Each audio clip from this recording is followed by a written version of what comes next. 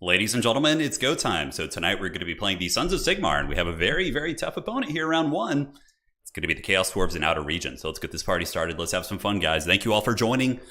It is single faction Swiss tournament, 4 rounds of hot action. So we are going to get to explore some matchups and have some good fun. Yes, yes, yes. So let me go ahead and turn this down here, get my old screen blocker up, and we will start getting the army going. Should be quite a bit of fun. I have some fun ideas. I want to explore for sure. Okay, I do like both those items. Certainly not bad. How you guys doing? Welcome to the stream. It's going to be a good time. Going to have some sweaty action, I am sure. And we're just getting all our troopers ready to go for Sigmar and all that sort of good stuff. Yes, Sigmar bless. So let's get you and you. Looking good to me. I did play this matchup from the other side a couple days ago, from the Chaos Dwarf perspective, versus Platypus. It was a really good game in one of our other streams. But yeah, 4 rounds of action tonight. Just making sure nobody's having any issues. And looking and looking. Okay. Okay, perfect. Check the new brackets, please. Make sure to check updated brackets. Just hopefully people will be able to kind of face against the right stuff. Okay, let's see here. Yeah, no, it should be fixed now. Should be fixed. I'm just checking on the website, making sure the Swiss bracket's generated correctly. I did have to restart it, so yeah, it should be fine. Fpod, okay. There you go. So check that, and we're all set. Let's go, Lizards. No lizards, at least on my end. I know there are plenty of Lizardman players playing tonight, so I would wager that they will be making a grand appearance. We're obviously concerned about mass amounts of bull centaurs, which are going to be a problem. They're very, very strong, so we got to put some respect on their names and get the main army going so far. I always wanted to make witch hunters work. I feel like witch hunters have some potential to be like a cool thing that you can mix in, right? Cannons, in my experience, don't trade super well with the old Chaos Dowie from downtown, but I don't know. We'll have to see. So Sons of Sigmar, as far as cavalry goes, probably like Demogorgon Knights are going to be the way to go here, I think. Baseline Empire Knights, I think like having Zentlers or something would be like a smart choice. And some grenade launchers obviously are going to be very good for clearing things off. Death Shriek Rocket is something that is a bit of a problem. Those things can do some work against us, so we need to watch out for those. Get a couple of these in the starting army and call it a day. Call it a day. All right, so let's get some of you guys in reserve. One of you, a couple of these.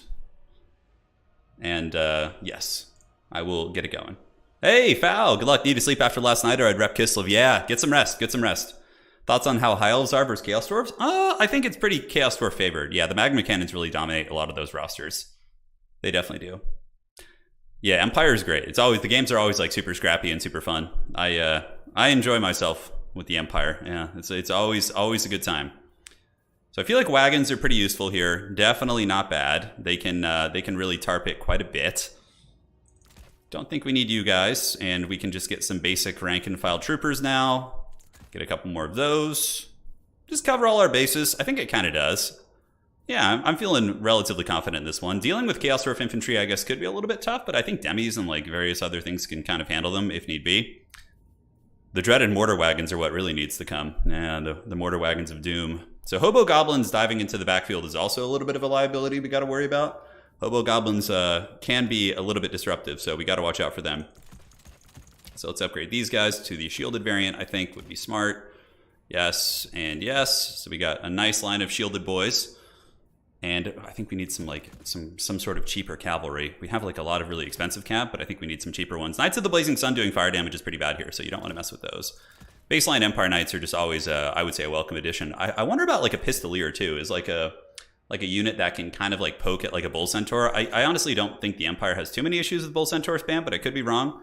I could be very, very wrong. Steam Tanks are actually not bad in this matchup. Strangely enough, this is one of the places where the meme tank can really, really shine, which is very cool to see, for sure. It's very, very cool. All right, so we can throw you guys in. Yeah, I don't hate that. I don't hate that at all. It's not bad. Man, our army is quite expensive for sure. It is definitely very, very expensive. So 375, let's get you out. And do we have enough to kind of push things off points and deal with armor? I would say so. I think we're pretty well rounded here. It's the name of the game for the Empire, man. It is the name of the game. Okay, some chevrons to spend. My opponent's ready. I'm just about good to go.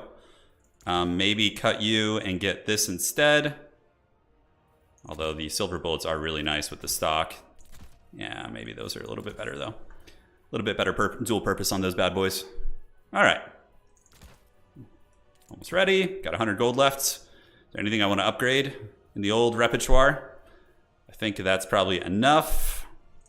So we probably are going to need a little bit more cap weight. So let's just throw you guys in. Flagellants against Chaos Dwarfs feel pretty bad. I mean, although they could cut through labor units kind of quickly. So maybe just like one of those and one of these.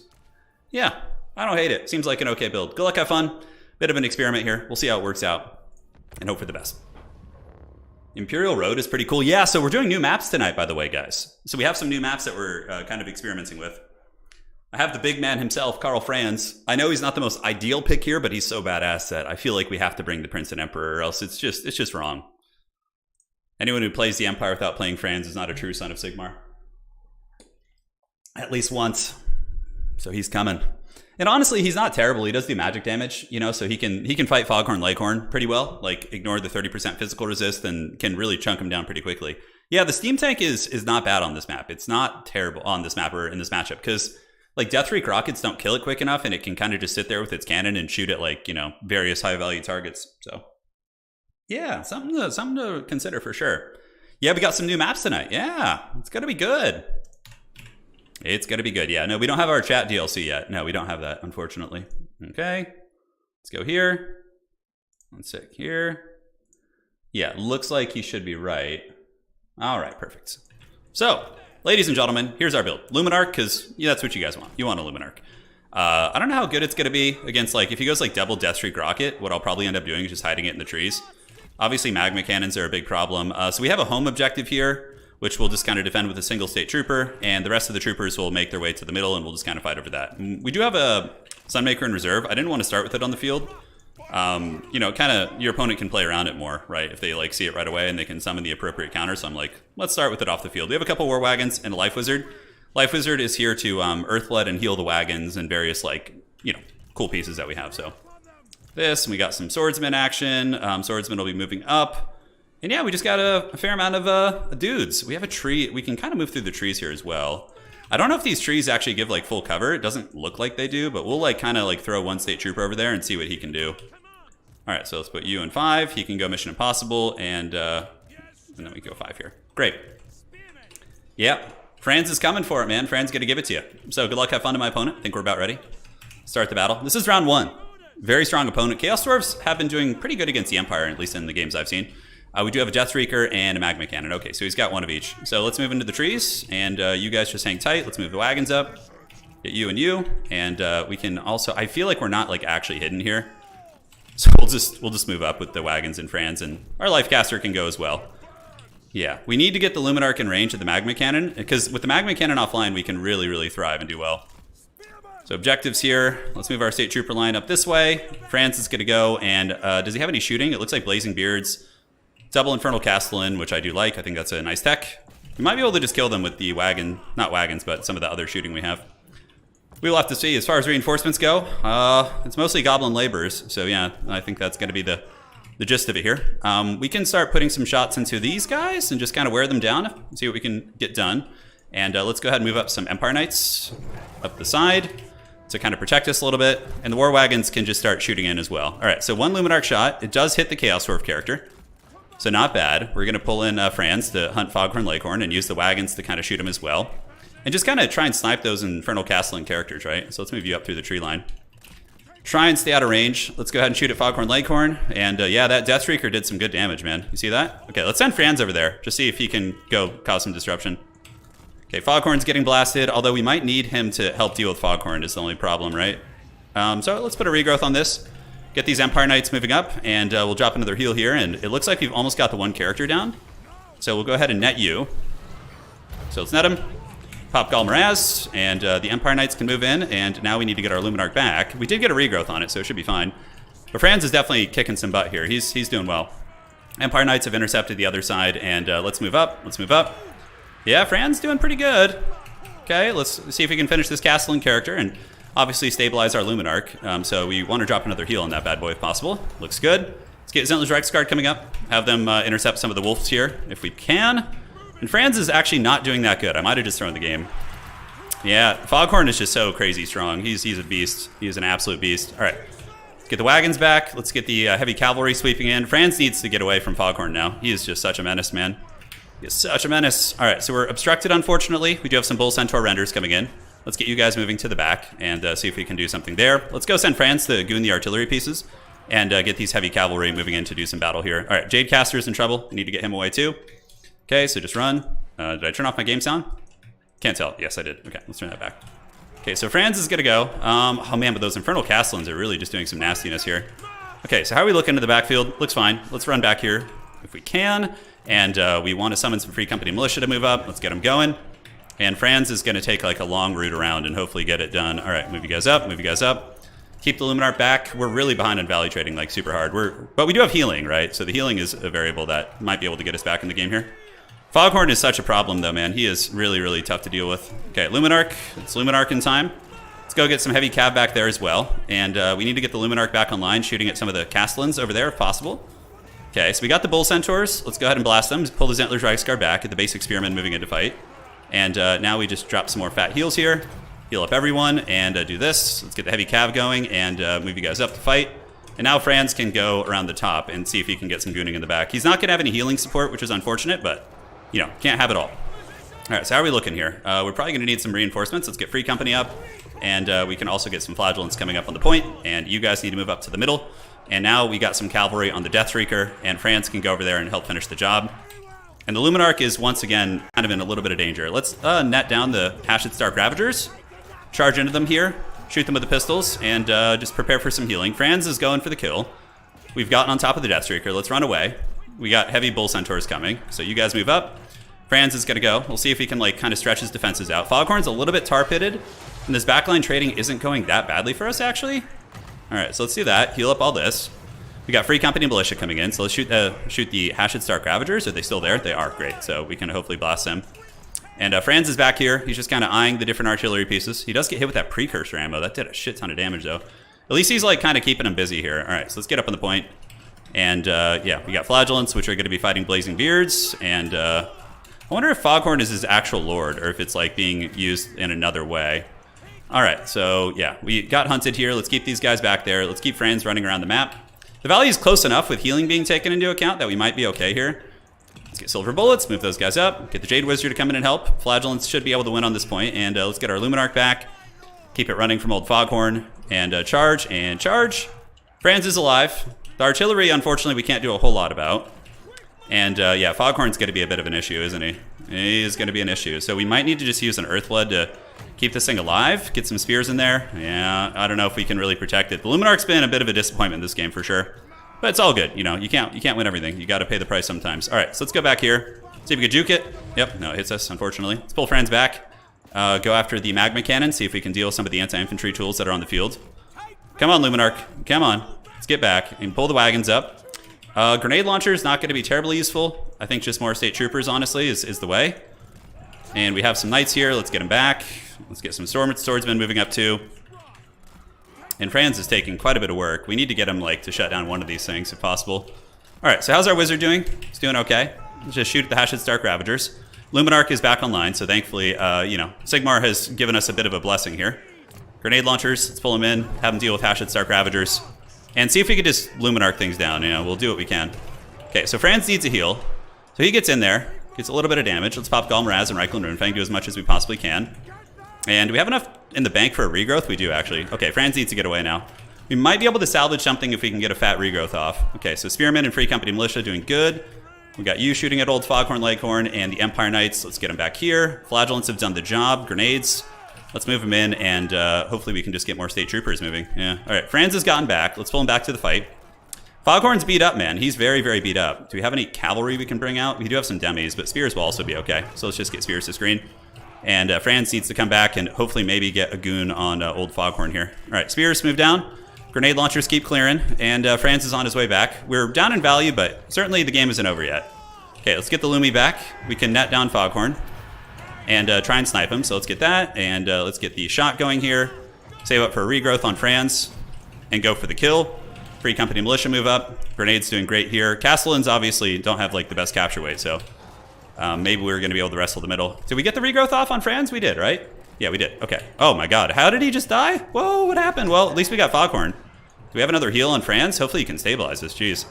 All right, Flagellants move in. Grenade launchers keep clearing. Let's get you back on the rockets. Yeah, it must have been the Death Shrieker.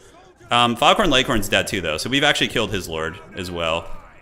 So let's make sure we kill him to get the penalty on their leadership. Chaos Dwarfs don't really have good leadership, so we're going to want a little bit of that. Luminarch's probably going to go offline here, unfortunately. I don't think it can outrun those Bull Centaurs, although maybe, just maybe, we can get the leadership snipe on him. So Empire Heavy Cavalry, let's get in there. Go after these Hobo Goblins. Go after this one to the back. Go after this. And is there anything we want to unsummon?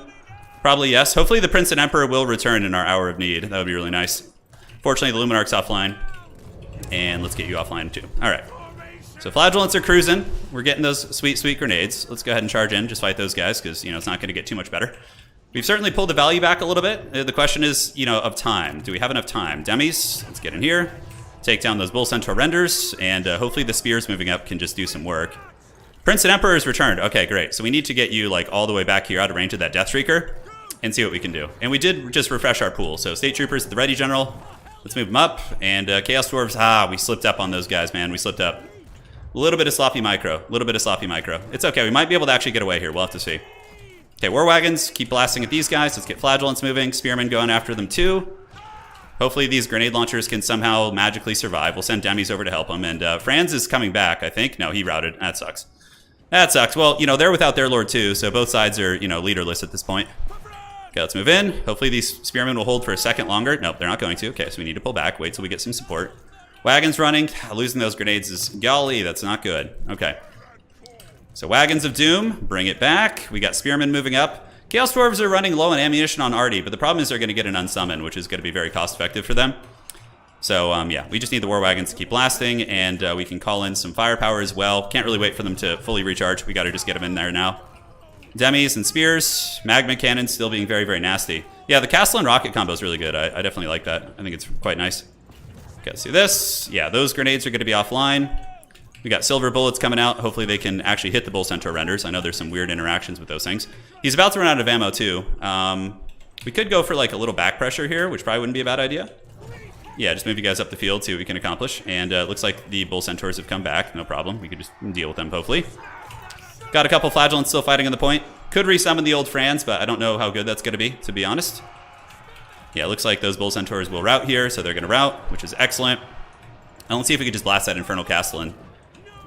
Okay, rocket. Thankfully, that was just one of the rockets. Let's move you guys up towards the back point. And I think some heavy cavalry could be very disruptive here, too. All right, let's get the wagon going. Hopefully the silver bullets can just finish this guy off. Okay, let's see if we can. Move up. Nice, nice. Beautiful. Infernal Castellan's leadership should be tanking here in a second, and that's going to be one less scary Dowie character we have to deal with. Any back objective stuff? We do have Empire Knights. Let's take them up around the back and see if we can like take his back objective too. We're kind of running out of time. It's getting into like triple cap territory for sure. But yeah, hopefully the spearmen will be able to endure, and with our caster here providing healing, maybe, just maybe we're okay. I don't know. We'll see, man. Another spearman unit. Yeah, we're going to need to go get that. Pull these Demis back to kind of protect a little bit. Spearmen are up, and Demis just kind of keep looping around. Let's move you to the back point. And yeah, we need to get some spearmen over here to defend this. So Franz was kind of the weak link. You know, the fact that he needed so much coverage with his healing. That's a lot of Bull Centaurs. I don't know how many of them are anti-large, but we're about to find out how this goes. All right, so yeah, we're probably going to lose this fight here. It's looking very, very dicey. All right, let's move you up. And Empire Knights are also coming in. We could use them to support the middle fight, which might be better. I don't know. Regrowth on Demis when they start taking some actual damage. I think so. And do we have any free company militia or anything like that? The Luminarch felt a little bit haggard too. As fun of a gimmick as it was, it didn't feel amazing. But let's see if we can get a rear charge in, break some of these hobos down, and move to that. See, all his artillery's gone now, so maybe we can claw something out here, maybe. Okay, so we get that side charge. Jade Wizard's doing good. You know what? This fight's actually going really well for us all of a sudden. Does Sigmar endure? Does Sigmar bless his ravaged body? I don't know, he might. Okay, let's get some Flagellants moving up. And the middle fight actually goes extremely favorably for us. What the hell? How'd that happen? I guess healing is a hell of a drug. All right, let's move you on to the point. And we're going to need a triple cap, though, but it actually looks like we might have some decent chances of doing it, although he does get Foghorn Leghorn back. And yeah, very crushing defeat here in the center. Thankfully, our spearmen get there in time to hold that. And yeah, War Wagon's obviously going to go down, but now we can probably just push through. Let's pull these Demis back and have them go this way. Nice Flamestorm by Foghorn. It's very good. All right, Spearmen move up. We have some free company. Let's unsummon them. Move you guys back. And yeah, we need to move up and get this point now. So move up, move up. These are Orc Laborers, or what are these? These are Chaos Dwarf Warriors with Great Weapons. Okay, we need to move past them and get the points. Yeah, that is also, it looks like maybe a back cap coming in for him. So let's get these demis up here, see if we can salvage that point. So we're probably going to lose on the points, despite getting some decent late game value trading. I think that's going to be a problem for us. All right, Wagons, Flagellants move up, and now we're starting to capture this objective. We have a little bit of time left, not too much. Not too much time, but we'll see what magic we can make happen. So demis need to re-secure this point, and we do need probably some more troopers. I assume my state troopers would be enough to recapture this, but it doesn't look like it. Okay, come on, come on, come on. All right, there you go. All right, so Demogryph Knights should be able to clean up that point, especially with a little bit of support from the Jade Wizard. This one's going to flip slowly but surely. Empire Knights go there. And yeah, it's going to take a while to get to that back point, ladies and gentlemen, but we're going to try. Let's get you up here. Foghorn is there now. Demis are in a hard-ass fight over here. I have no idea how this is going so south. I guess it's just a lot of hobo goblins who are just doing the thing. And yeah, this is probably going to win the game. It's been a really good game so far, though. Really, really good match. We were really behind, and then we kind of started to come back a little bit, which was crazy, but, you know, it gets there. We're going for the triple cap, though. We do have the triple cap, you know, in the realm of possibility. Come on, Demis. We need you guys to hold for Sigmar. Rout off all those foul beasts of Hashut. And, yeah, we have another Bull Centaur Render making its way in there. What fast summons do we have? We're going to need, like, fast and furious summons. Okay, you guys moving up. Empire Knights still doing good. Couple Spearmen holding. We only have like a minute left to get this back, though. We'll probably be able to salvage the back point with multiple troopers. We need Free Company Militia to move up. And yeah, we just have to kind of hope that the stars align here, guys. But the Chaos Dwarf Warriors in the middle will be probably a little bit too hard to take down. Yeah, this was a good game. I definitely learned a lot. Luminarch, not so good. It's too easy for them to screen with Jetstreaks and Castellans. But Franz was cool. He was okay. I think like a Boris type character would be better because he's just like constantly healing himself. You know, so that would probably be a little bit smarter. We did pull up in value, though. Like, the value's actually really close now with my healing taken into account. But yeah, GG, well played. That was a good game. Really good match. Really, really good match. Yeah, Huntsman could be good here, too, against Bull Centaur spam. But yeah, his build is great. Double Castellan, a really good screening tool. Franz was a bit of a disappointment. Only 600 value on him, but Luminarch, 700. Like, you could see how the Empire has a lot of good tools against Chaos Dwarfs, like with their, you know, some of their various infantry and their artillery, which we got a chance to use some, but... Wagons were great. I think just spamming out the wagons was good. Yeah, just Franz was really, really the weak link. GG, well played. Let me message him. All right. All right, perfect. So GG, well played. And all right, so let's message here.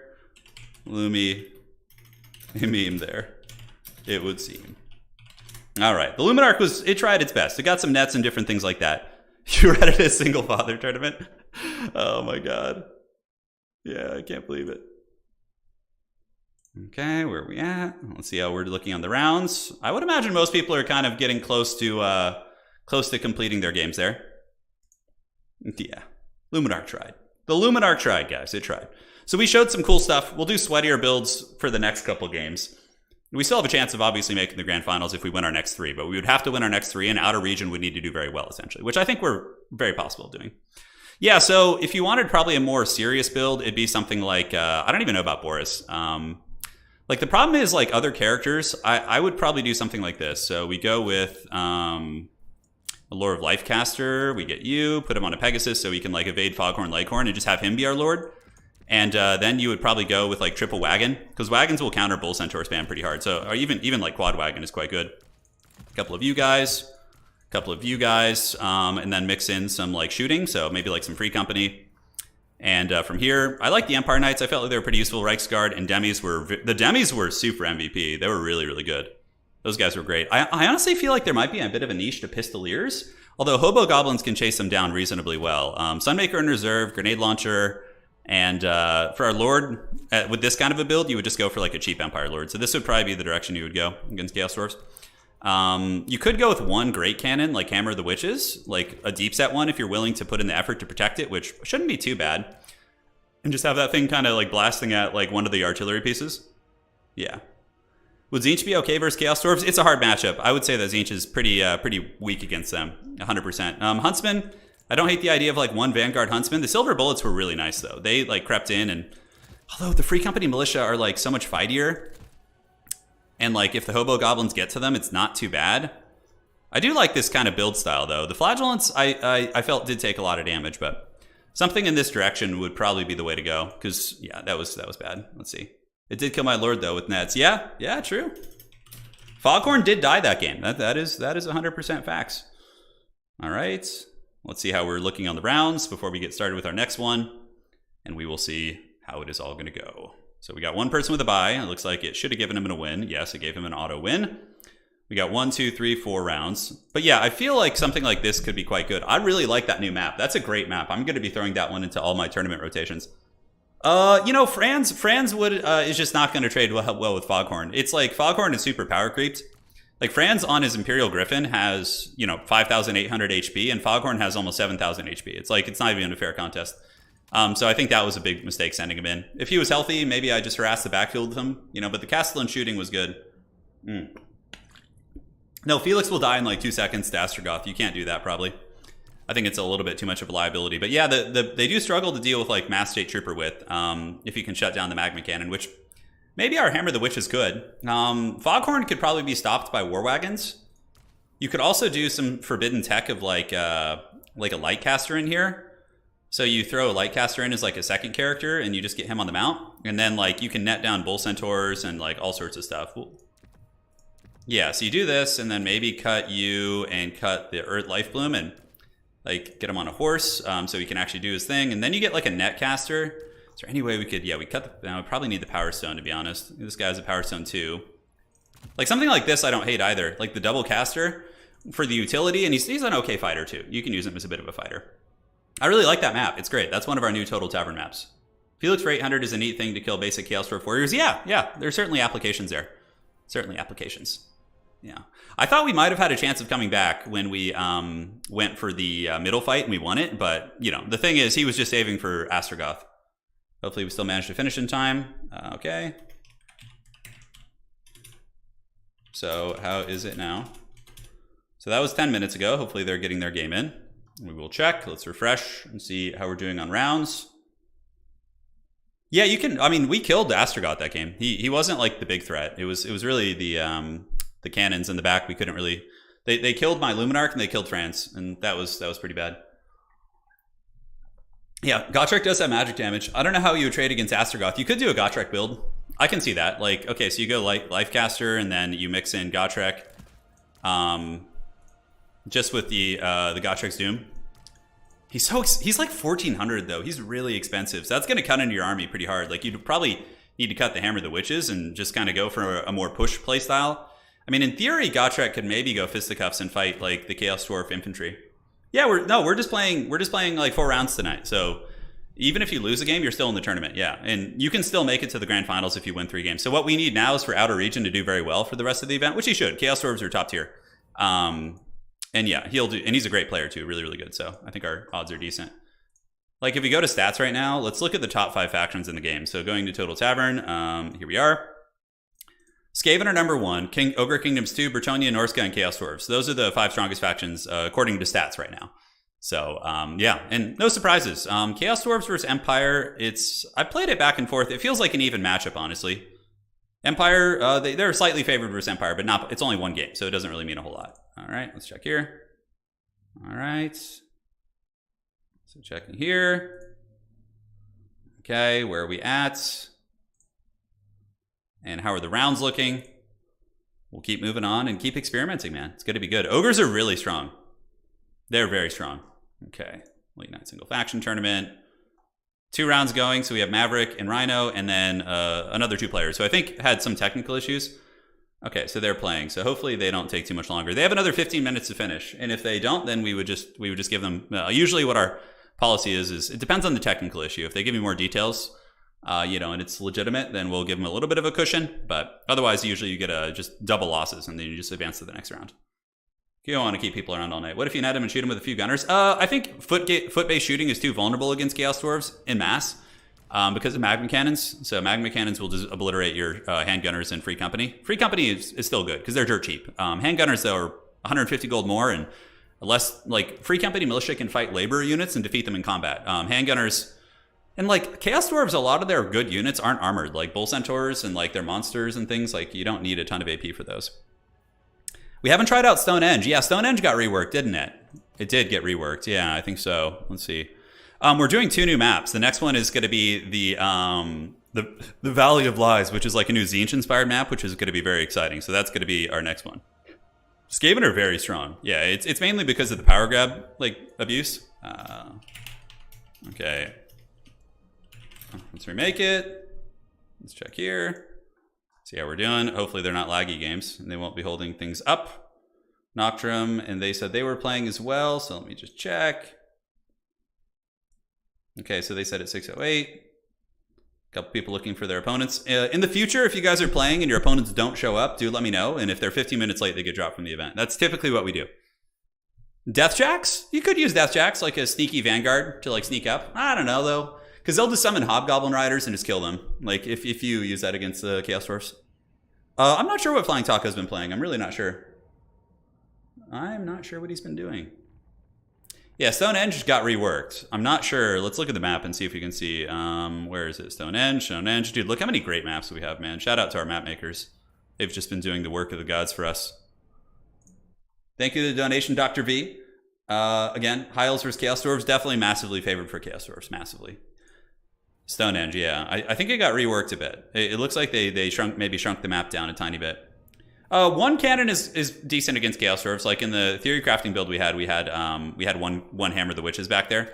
Which with Empire Knights you could even come with an Empire Knight in your opening build like this, and you should be able to stop Hobo Goblins from getting into your backfield. With good micro and good control. You just kind of sit the Empire Knights on the cannon and just let it snipe the magma, and then you're potentially in really good shape. So the power grab thing, yeah, I've been on the fence about banning it. I do think it's really stupid, but like I try my best to not like do those. I feel as if you start like doing Creative Assembly's job for them by banning these things, they won't fix it in an expeditious manner. Whereas now we're getting conclusive data that it's like falsely inflating the Skaven's power.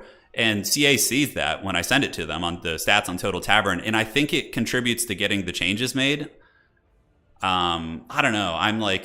I've been on the fence about it for sure. I think Skaven would be totally fine without it. I still think they're a super strong faction and have a lot of diverse playstyles, but yeah. Demons of Chaos into Chaos Dwarfs is going to feel bad. Demons of Chaos in general just don't feel super good this patch, but yeah, that's just my 2 cents. All right, so let's see how we're looking here. What's it going to be? Yeah, I thought about using the Uranin Thunderbolt, the thing that was used against me the other night, but I wanted to try something different, like a Luminarch and Franz with magic damage to kill Foghorn, but it didn't work out too well. All right, so we got another 7 minutes left in the round. We'll just hang tight and enjoy each other's company until then. Bellacore and Fleshhound's nerf hurts Demons of Chaos the most. Yeah, Demons of Chaos weren't even like, I feel they weren't even designed for multiplayer in general. They just kind of, got there. So power grab works like this. So if you're in a game, you basically are Skaven, okay? So you're the rats. Let me find it. Rats. There they are. Okay. So you get a chieftain character with power grab, okay? And then you put power grab on him. And this ability makes it so when your lord has died or fled the battlefield, it gives your entire army +8 leadership. So then what people do in Domination is they bring a Skaven slave as their lord, which you can do in Dom. And they unsummon it, which counts as it not being in the battlefield. It triggers the power grab. So basically, and then they summon their actual lord from reserve and avoid the lord sniping penalty. It's very cheesy. Yeah. So that's basically what they do. CA does bounce off the Total Tavern stats, from what I understand. They definitely take feedback. It's been getting better and better. This patch had a ton of good changes. There's still obviously some bugs that have been introduced, which is unfortunate, but in general, it's there's a guy at CA who's been pretty solid with some of the listening to the feedback and whatnot. So yeah, I'm hopeful for the future of getting those things. Well, you don't need to get rid of power grab as an ability. The Skaven should have it, but it shouldn't be so easy to just trigger like that. Like for example, if Skaven here's my proposed change, all right? So Skaven you make it so your lord has to be your lord. Skaven, you can't, so then Skaven couldn't use a Skaven slave as their lord, right? So what they would do is they would use a chieftain or a warlord, okay, at 550. They then unsummon the warlord, triggering power grab, which is, okay, fine. But now you don't get to have Ikit Claw, you don't get to have Skrulk, you don't get to have Deathmaster. You're paying a tax for that. You're basically sacrificing your lord completely to Because right now they can have the Skaven Slave and then still summon in these very powerful characters. So I personally think like a change like that would be pretty good. Yeah, it would be pretty good. So I don't know, just some tinfoil hat, you know, good stuff. Good stuff. We'll see what they end up doing though. That's something that I've kind of like hinted at. I don't really know how it would be incorporated, but I think that would be fine. Because then it's like, you know, yeah, they'll get their power grab, but then you're giving up a Lord slot completely. You're not going to have any sort of a cool, powerful character. Because then you also have to bring a caster as well if you're going to be doing the cheap Warlord. Because you're not going to have a caster character, and you'd have to like, you know, it definitely would be a nerf. Yeah, it's basically just a leadership buff as it is now. Is there a site that gives me general builds to use? Our website Total Tavern has some build guides, like, and it has some info and like articles you can read, which have been wrote by, you know, pretty top tier players.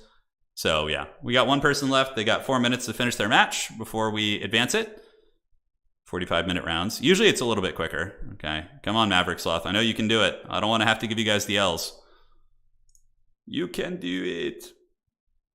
Yeah, Power Grab is really good. It's really, really good. But yeah, that's why Skaven are so strong, because like they can swarm really cheap, and their downside of them swarming is their leadership. So you're supposed to be able to route them, right? But now like their base leadership is almost as good as an Empire State Trooper. It's like in the same territory, and they only cost 300, and yeah, you can just bring them in droves.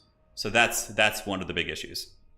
Yeah, 8 leadership on Skaven Slaves is pretty big too. That puts them up to 40-something leadership, which is like, so regular Skaven Slaves they have the leadership of a clan rat essentially, which is just a totally different tier of unit for only 150. But that's not even the big thing. It's really most Skaven players are just going to be spamming, you know, clan rats, like, you know, as many clan rat variants as they can with like niche tools to deal with threats on the battlefield. So yeah, that's kind of the jam. All right, checking here. Let's see how we're looking. They got another 2 minutes left. So what's it going to be? They better hurry. So we have a couple victors. We had a Bretonnian player win. We had the Chaos Dwarf player, F-Pod. I don't know what F-Pod's playing. A couple other folks have gotten W's as well. House Cat of War. Yeah, a lot of familiar faces are here, getting some sweet wins. And we will be here with the Sons of Sigmar in a moment.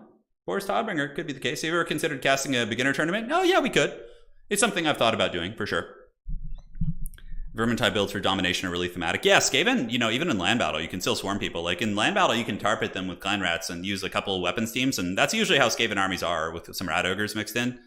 Like, I wouldn't say there's a huge difference. Like, the armies are, you know, kind of in a similar ballpark, right? Yes, the rats. The rats, let the rats feast. Okay, so checking here. Looks like they're in the game. I love that, like, the last person to finish is named Sloth. It's just so fitting. Okay, is the Sloth almost done? Not quite. 2 minutes left until we advance to the next round. I don't know what sort of technical issues they had, or maybe one of the opponents was late, but we will see. Whoever was late, we could also just give the loss to, depending on the circumstances. So, you ever considered, let's see, need to keep force feeding you big, let's see, old Chaos Dowie. Not sure what you're referring to, F-Pod. You're playing Chaos Dwarfs? Oh, dude, I would like another shot at Chaos Dwarfs tonight. It'd be fun. I want to try like the updated build that we kind of came up with. Ulrika's okay. For the Empire, she's kind of not that useful, because for the Empire you have she's for some reason it's bugged. I sent CA a ticket asking why, because I already have it unlocked. It's bugged for me. But you have a cheap Shadowcaster, like who you can get. Like you can get a character on Shadows, on Horse, Smoke and Mirrors, Power Stone, Pit of Shades. Like, why would you take Ulrika at 1600? I mean, yeah, she's a better fighter, but you can get a Grey Wizard for, like, you know, an absolute steal if you want Pit of Shades or any other sort of stuff like that. So, yes. Okay, let's see how we're looking here. All right. Checking here. I'll message them. Did you guys finish? I'll send them a message here. Just give them a little bit time, because I don't want to be an evil tyrant, and but I also don't want to keep everybody else waiting. Nurgle's fine, I think. I know their stats aren't super good. Like, we could take a look at Nurgle so far. I don't know why. Like, I feel like Nurgle's way better now, but they're still in the pits, actually. 33%, like, I think some of these win rates will come up. Like, here's the thing. Warriors of Chaos players, like, were mouth-breathing super hard in the previous seasons, and now people are having to relearn how to play them without abusing Hellstriders and Horsemen. Because Hellstriders and Horsemen were super overpowered, right? So now you're getting a situation where these people have to relearn the game because they were just basically using broken units and cheesing the meta. So I think there's some time where these players, like, Dwarves will come back up, Vampire Coast will come back up. Like, a lot of these factions will rise back up. Kislev will probably keep going down. Nurgle, I don't know why Nurgle isn't doing better, honestly. What are they doing bad against? I guess, yeah, they're losing badly to Skaven, which is no surprise. Almost a 50-50 win rate versus Chaos Dwarves, though, which is very, very solid. So they're doing some things right, for sure. Yeah, Nurgle's definitely better than Kislev, in my opinion. Definitely better than Kislev. Okay. Hopefully they're almost done, man. I want to advance, but I also don't want to ruin their night. The dreaded Maverick Sloth, he's getting in there. All right. Maverick Sloth and his opponent. Let me see who it is. They started pretty late, but Dom games can go long, especially if there's a little bit of lag. I think Warriors of Chaos are still fine. I think they have a lot of great tools. They have good characters. Sigvald, Festus, Valkia. They can do a lot. This is the vindication side of the coin from, yeah, when I didn't want to play him, absolutely. Absolutely. More models for, yeah, Plague Drones seem better. I mean, they get additional models, which is going to be increasing their total HP and their damage output. I've seen Plague Drones' Death's Heads be used pretty well, too. Like, maybe the Unholy Hand Grenades of Nurgle could be a little bit more viable. As a Nurgle main that isn't a very good player, I am contributing to the Nurgle being in the pits. Okay, fair play. Is the Grey Wizard based off Gandalf? I mean, I suppose, Warhammer in itself is heavily inspired by, Tolkien and Lord of the Rings and all that, so. Been loving all the recent streams. Glad to hear it. It's been fun, man. It's been a lot of fun. Okay. Still nothing yet. I almost want to just advance it, but yeah, let's see. It looks like his opponent might have showed up late. Sperare, yeah. My opponent was late, so we're just now starting. He started at 6:27. So they're definitely, we'll give him another 3 minutes. Because I did screw up the brackets in the beginning, so it did create a little bit of a delay here. We'll give him another 3 minutes. Yeah, we're going to be playing Empire tonight. Yeah, I think we have good chances. We did lose our first game, but I think we can do well from here on out. Certainly looks and sounds like a nod to Gandalf the Grey. It does kind of look like him a little bit. Although this guy's kind of got like a... Yeah, the facial hair isn't quite like epic beard, wizard beard, but he kind of looks... Yeah. I don't know. Which of the wizards looks the most Gandalf-like? That guy is definitely not. This guy's got some Radagast vibes going on for sure. I love the wild wizards, like the nature wizards. Okay. Let's check here. Could just report as one of those players. They have another 2 minutes left, and then we will officially advance the round. Ferrari and Maverick, you two have 2 minutes to finish. If not, I give win to Maverick since he was here on time. Okay. So we have made our decree, and so we begin. The next round will be ready in like a couple minutes, Adries. Yeah, there's just 2 players lagging behind. Someone showed up late, and we give them the chance to play, but if they don't, like, I'm giving a slight cushion, so I really don't want to have to do it. But if we do, we do. Okay. Score ASAP. Thank you. All right, so they just finished. Great. Pretty good timing. Okay, only a couple minutes late. The decree, they finished 1 minute before the cutoff. That's pretty impressive. Okay, so he'll report the score. We'll advance the next round. Yeah, I think there's some Slaanesh players playing. I think there is. Okay, round's advanced. So let's advance the Swiss round. Let's get our next opponents. Hey, Puling, how you doing? All right, so let's have some fun. We're on the other new map, and the next round is up. So get your opponents, and let's see what fun stuff we're going to be facing here. Okay. There's 1, 2. Good luck, have fun. I think we might be playing Lizardmen. We could officially reenact the I Hate Saurus. Next round live. Good luck, have fun. All right, so players, get your opponents. Outstanding. We got our opponent on the way. The map is going to be the Valley of Lies, which is one of our new maps. Very exciting. This one's pretty cool. This is a nice Tzeentch-inspired map. Are we playing against Chaos Dwarfs? We have to pick a cool Empire color scheme this time, too. All right. So, Bretonnia. Okay. I think I know how to fight Bretonnia. Should be pretty doable. All All right, so Bretonnia. I played this matchup many, many times. Okay, so let's get you. This, and we can also get that. Little power of the stone. You could also go a Firecaster here, but yeah, I feel like healing is just really nice on the Empire. 3. The Valley of Lies and Deception. It's very, very Tzeentchian, isn't it? As far as the characters go, Toddy's not a bad choice. You can go for... Volkmar might have a bit of a place here, I think. Yeah, he might have a little bit of a place. We'll have to see. Basic State Troopers get the job done. They do get run over pretty badly by the Bretonnian big boys. Could try a couple of those. That seems like a fun build, actually. Let's try this. This might be a better situation to like use a Luminarch too. Yeah, it could be. Okay, let's get some of these and some of you. Demogryph Knights, pretty cool units here. Definitely enjoy them. All right, so we have you guys. I think that's going to be adequate. Could come in with a lot of cavalry units. The Man-Tide is ready. The Man-Tide thirsts for blood. It thirsts for blood today, guys. Hey, how's it going? Professor Pone, how dare you? I thought we were friends. You just come in here talking smack. You know, what happened? What happened? There was once a great friendship between us, and now you're just talking smack in chat, forsaking me. Okay, so that looks fine. Could start with that in the main army, but honestly, I like this starting army quite a bit. I think it's pretty good. Got a lot of heavy cavalry in reserves. We need free company militia here. They don't feel terribly useful, to be honest. They don't feel too useful. Get another one of these. Toddy's not a bad choice. No, thank you for the 110, dude. Hailing from the lands of Canada. Thank you so much. You are my brother, Pone. You are my brother. Pone has forsaken me, dude. I hate it. Day is ruined. All right, so Blasting Skull. Oh, we almost made a colossal mistake there. I almost brought my a very important character on certainly the wrong mount option, which would have been really, really bad. All right, so that looks good to me. And what will the Sons of Sigmar do against the Bretonnian hordes? Boris Todbringer, is he good here? He does rout like peasants and things like that pretty effectively.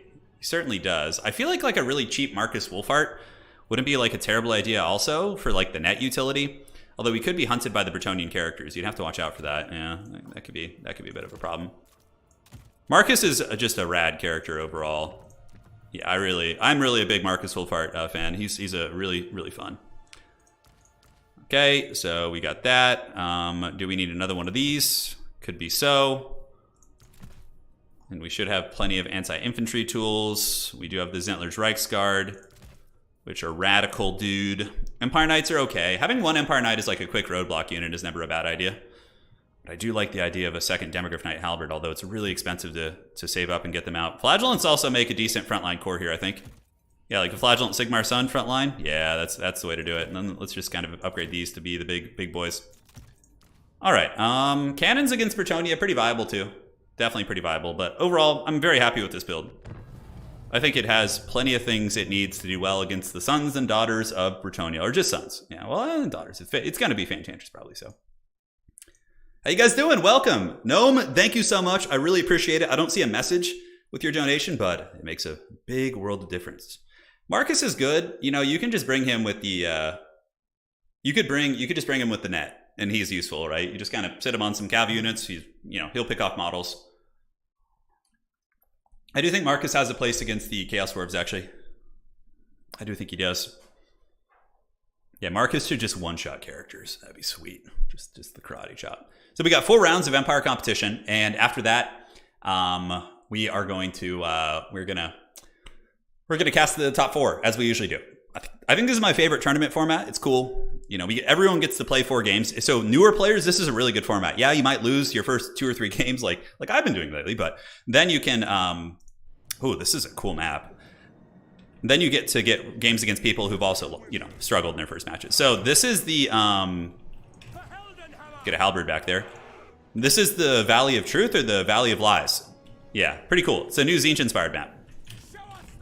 Troopers at the ready, General. It's very Itza style, right? So you have 3 objectives kind of like right down the center. We should probably switch you over to the other side here. Yeah, I think that's going to be better. So let's go over here. And we can kind of chill out, move it up past the tree line. So like the objectives, one of them, each side has like an objective that's like slightly closer. And then we have the dreaded war wagon. War wagons are just so good against Bretonnia. And then we have a life wizard to heal them basically. So we got one halberd here. This one halberd boy is going to move up with the mainline army. And we can also get another one of you to just move up with the main army as well. And then we'll summon in some demis or something to protect the Sunmaker. Yeah, you got like trenches. Yeah, it's like everyone's rushing the fields here. He's got 19 units, which is very infantry heavy, so we're just gonna wait. As far as like fighting the infantry fight, we got Flagellant, Sigmar Suns, Zentler's Reichsguard, grenade launchers. Like we have plenty of tools. No, you haven't seen this map. This is a new version of that map, Banana. There was a map that was like this, but this is like a reworked version that's designed to be a little bit more balanced. But we'll try it out. We're trying out new maps tonight, so yeah, mortars could be good on this map for sure. Like Chaos Dwarfs probably will really like this map. They could use the dreaded Dreadquake. I actually have a new tournament format idea, which I think is going to be fun. So hear me out, guys. You pre-declare 4 factions before the tournament, and you just play them in that order. So game 1, you play... So it's like a single faction tournament, but you basically get to play multiple factions. All right, so this Pegasus Knights. Oh my god, those are Royal Hippo Knights. Wow, okay. So we need to move you up here and get the halberds to defend it. Wagons should deal with that effectively. So he's got Royal Hippo Knights in the back with some Battle Pilgrims, so the Chad Pilgrims. And we can send up... Yeah, save up for demis, I think. It's kind of a shooting gallery, but you can also hide back here. We could have hid our piece back, but I'm going to move it up so it has slightly better line of sight. Take off fire at will. And now we just try and take control of the battlefield. Save up for the Griffites. And let's go. Yeah, see, I don't know what he's got behind the hill there, which I kind of like. I like the mystery of it. Like some sneakiness. Whoa, wait a second. Did I just see something sneaky in the bushes? Well, we have a halberd guarding it, and Griffites will be summoned out behind it, so I think we're okay. Yeah, I knew there's some funny business. Oh my god, Pegasus Knights too. Wow, okay. This man's getting very serious. Anything for us to shoot? Just peasant mobs, so we're not going to waste any ammo in the Sunmaker. Just got to save up for the Royal Altdorf Griffites to fight off all these big flying monsters and beasts and things like that. So let's go see if we can get those Pegasus Knights to calm down a little bit. We got our Jade Wizard. Yeah, you know what? Hippogriff Knights, they're not like bad here. They do have some potential against Empire like Cav.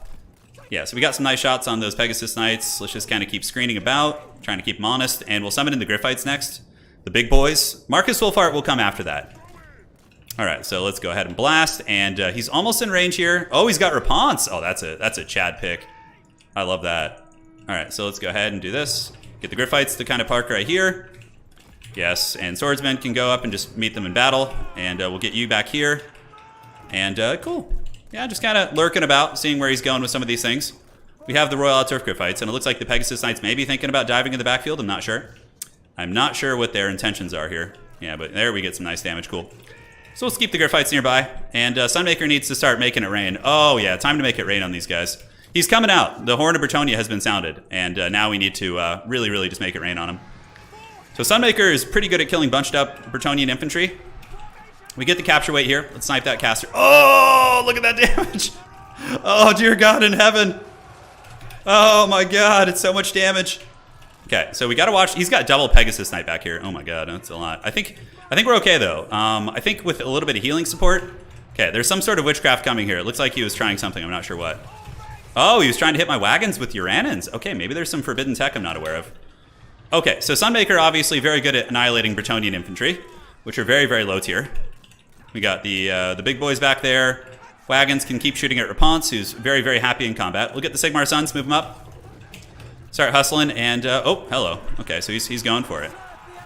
He'll get a little bit of damage, but not before we get our reinforcements there. Like, this guy will take some work, but overall, we should be able to get the tools there. So let's keep shooting Reponse. Let's get you guys doing this, and yeah. Royal Altdorf Griffites should decisively win this fight. Let's drop a heal here. And how are the halberd boys doing in the back? I think, did he have something sneaking? No, those are my guys. Okay. Say, swordsman, go after those spearmen here. Let's pull you back, and now we need to go ahead and summon up some. I don't know. It's tough choices here, but yeah, Griffites with a big win back here. Nice usage of the Pegasus Knights, but that's what the halberds are there for. Let's get the wagons back and just keep kind of holding here. A little bit of a bunch. And do we need to regrowth these guys? Nope, not really. Royal Altdorf Griffites will smash Pegasus Knights pretty hard. All right, so still rotating about. Spearmen are up, and let's get some more flagellants moving. Move those guys up. Shoot at Rapunzel a little bit. The medieval battle, yes. Basically. Let's get the wagons on there for capture weight. And looks like we're going to force these guys off. Unfortunately, he did roadblock my Sigmar Sons, which is kind of annoying, but... All right, shoot at these Knights of the Realm. Probably going to lose on the objective there for now. Yeah, he's probably going to get a little something. Let's keep moving troopers up. Okay. So blast those cavalry if possible. Keeping the capture weight until we can get some reinforcements. Let's get the Sunmaker shooting in where we can. Pull you guys back. And halberds stay. Royal Griffites move up. All right, so that was good. One of our wagons does get caught. Let's get the Griffites to provide a little bit of support. Let's call in the Great Huntsman now. So Marcus Wolfhard is here. Let's get him up, and he can just go start shooting at Rapunzel, basically. That's going to give up some capture weight, unfortunately. And where do we want to make some sun? Yeah, let's make some sun on these men-at-arms. He does have those Hippogriff Knights. He's been kind of bouncing back and forth with them, looking as if he wants to, wants to try and wait for me to stop defending my backfield. Flagellants, let's go. Do it for Sigmar, baby. As the Sunmaker keeps making it rain. All right, so more of you guys, more of you guys. Royal Turf Griffites being absolute beasts. Drop a heal on all our wagons. Marcus is here. Oh, the Huntsman. Yes. See, every time I leave the Sunmaker, his Hippo Knights like pop in. So now what we do is we use the Chad Huntsman to lock these guys down, and then we just wagon them, basically. Yeah, so we just wagon those guys. All right, Griffites, pull them back. We have the Jade Wizard here. You know what? We can drop a regrowth on those halberds. It doesn't seem great, but, it's something. I think it's all right. And then we can also do a Vanguard point here. Get some Flagellants moving up to a side point. But, yeah, we're getting a lot of damage here. Marcus Wolfhart doing some good work. Halberds fighting off Rapunzel. Swordsman holding it down. And Sunmaker, let's get you guys. Looks like there is going to be some cav trying to sneak up on my Sunmaker. We did get a lot of damage. Those Hippogriff Knights, let's keep chasing them if we can. Marcus Wolfhart ripping some good shots too. Yeah, Marcus Wolfhart ripping some nice shots. Those halberds holding very well. And let's continue moving you guys up to the point. Okay, unfortunately we might lose those Flagellants over there. I see him. The Griffites are just going to keep sweeping the backfield. And we save the rest of our wins for healing on like effective targets. I don't know if we're going to be able to hit Rapunzel in that mass. It's kind of, she's like in a tricky position. All right, grenade launchers. Let's go grenade launch these men-at-arms. Unfortunately, Flagellant's going to get ripped to shreds by those Hippogriff Knights. Nothing I can really do about that. All right, let's go get those Knights of the Realm. Jade Wizard's chilling. Oh, those are Grail Guardians. Oh shit, those are the real deal right there. Okay, so Battle Pilgrims. Yeah, Battle Pilgrims are for sure the way to go. Grenade launcher's doing good. Mark is trying to help the Flagellants of Sigmar over there. Obviously not the ideal fight that they want, but see if we can knock down some of the Grail Guardians. We're pretty ahead on value trading, like very, very far ahead, so I think we're okay. All right, let's go get on those Grail Guardians. Pull these guys across. Grenade launchers, Marcus, yes. And let's grenade these bad boys. Move them up to maintain capture weight on the point. We can actually just move you over here. I think that's fine. And yeah, we can send the Royal Altdorf Griffites in there with wagon support. They should be pretty good. And I see some sneakiness on the side. Let's get some more Spearmen moving up. Very good. It's got some Pegasus Knights. The middle objective is looking a little bit dicey. Let's unsummon. And this halberd unit, yeah, they need to stay there. And yeah, unfortunately, those birds over there causing us a little bit of grief. Sunmaker will get one more volley off before we unsummon it. We need to get a fat heal because his Grail Guardians are actually doing quite good. Are those Grail Knights or Knights of the Realm? Wow. They're doing great, man. They're fighting very well against my birds. Yeah, he gets the remnants of his units landing here. Jade Wizard gets a heal. Let's get another heal. Hopefully he's not able to kind of claw back. I feel like he's got such sustainability despite being so beat up in the army value game. Okay, Marcus doing okay here. Let's see if he can sniper pawns. Let's unsummon this. Can we get the unsummon? Looks like we can. And there's still a couple birds there, so we need to deal with those. The Griffites with the healing is so fat. It's so fat. Does he have a Grail Relic in there or something? How is he just staying the course here? Yeah, the Bretonnian durability. Definitely not bad. All right, move up. I think like the game is close enough in points that we can probably just come in with the heavy cav of Sigmar and just run down the last of these units. He does get the cap weight. He's got some questing knights coming in. Okay, let's move up. I really like the Rapunzel pick. I think it's cool. I mean, I don't know if she's the best, but she's certainly rad, so, you got that going for you. Marcus going to be moving in. Let's clear off whatever we can. We can go for the back objective here. Marcus Wolfhart can net these bad boys, shoot them down. Let's move the remnants of those Flagellants up. And now we can start the Man-Tide squeeze. Yeah, there you go. All right, Man-Tide in it. Yes. Go forth, my precious. Okay, questing knights on wagons isn't good for us. We have some heavy cavalry back there. Griffites are still trying to fight hard, man. Those Grail guys are not joking around. Let's get in there. Grenade these down. Our heavy cavalry and able to secure that. Marcus still wearing these dudes down here. And let's get some more heavy cav running out in the field. All right. Yeah, these peasants, I don't know what it is. Bretonia's just, they're staying, dude. Like my knights, these guys have hard carry. They've got almost 3,000 value this game. Rapunz is looking like she might be able to get a little something back. These are questing knights, which will absolutely obliterate my Reichsguard, so we want to pull back. Let's get you to the middle. Send some swordsmen here. Let the brave flagellants do their thing. And the wagons have finally removed a lot of the threats here. We can actually have our Jade Wizard go over there and do some work. Marcus was able to get the route. Yeah, so Marcus with some decent utility here. We can take the charge now that they're a little bit tied up, like in the flagellants, and maybe get the dub here. I don't know. It's going to be a hard fight. Okay, wagons have done it, and looks like the Damsel of Heaven's going to be dragged down. Is there anything we need to unsummon? Yes, unsummon, and we'll keep you guys in the battlefield. And now we would just resummon the Sunmaker. Oh man, those quest knights are beast mode. All right, so I think our character wins this. Let's get the Griffites in, move the wagons. Rapunz has finally fallen, so after a long day of fighting. She held well. She certainly held very, very well. State troopers, yes, let's move them up. Swordsman, not going to be great, but let's get Marcus with his bow. Yeah, the Grail Knights were pretty badass, actually. They held for a long time. So let's go ahead and keep you guys. We can unsummon the Sigmar Sons to get them back into the pool, unsummon these halberds, do a little bit of housekeeping. And it looks like we did win the blob fight, just because we just had sheer numbers there. And Zentlers aren't, they're not a bad fighter either. All right. Rapunz stands alone. Yeah, she does. All right, so how are we looking here? Yep, looks like we got the caster down. Time to resummon in the dreaded Sunmaker. Probably just some grenades to clear off any sort of like loose infantry around the field. Wagons are just so good against Bretonnia. They're so good. Like, you can't leave home without wagons. They're designed to just kill Bretonnia. Yeah, they're really, really designed for it. All right, let's get over here with some heavy cav, and that's going to be GG. Well played, good game. He played well. His build was off meta for sure. But it put up a fight. Sunmaker was brutal. He invested super hard in these big heavy beasts, and if they don't pay for themselves, it's a hard one. Not as much value as you would think on the wagons. 930, 800, 600. A lot of them didn't even pay for themselves.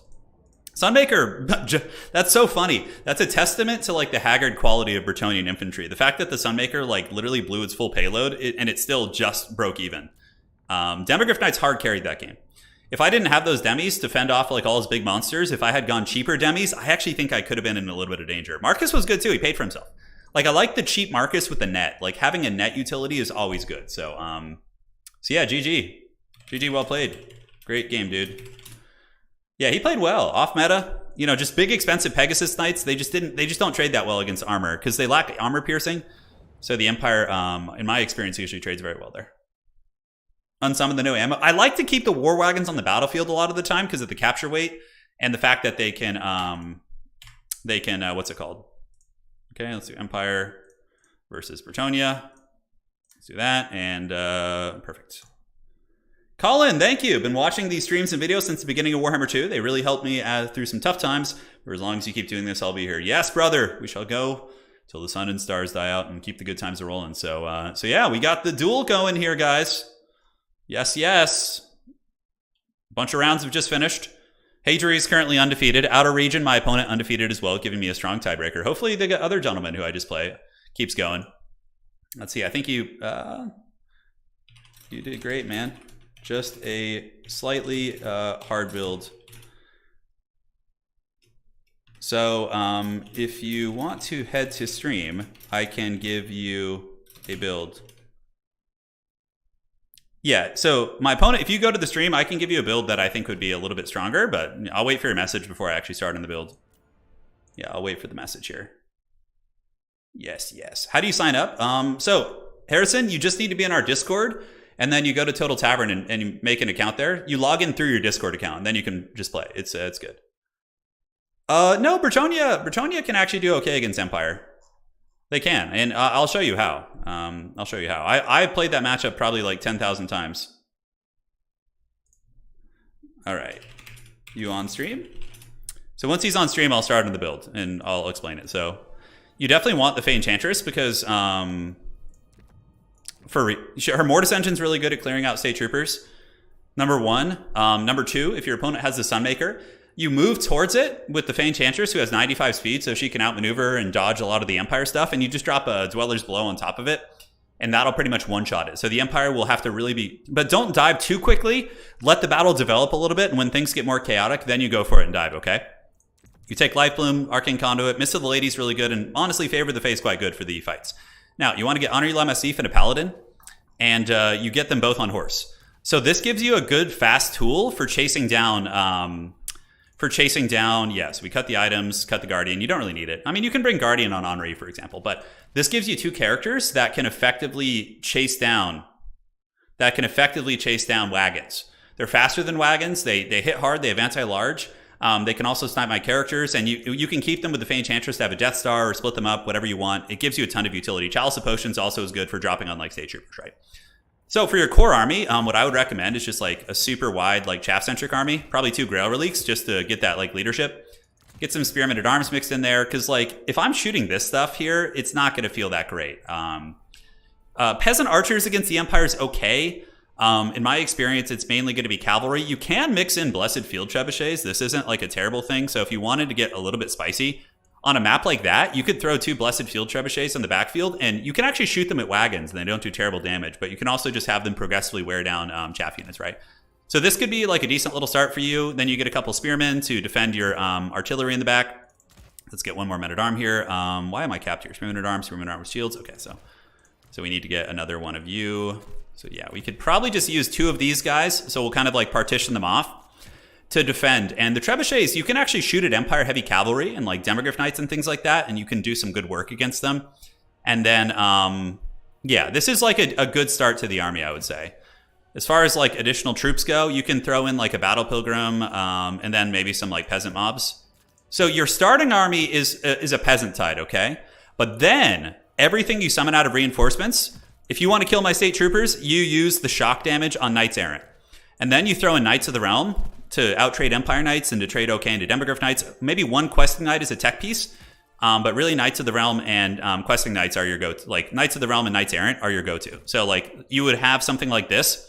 And once you're able to compromise the Empire Sunmaker, which you can usually do with Fey Enchantress, you can also throw in like a Yeoman. Like sometimes you could sneak a Yeoman back there, so it's not bad to have one like in the back, right? Then you can bring out the good stuff. So that's when you bring out the Battle Pilgrims, right? And like that becomes your core. So this is a build like style that I've seen Bretonnia do against top tier players and have pretty good success.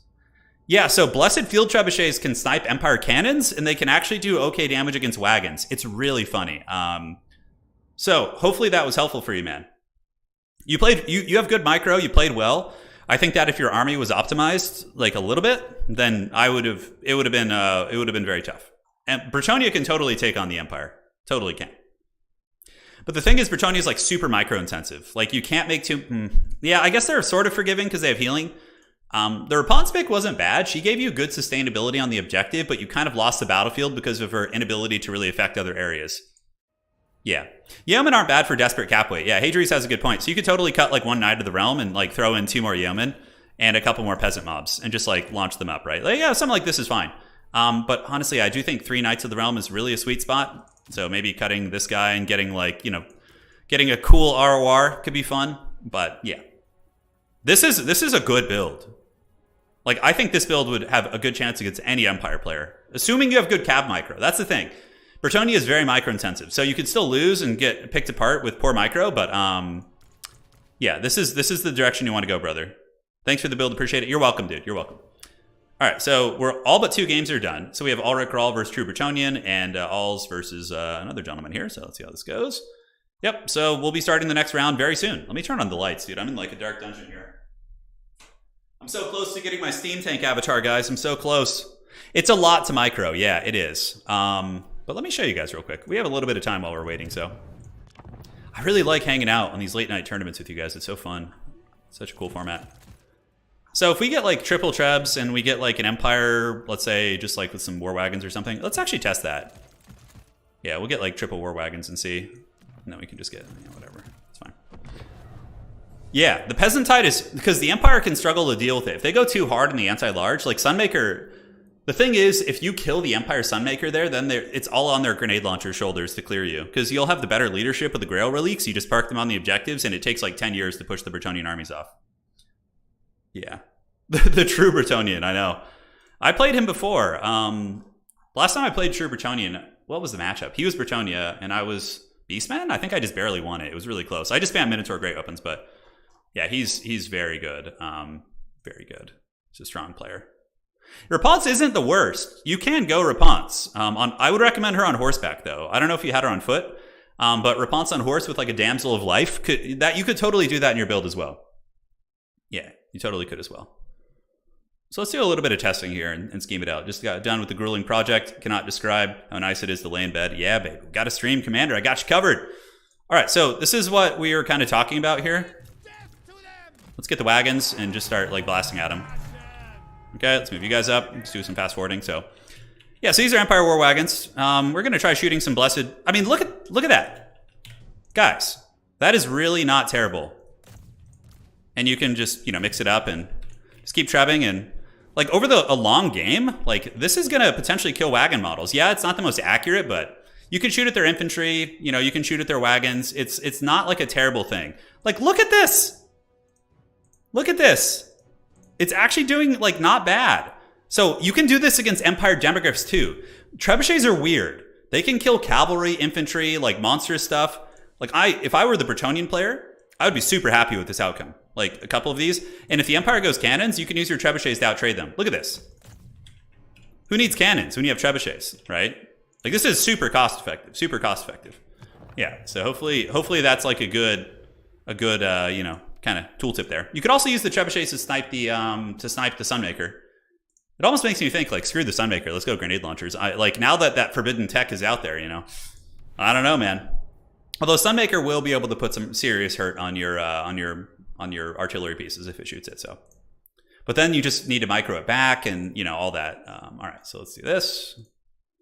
Okay, let's see what we're doing here. Got 2 games going still. We started at what time? So we went from 6 to 6:45. But we started a little bit later, 6:50, so 15:30. Yeah, okay. So we have another 13 minutes on the round. Yeah, the Sunmaker can.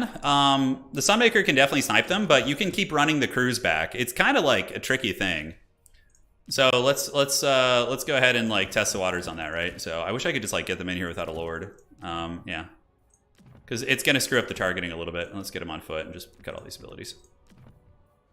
So I would probably bring like 2 trebs. I think 2 trebs would probably lose to the Sunmaker. 3 might do it, but then the Sunmaker's not shooting your infantry, and you could just like re-rally them. Yeah, that's kind of cool. It's kind of cool, man. All right, so let's do this. Fire it up. Do a little bit of testing. I don't think you need the chevrons on them. I don't know. Triple Trebuchet Bretonnia is totally viable because you can swamp the battlefield with absolute terrible tier infantry. Bretonnia is actually doing really well right now. They're very, very strong. You want more streams, huh? I want more. Okay, so refreshing, seeing how we're doing on the rounds while we do a little bit of testing. Almost done. Yeah, Ulrich and the True Bretonnian having a duel of fates. They're having an absolute duel of fates. So yeah, so far, good start. We had a hard first game. We used a suboptimal build against a really good player, and he punished us for it. And second game was a good match against the noble sons and daughters of Bretonnia. Very close to the Karl Franz. How many games do I need with the Empire to unlock my Karl Franz avatar?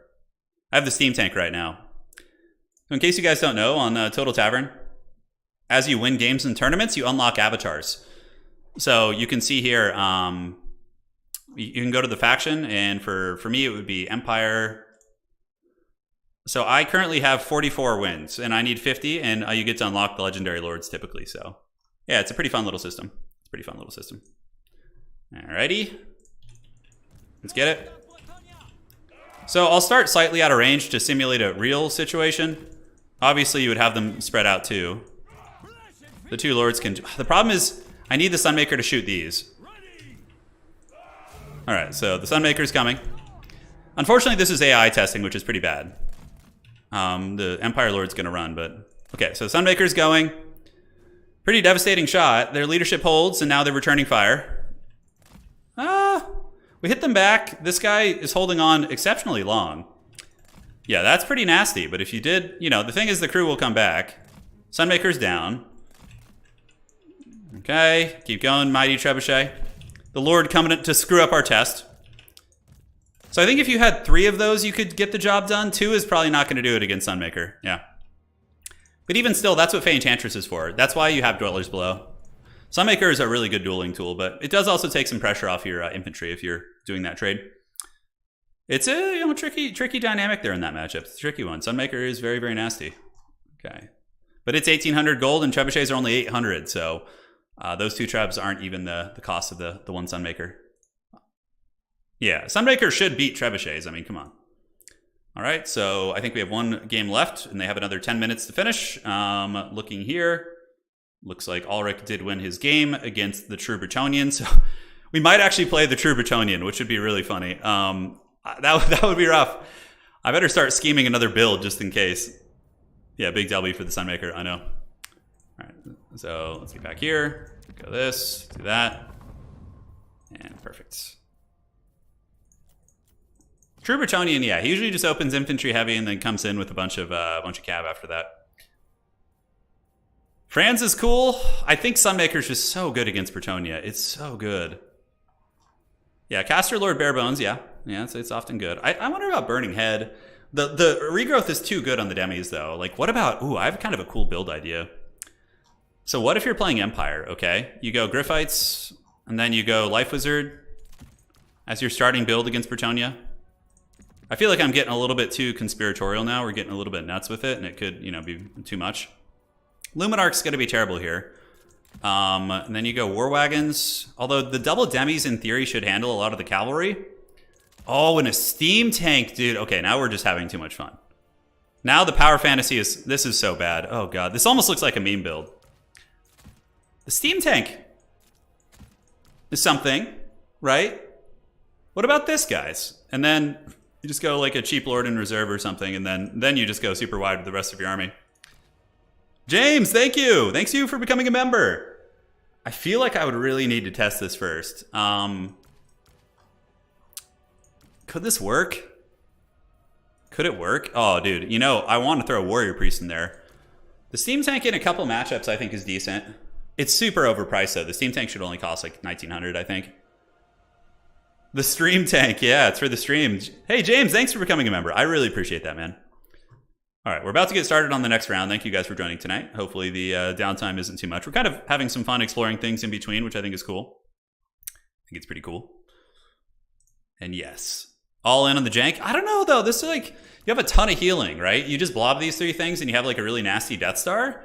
The demis just kind of clearing through things. I almost want to like throw a Felix in there or something. No, you need the full Empire mech, steam tank, and 3 wagons. Yeah, that's pretty degenerate. You could also do this. You could cut the Sunmaker and then summon it in. So in the beginning, you can do some skirmish. We can cut Light Bloom. Yeah, this is pretty degenerate. Like Empire demi mech, dude. This is the prophesized build right here. Oh man, I don't know how that would do against Bretonnia. I mean, so double grenade launchers for crowd clearing. You need Reichsguard Knights, some Empire Knights. And then you probably want to go Flagellants, I think, just to clear.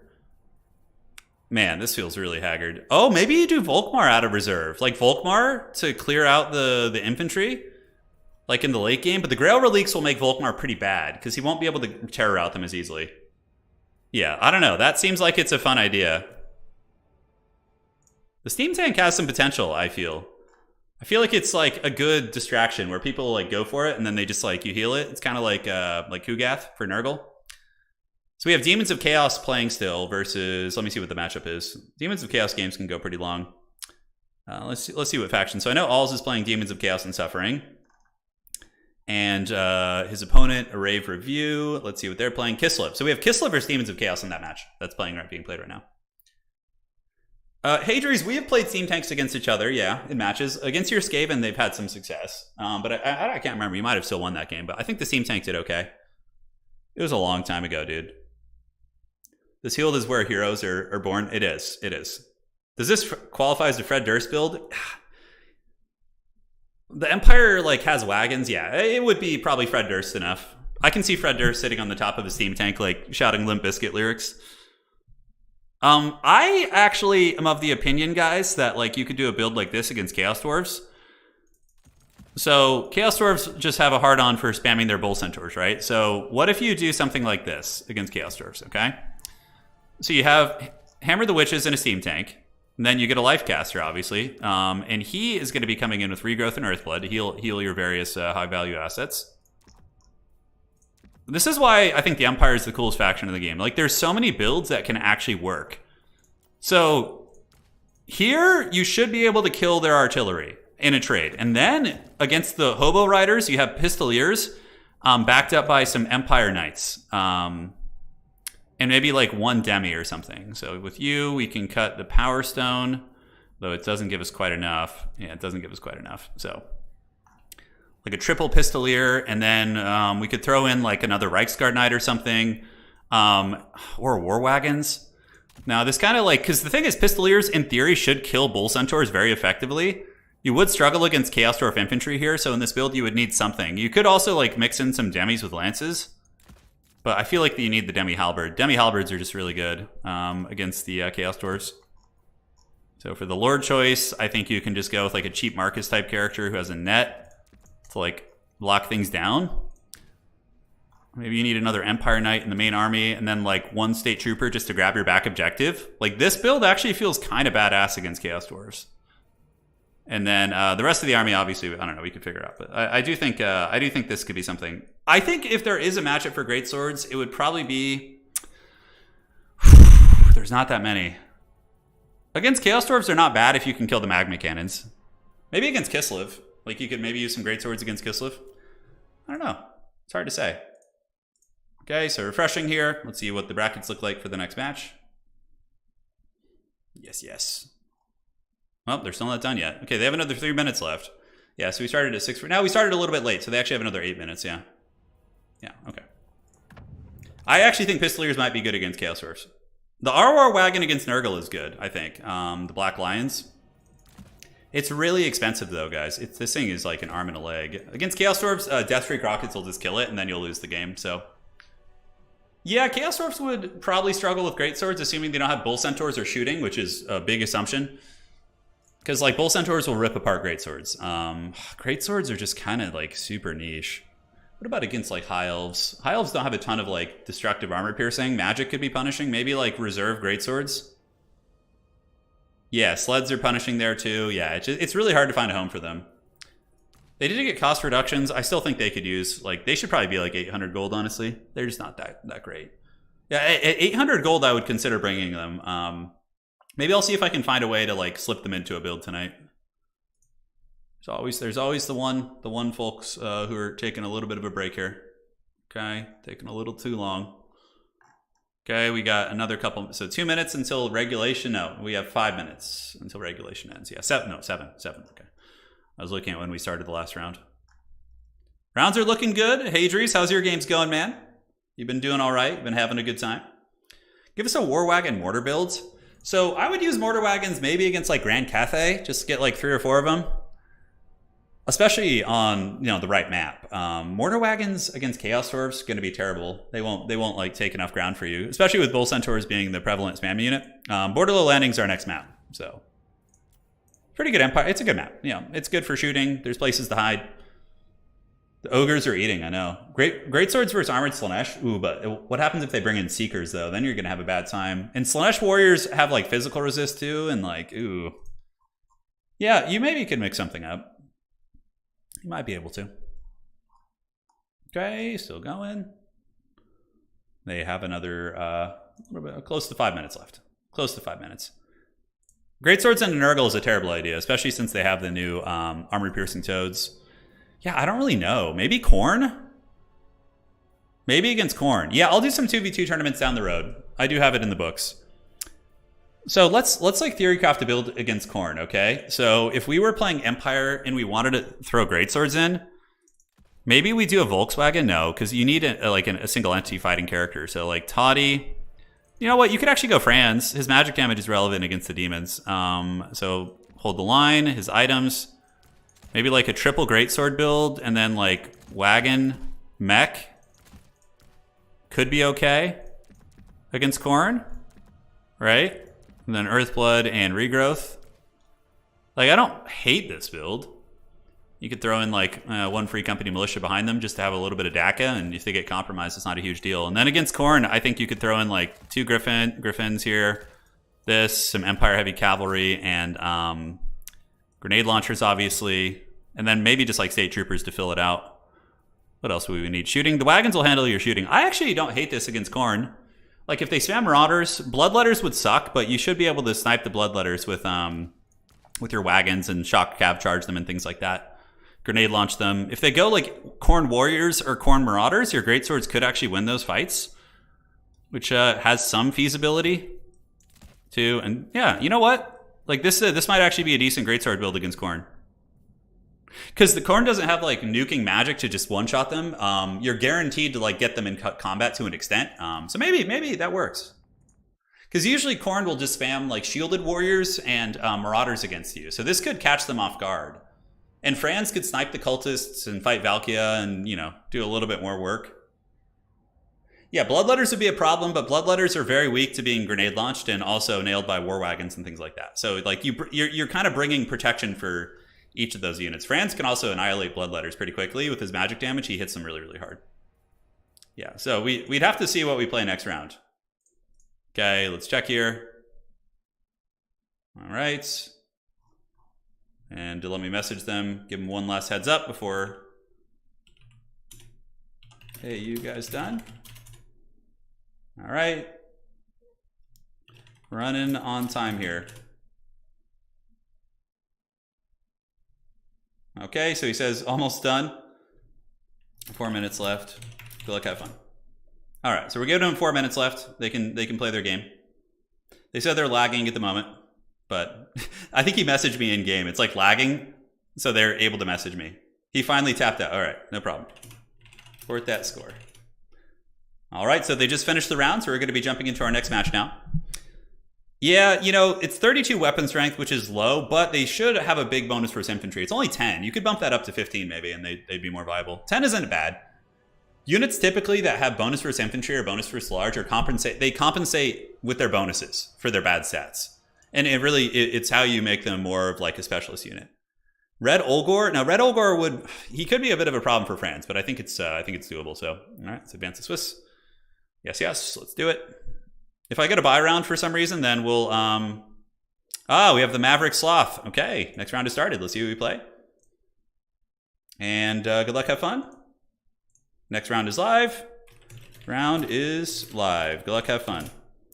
All right, so we have the Maverick Sloth. The dreaded Sloth comes for us. Let's find him.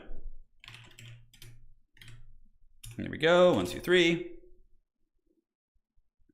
And what is it going to be? All right. I don't know what he's playing. We'll find out. Hopefully it's something fun. Yeah, Warrior Priests with Greatswords is badass. Warrior Priests, I think, have some... Man, if their Soulfire Bombardment was a little better, I think they could actually be like have a niche application. Like for crowd clearing infantry, like think about like a cheap Warrior Priest, right? Let's see. So where is he? He's over here.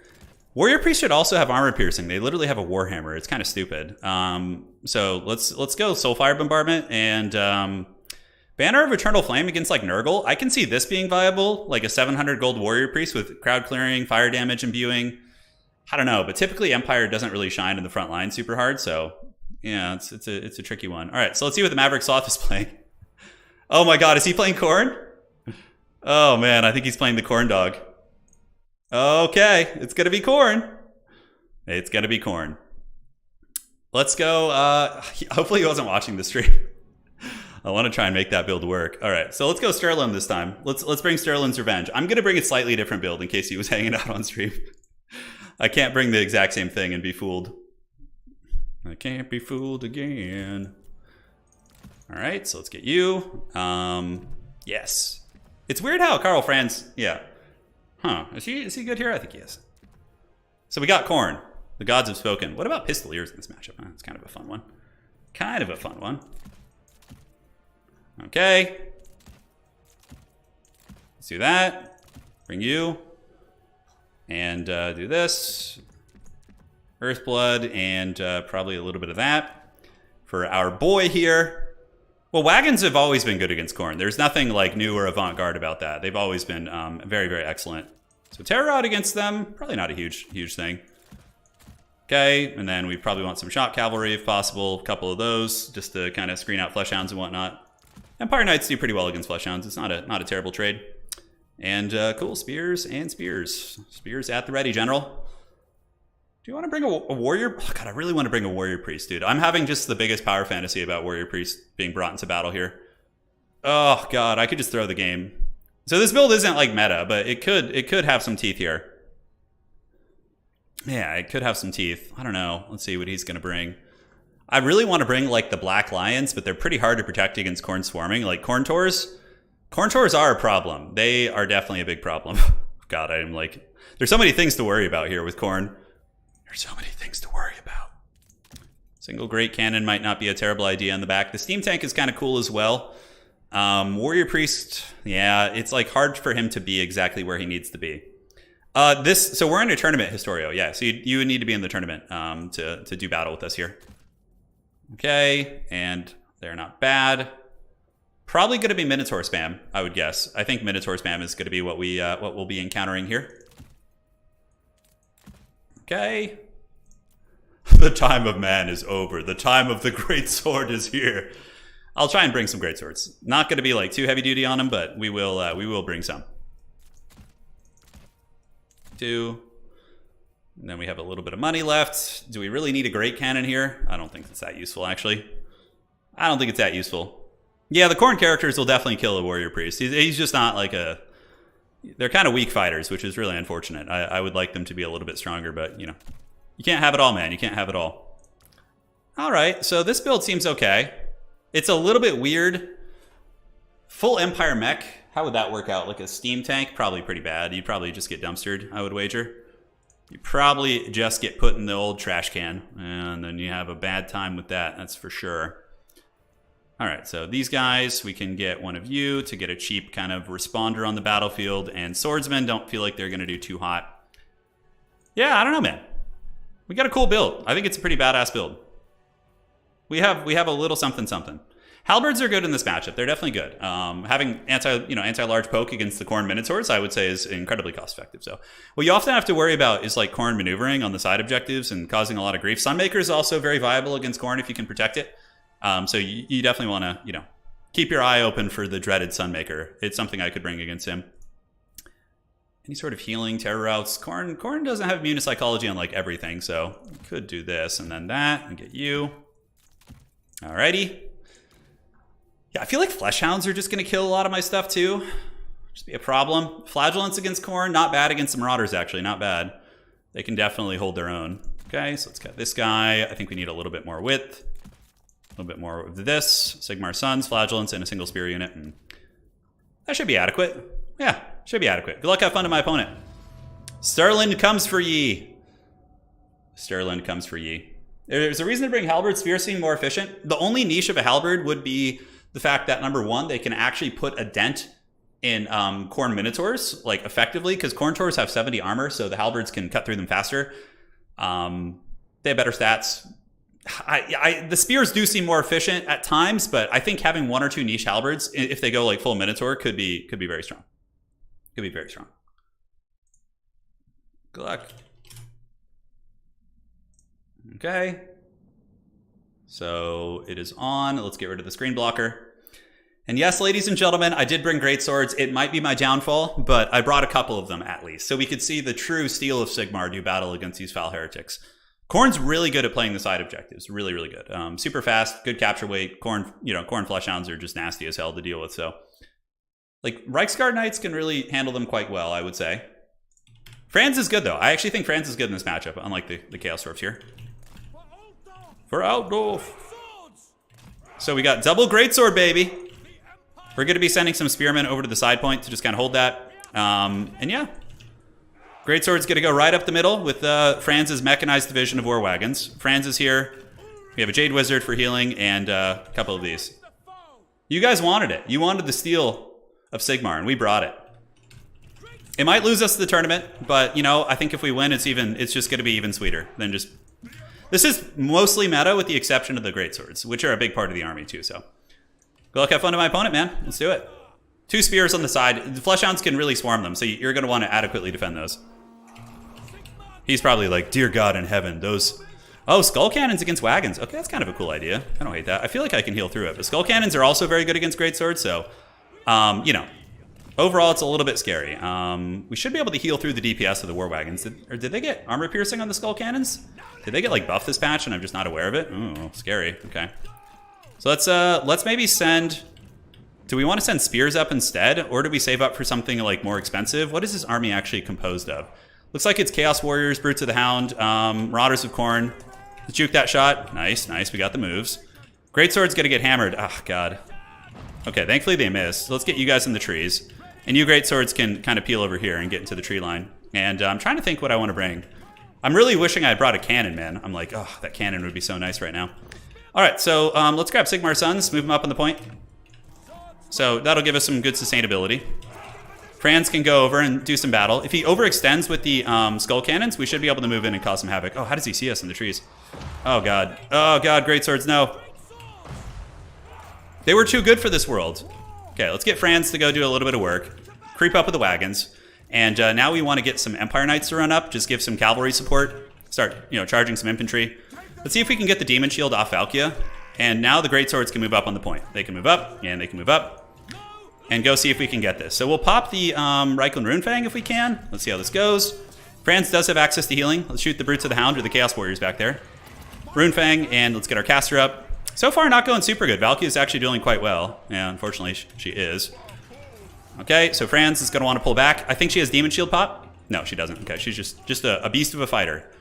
Okay, so let's hit these Marauders, and now let's start shooting the cannon here and go after it with Gal Miraz. Do this. Great Swords of Sigmar, get in there, and let's come get a regrowth for France. Yeah, nice damage there. Looks like we did get some good work in. Perfect. All right, Great Swords, it's time to show your mettle. Everybody was kind of making fun of you, but this is your time to shine. All right, let's get some of you guys in. We do get some Fleshhounds in the back, and Empire Knights need to pull back and deal with those Fleshhounds if possible. France needs to just pull back and hopefully stabilize. All right, let's shoot a Valkia. France pulls back. Let's pop a regrowth on him. This is where the Great Swords get the job done, man. All right, let's get the Empire Knights to just hit those Fleshhounds. It's going to be very nice. Shoot up in this guy. Get a little bit of damage on your girl Valkia. Move you in. Grenade launchers can start just hammering these guys. Shoot a Valkia. Oh, Great Swords. Can we dodge it? No, we're not going to be able to dodge that. That's too fast. All right, so Sigmar's Sons are in. Keep putting a little bit of hurt on Valkia. Over on the far side, France can go help out. Grenade launchers. These Great Swords are actually doing pretty great. Pun completely intended. We can pull one Spearman over to help out. The Skull Cannon's not doing too much right now, which is exactly what you want to be seeing. Let's go ahead and hit these Chaos Warriors. He brought the dual weapon variant, and the Fleshhounds on the far side are crumbling, which is great. So, okay, so keep pulling back. Let's get you guys back. We're going to need more cavalry here in a minute, for sure. Jade Wizard's getting hunted, so we need to get a little bit of help. Let's have Franz come back, see what he can do, and get you guys back, and you guys move up. All right, so Jade Wizard, keep going. Valkia, get the snipe. Okay, let's pull these guys back. No sense in having them get massacred by just random warriors. All right, Prince and Emperor, it's time for your redemption arc. Okay, it's grenades. Come up around the side, shoot these guys, pull you guys in, charge into those Marauders, and on the side point, I think we need some Demogryph Knights of some sort. Fran's getting in there, giving Valkia the business, which is good to see. We can't really afford to be losing like our back objectives, so we need to like run away from there until we can really get the dub. Valkia getting hunted and actually beaten down pretty badly. Let's get these Empire Knights to come over, clean these guys up, push back, and we summon out Zantler's Reiksguard here in a minute. All right, so let's screen. Get these grenades to just do their thing. Valkia is actually broken, which is excellent for us. Sigmar's Sons, let's move up. Pull the war wagons around. Nice charge, and let's get the heavy cavalry, the special forces of Franz. Dude, the Great Sword's still fighting, baby.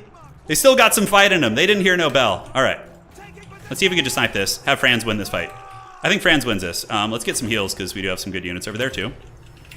Okay, looks good. And on the far side, unfortunately, we do have these Khorne Warriors. These are Brutes of the Hound, which will get wrecked pretty bad by shock cap charges. So yeah, let's move up. Come on, Franz. Uh-oh, Prince and Emperor is having some problems. He needs his classic signature regrowth. Come on. Valkia is just raid bossing it, man. Oh my god. Okay, grenades. Spears move up. Come on. Franz has not been fighting as well as he usually does tonight. I feel like something's a little bit off. Let's go ahead and Blasting Scroll her if we can. And the Shock Cavalry just wrecking the Brutes of the Hound, which is good. Looks like, uh-oh, grenade launchers. Bit of a miss micro on my part. Well played. Opponent caught me there. Let's get some flagellants coming up. Some more fighting power. Valky is very low. Come on, Franz. This is your moment to shine, man. This is your true moment. As the greatswords start to actually take over the objective, believe it or not. Come on, Franz. Pop all the items. This is the time of heroes. Yes. Looks like he's maybe getting the job done. All right, so let's run you guys back here. Yes, Franz. No more rule Valky's tyranny. Yes, he did it. The Prince and Emperor. Redemption arc, baby. Redemption arc. All right, heavy cavalry. Doing pretty good here. Let's just finish off the Brutes of the Hound. Valkia is down for the count. Flagellant screening out those, which is good. Grenade launchers can come over, kind of relocate if possible. And yeah, I think we take over from here. Because now we can just move up with the Prince and Emperor and we can just go get some good trades. Dude, Valkia was a raid boss this game, which is how it should be. She's literally the mighty champion of Khorne, right? So yeah, it'd be kind of silly if she wasn't like a beast. All right, grenades, let's move. Spears, getting run over. Oh, dude, look at the old great swords of Sigmar. 69 models, the blessed number. All right, let's get you guys. The Brutes of the Hound are still fighting somehow, which is nuts, but they should die there, so. He's hiding behind the pillar well. Let's grenade these guys down. These great swords have gotten 500 value, but you know what? It's not about the value. It's about the friends we made along the way. All right, let's get you here. They're still fighting though, man. They have good armor piercing. In theory, they've also been eating shots from things which are pretty good against them, so. As far as the back objective goes, let's start playing for the back point a little bit, move some halberds up. It's going to take a while, but there's a lot of game to be played here. And we have a lot of healing too, so the healing is going to be big for us. Brutes of the Hound are still going like champs, man. That's crazy. Okay, Franz, let's go over here. Just have Franz hunt down the wagons here. Get flagellants up on the point. We got healed, which is good. Grenades. Let's move them over here, go after these guys. Yeah, it's pretty cool. The greatswords actually get to fight in the Khorne matchup. They do. Yeah, so that's exciting. Okay, so we're going to keep going. Let's get our wagons back here so we have better arcs of fire. Grenades launch these guys. Flagellants chilling, and we can get an Earthblood on Franz. It's probably going to... we can just save it for now. All right, so let's get the Royal Outsource Griffites. I think that's going to be our next bet. Franz is putting some hurt on these, but they are elusive as hell. Let's see if we could just get a snipe on that one at least while it's chasing here. Grenade launcher's doing work. Let's get the Flagellants moving up. The back point is going to be halberd territory soon, hopefully. Okay, so one wagon. Man, these skull cannons, this is a build I had used against, or a similar build I had used against Khorne. I think definitely pretty underrated. Okay, let's regrowth you, do our thing. And you know, I think it's time for the demis. I think the terror route and the big, like, hard-hitting presence is needed here on the battlefield. Okay, let's do this, and let's get the halberds going to the back objective. Looks like there are some Fleshhounds here. Let's go run them down with our Zentler's Reiksguard Knights. Come on, Franz. Prince and Emperor, baby. You had a little bit of a rough start in today's tournament, but this is the time to come back. Okay, let's get the caster to go intercept there, see if they can help a little bit. Franz needs to get away from those Forsaken and... Oh, Griffites. Griffites, yes. Okay. Here we come. Let's try and close out the game with these bad boys. On some of the great swords, they fought well for Sigmar, so they deserve a little bit of a break. All right, Franz, let's get you in here. Have you go after the Fleshhounds with your magic damage. It's going to be quite good. Middle objective is taken by Khorne, though, which is very scary, actually. All right, keep chasing, keep chasing. I think we have two halberds that are encroaching on his back objective, so that should come back to us here. Franz battling the foul beasts. Grenade launchers need to run. Demis can hunt down these Fleshhounds, I think. Yeah, we still have a little bit of capture weight. Let's get some spears up. We need more stuff here. Zentler's Reiksguard Knights. Yeah, the cannons are going down. We're pulling up on value, which for the Empire is definitely good. With healing being taken into account, it's pretty substantial, right? So what do we have here? Forsaken of Khorne? Yeah, that's pretty scary. All right, so let's go have Franz help out the boys. Definitely going to be very needed. Demis go after this unit, and Zentlers can just kind of park here. Let's get you guys moving up. And hopefully we just re-wrestle this. Franz and the halberds should be able to take down a Forsaken unit, though, I think. All right, you guys just stay here. Watch out for back caps. And the heavy cavalry doing some good work. All right, so how are we looking? Yep, getting broken here. Back point, the Prince and Emperor fighting well. How much value does he get this game? 2,000? It's not like, you know, he's no Foghorn Leghorn, but he's trying his best. All right, so yeah, we got the capture. I can kind of anticipate something sneaky on our back point, so let's preemptively kind of protect that. Have you guys go here. Griffites with a little bit of cycle charging. Forsaken are fleeing from the halberds with Franz. And let's grenade launch these guys too. Griffites might get the terror out on these halberds. They're actually quite low. Okay, let's creep around. Go, go, go. And these are Bloodletters. Bloodletters are pretty good against, you know, greatswords, obviously, but we're going to get a full shock charge on them and hopefully just break them down. Back objective being capped. Bloodletters don't like being charged by heavy cavalry, that is for sure. Let's send up some huntsmen, because why not? And great, so we ran those guys over. Let's shoot in here. Pull demis back. Reset. Franz, it's time for your hourly regrowth. I know. Boris doesn't need any of those regrowths. He's a strong, independent elector count. Although Franz is way cooler than Boris, in my opinion. Franz is like literally the coolest character in Warhammer, in my opinion. All right, let's grenade launch those bloodletters. Fight these fleshhounds. Wagons, I just keep on the field for the capture weight. Kind of like a bit of a Walmart chariot situation. I wonder if any of the greatswords pay for themselves. I doubt it, but they certainly rule of cool. They did pretty well. Some halberds holding that side point. Khorne's pretty much routed off the field. They don't have too much left. We'll pull in another greatsword just to really try and close out this game. Looks like it's going to be some of these, so Griffites can go run them down. Bloodletters causing problems, but we can use the dreaded Wagon Legion to go run them over. Yeah. It is Toddy, though. That's true. It is Toddy. Yeah, Toddy's pretty rad. Okay, let's unsummon you. Keep fighting these fleshhounds. Wagons can be used as Walmart chariots. They actually do some okay damage. It's not terrible. Okay, Griffites go clean them up. Greatsword's on the way up. Sigmar Sun's guarding the back point. Will be tough. And that's GG. All right. Yeah, Boris isn't as much of a killer, but he's more durable. And the leadership discouraging effect is very strong. Yeah, the Franz Jade Wizard is good. But also Wagons really benefit from healing, but the Skull Cannons were pretty annoying. They didn't get a ton of value, but they were definitely disruptive. Wagons carried the game as usual. Greatswords, not so good. 200 value and 693, so you can see they just don't kill that effectively. But they're also the focus fire of your opponent's ire, right? Like, people see them and they put a lot of effort into them, so you need to kind of take that into account. Grenade Launcher did good. Franz had me worried. When he was, like, kind of having some tough trades with Valkia, I thought I might be in some trouble. I thought I might. All right, so let's refresh that. And GG, well played. She did great. It was scary, well played. Yeah, Maverick, the double Skull Cannon is a build I've used in tournaments before to pretty good effect against Empire, actually. It can kill the, it can kind of do some work against the wagons and also just like harass the infantry swarm. I do like the double wagon. Yeah, I think it's pretty cool. All right, so I just need to report the score on Total Tavern, see how the round's looking, and go from there. All right, refreshing. Valkia had Sloutmere. I don't think she had Demon Shield. I do not think she had Demon Shield. All right, so rave review. So it looks like somebody might have dropped, or maybe I think that was the buy round, actually. All right, so 2-1 tonight so far is good. Some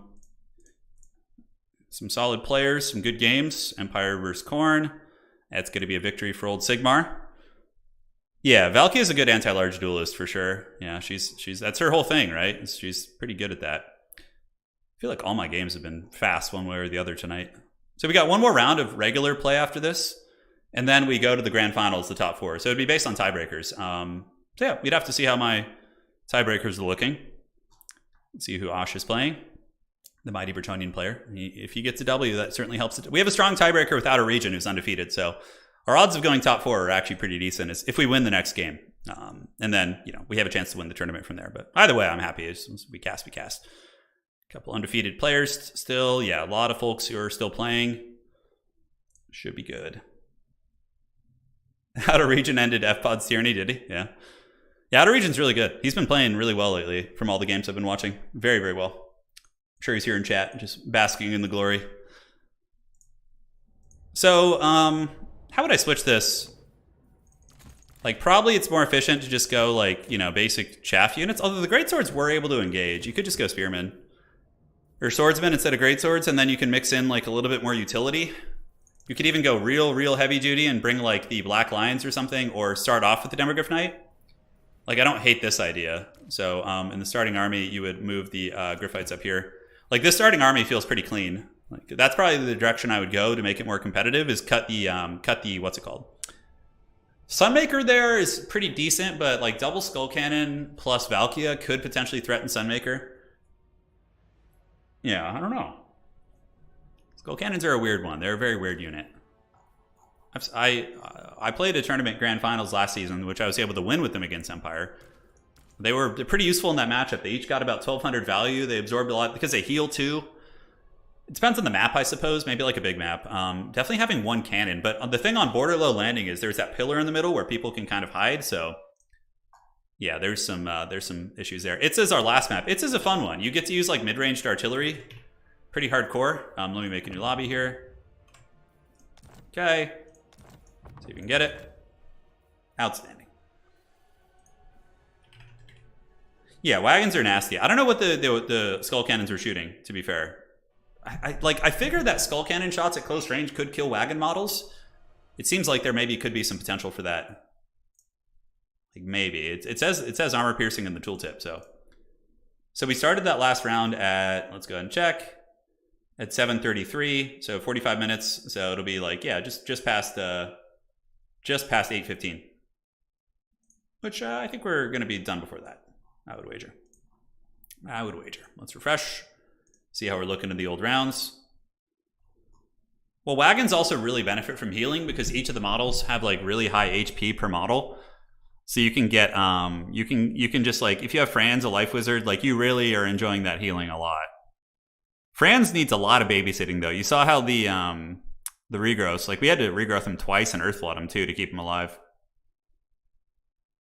Yeah, I don't know about the great swords, man. I feel like just going state troopers and having like a big powerful shock cavalry like a Demogryph Knight to just wreck fleshhounds and other things and is way stronger like than the great sword utility. But Khorne is one matchup, yeah. Maybe if you went more standard Khorne, but even still, I feel like Minotaurs with great weapons could even just pound them into oblivion.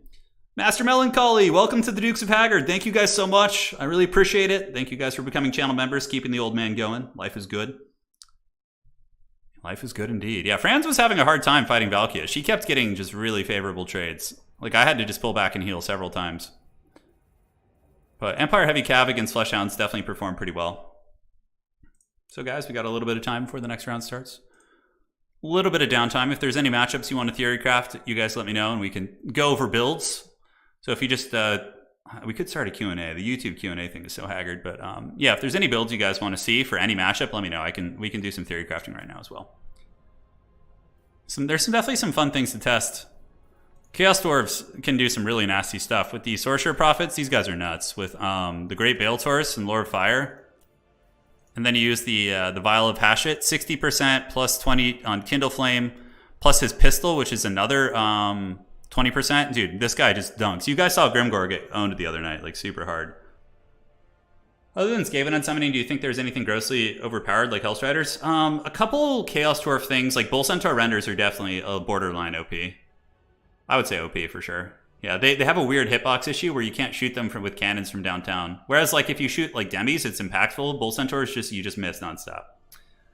Ogres versus Chaos Dwarfs, I can tell you already, it's basically just a swarm. High Elves versus Chaos Dwarfs. All right, so we'll do High Elves versus Chaos Dwarfs first, because I know High Elves don't get a lot of love here on the channel, so we'll do that. So if I was playing High Elves against Chaos Dwarfs, definitely Larry. Then I'm going to put her on the Great Eagle, Star of Averlorn. Yep, Shieldstone of Ish is probably good. Earthblood and Tempest. Tempest will punish the flying characters. I'm a big fan of the Arcane Phoenixes, but against Bull Centaur's fam, they could have a bit of an issue. But I definitely think you need Fireborn, Mass Reavers in reserve. Unfortunately, Eagleclaw Bolt Throws will not do well against them unless it's a map like Itza. If you're on Itza, you'd probably want to bring a couple of those and do well. Now, Shadow Warriors are a cool tech. I feel like with the Shadow Warrior opening, you can actually avoid Magma Cannons and shoot Bull Centaurs and do pretty well for yourself. And then I actually am a big enjoyer of the double Arcane Phoenix in this matchup. So you can go with like 2 of them. You can use the cheaper Phoenix too, but this thing has fire resist of 40%, so it's pretty resilient against a lot of the Chaos Dwarf stuff. Ian, thank you for becoming a member. Greatly appreciate it. Yes. Keep the good times rolling, my friend. Shield of Safari, you can keep that. Yeah, they're not bad. Boon of Isha, that's not bad against Astro Chad, but a lot of them already do magic damage anyway, so you could probably afford to cut that. And then maybe we just cut these to get another Shadow Warrior. Is it really enough? No, it's not. Okay. I do like Silverin guard spam here. I feel like Silverins in reserve can be nice. But the problem is, yeah, like Chaos Dwarf, Elite Infantry, in theory, you can kill them with Arcane Phoenixes and like Larry, where the Shadow Warriors will kill the lightly armored stuff. Reavers to fight off the Hobo Goblins. I do like one Lion, like Narnia Lion. I wouldn't go with the Chariots. I think the Narnia Lions get the job done versus Chaos Dwarf Infantry. You can get like 2 of those maybe. Get some Silverins, Rangers, they're okay. It's capture weight, it's cheap. They're not spearmen. Granted, spearmen, yeah, the spearmen will struggle against hobo goblins and laborers. So I think a couple rangers for cap weight is going to be nice. You have to play this matchup really cheeky. Even like a noble on horse, how much does that cost? Everything on the Hiles is so expensive. Okay, yeah, 950 still for that guy. That's unfortunate. But Larry healing is really good. You get the healing on the Fireborn Dragon Princes. You have Reavers. You have Narnia Lions to do a little bit of diving. Is there any like forbidden tech we could do? Is there anything? Yeah, because the problem is with the chariots is like the bull centaurs will just pin them down. So I'd rather have a cheaper unit get killed by a bull centaur than like a really expensive chariot. The white lion, the war lions of Krace, like if you stack them with like a spearman or something, will do reasonably well. You can also goon the magma cannons with arcane phoenixes a little bit. They themselves do fire damage, which kind of sucks against some of the chaos dwarf stuff, but I don't think it's like terrible. Let me refresh this. I'm just checking how we're doing on the tournaments. Tyrion's not a bad idea, but Larry's healing is just so good. It's so good. If you could just like force a blob fight with Larry's healing, it's a nice one. All right, so maybe we just take one ranger and double spears. And then for the starting army, like I want to get a bolt thrower, but I just feel like it's too much of a liability. Lothern Seaguard also aren't terrible here. You could go double Shadow Warrior, and then instead go double Lothern to get a little bit more width, right? So you would have to be really cheesy with the Phoenixes. Like really cheesy, and the Eagle. So here's the thing. If you're on a small map, you bring bolt throwers. If you're on Itza. If you're on a big map, though, bolt throwers will get killed by magma cannons because they have less range. Bolt throwers only have 380, magma's 450, so magma cannons will get 2 to 3 shots on your bolt throwers before you can even return the favor. And Chaos Dwarves can heal their magma cannons if they decide to go that route. So, yeah, I think this is like the direction I would probably go. You have anti-infantry with the War Lions, the Arcane Phoenixes. You have Lothern Seaguard. Also, kind of a cool tech you could do is you could cut 2 of these, cut you, and you could get 1 Sister of Avalorn. Unfortunately, they do fire damage, but they can definitely melt down like elite Chaos Dwarf units and are somewhat resilient, and then throw like a spear in there. So you could do something like this too,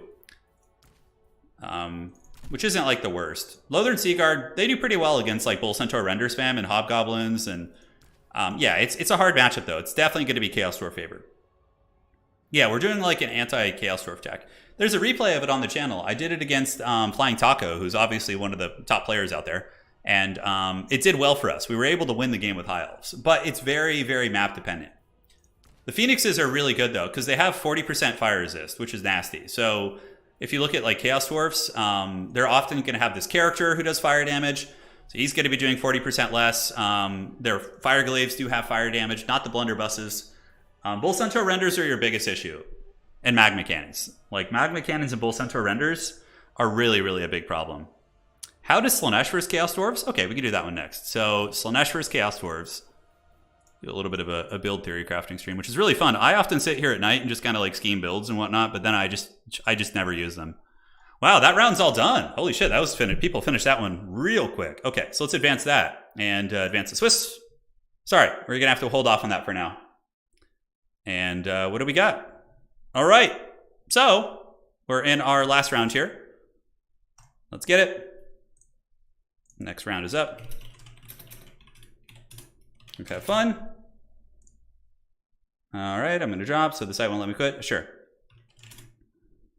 I got you here, and so Alls is going to have to drop. And let's do this.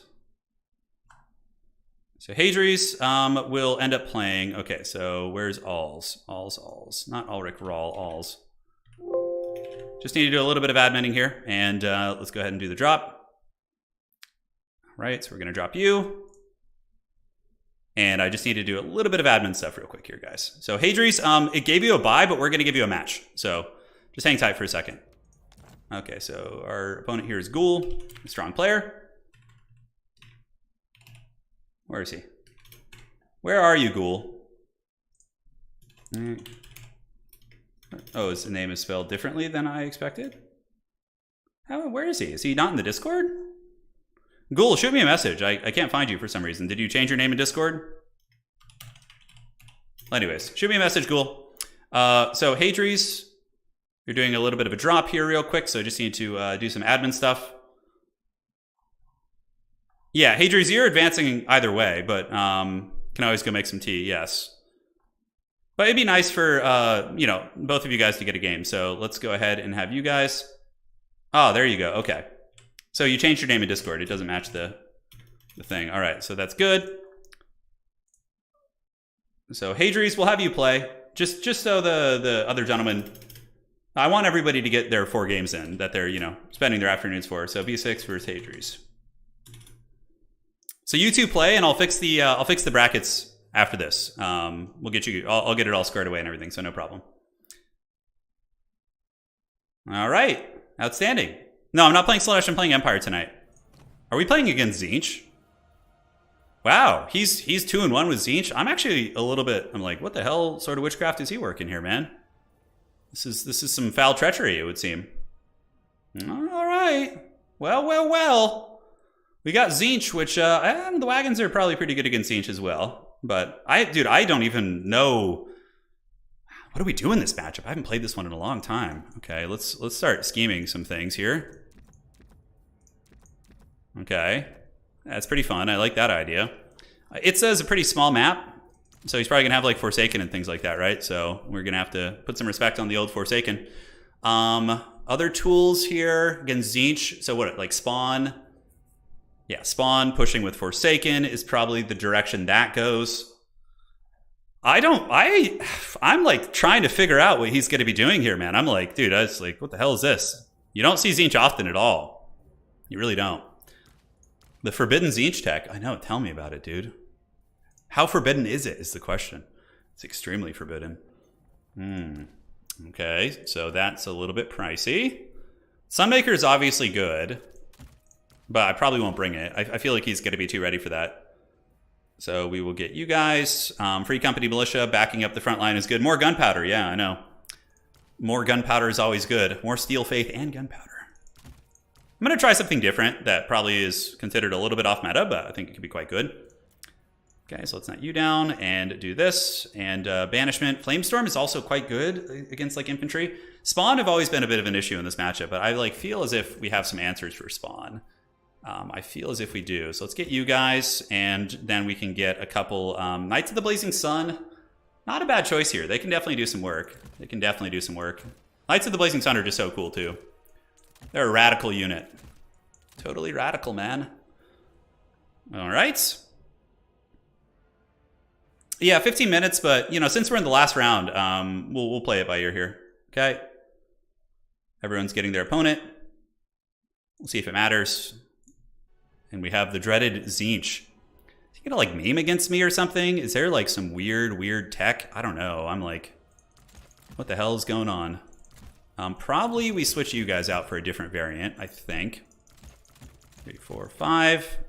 And then we can go ahead and get you deep set with a couple basic, yeah, I like that. Okay. Marcus can maybe cut this if I decide to go Marcus. No, we did not mean to do that. Okay. Now, Caster in this matchup, Shadows is good. Pit of Shades is always nice at killing Tzeentch and infantry. You know, you can also go with Lure of Fire for burning heads and all that. Yeah, I don't know. We got choices, man. Okay, let's get you on horseback. All right, so let's get you. And we can get one more of this. All right, I do like that. I think this build's pretty rad. Do we want to bring a heavy hitter? War Wagons against Tzeentch. Okay, what do we have to worry about? Like horsemen and stuff? Golden Chicken? Yeah, the Golden Chicken could be a little bit scary. It certainly could be. Pistoliers against Tzeentch is kind of a fun idea. Yeah, Empire, your heavy cavalry has to watch out for the Screamers, though. Screamers can definitely do some work against them. So that's something to be privy to. War Wagons, Luminarchs here feel a little bit vulnerable to Screamer spam. So I think you probably want to avoid that. Great Swords, yes, of course. How can we forget the Great Swords of Doom? And a couple Swordsmen probably for good measure. Can call some of you guys out. And, yeah, Wagon's probably still good here. I feel like they're going to be very disruptive if we decide to go the Wagon route. Okay, so we got a pretty well-rounded little Sigmarite army here. I have one really fun, unique unit that you don't see often, which I think could be pretty nice. So we'll give it a try. See if it can do the work of Sigmar. And, yeah, so far, so good. So far, so good. I think he's good. Do you want to go with the Firecaster instead with the Kindle Flame synergy? It does seem pretty nice. The Firecasters are always really good nowadays. So you could just go Flamestorm backed up by like cascading fire or flaming sword of ruin, which feels pretty good. Yeah, I don't hate it. I definitely don't hate it. All right, so looking at my troops, pretty happy with most of them. There's a distinct lack of some very important units here, so I think we need to get more of those. Okay, and yeah. I think this build's pretty cool. It's unusual. It's a very unusual playstyle for the Empire.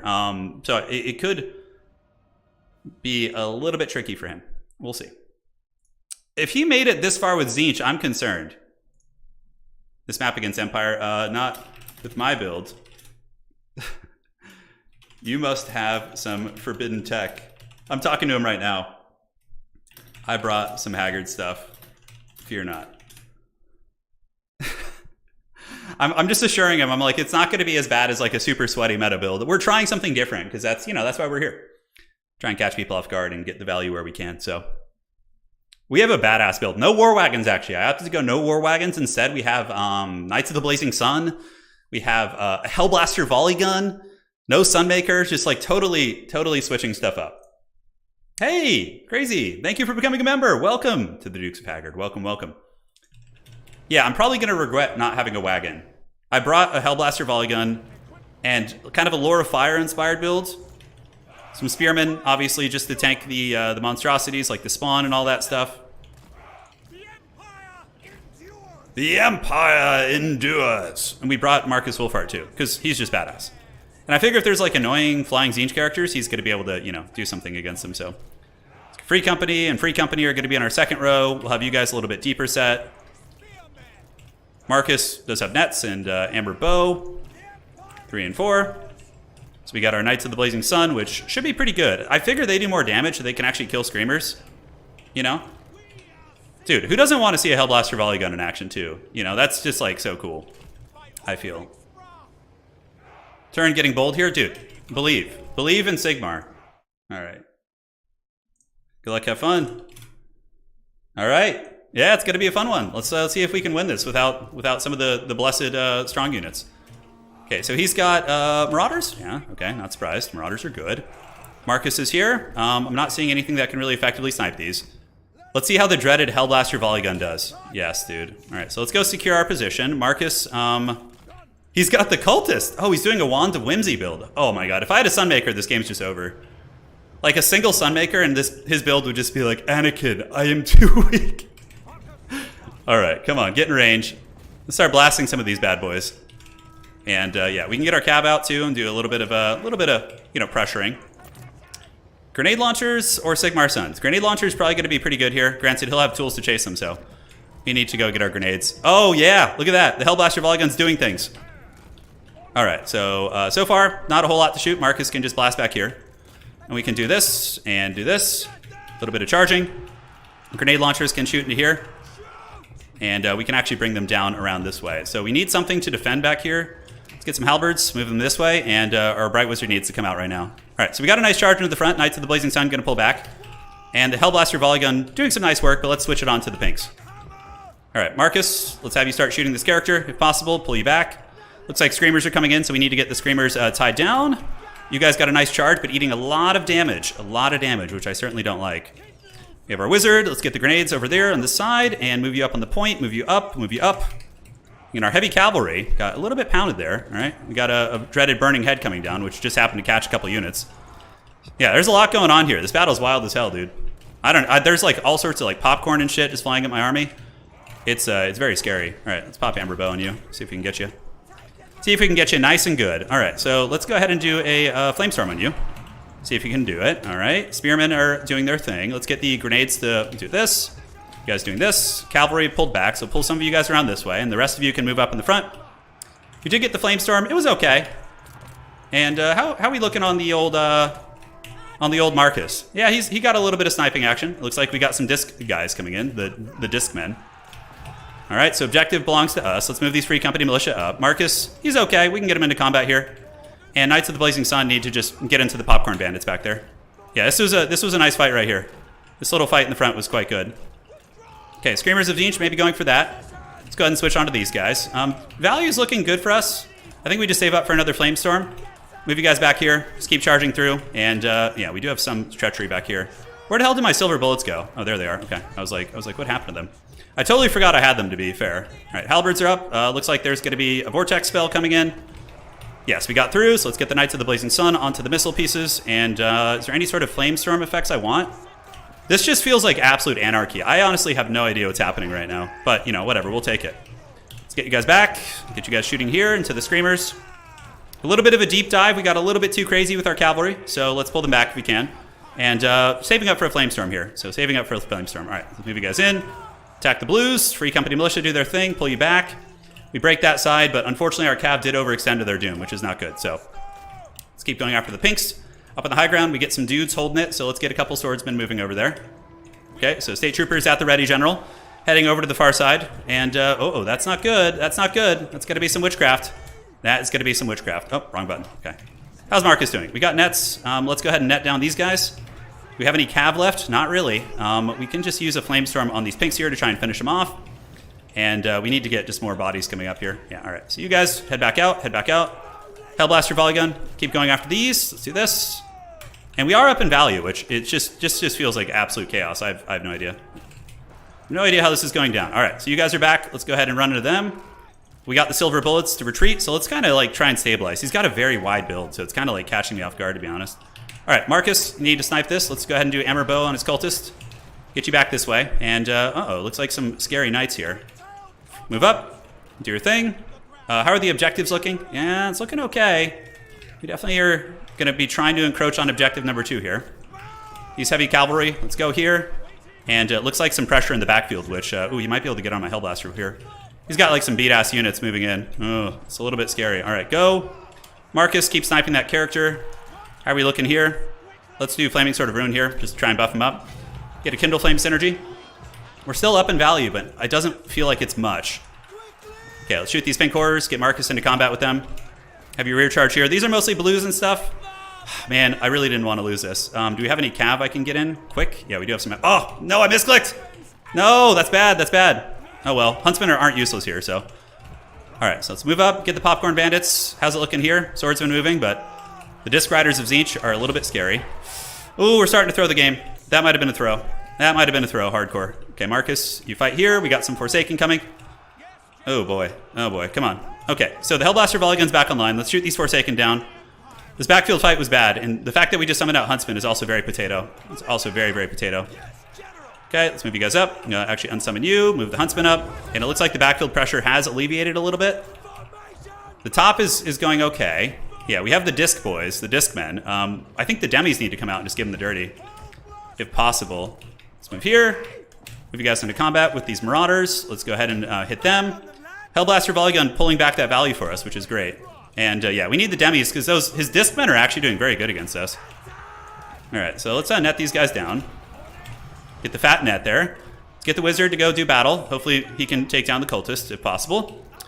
Yeah, those screamers are a bit of an issue. They're a bit of an issue. Let's maneuver to the middle with all these guys. Get the pistols going out on them, and now we can get the Demis. All right. So maybe the Demis will be able to do something. I don't know. We'll see. Let's get you up on the point.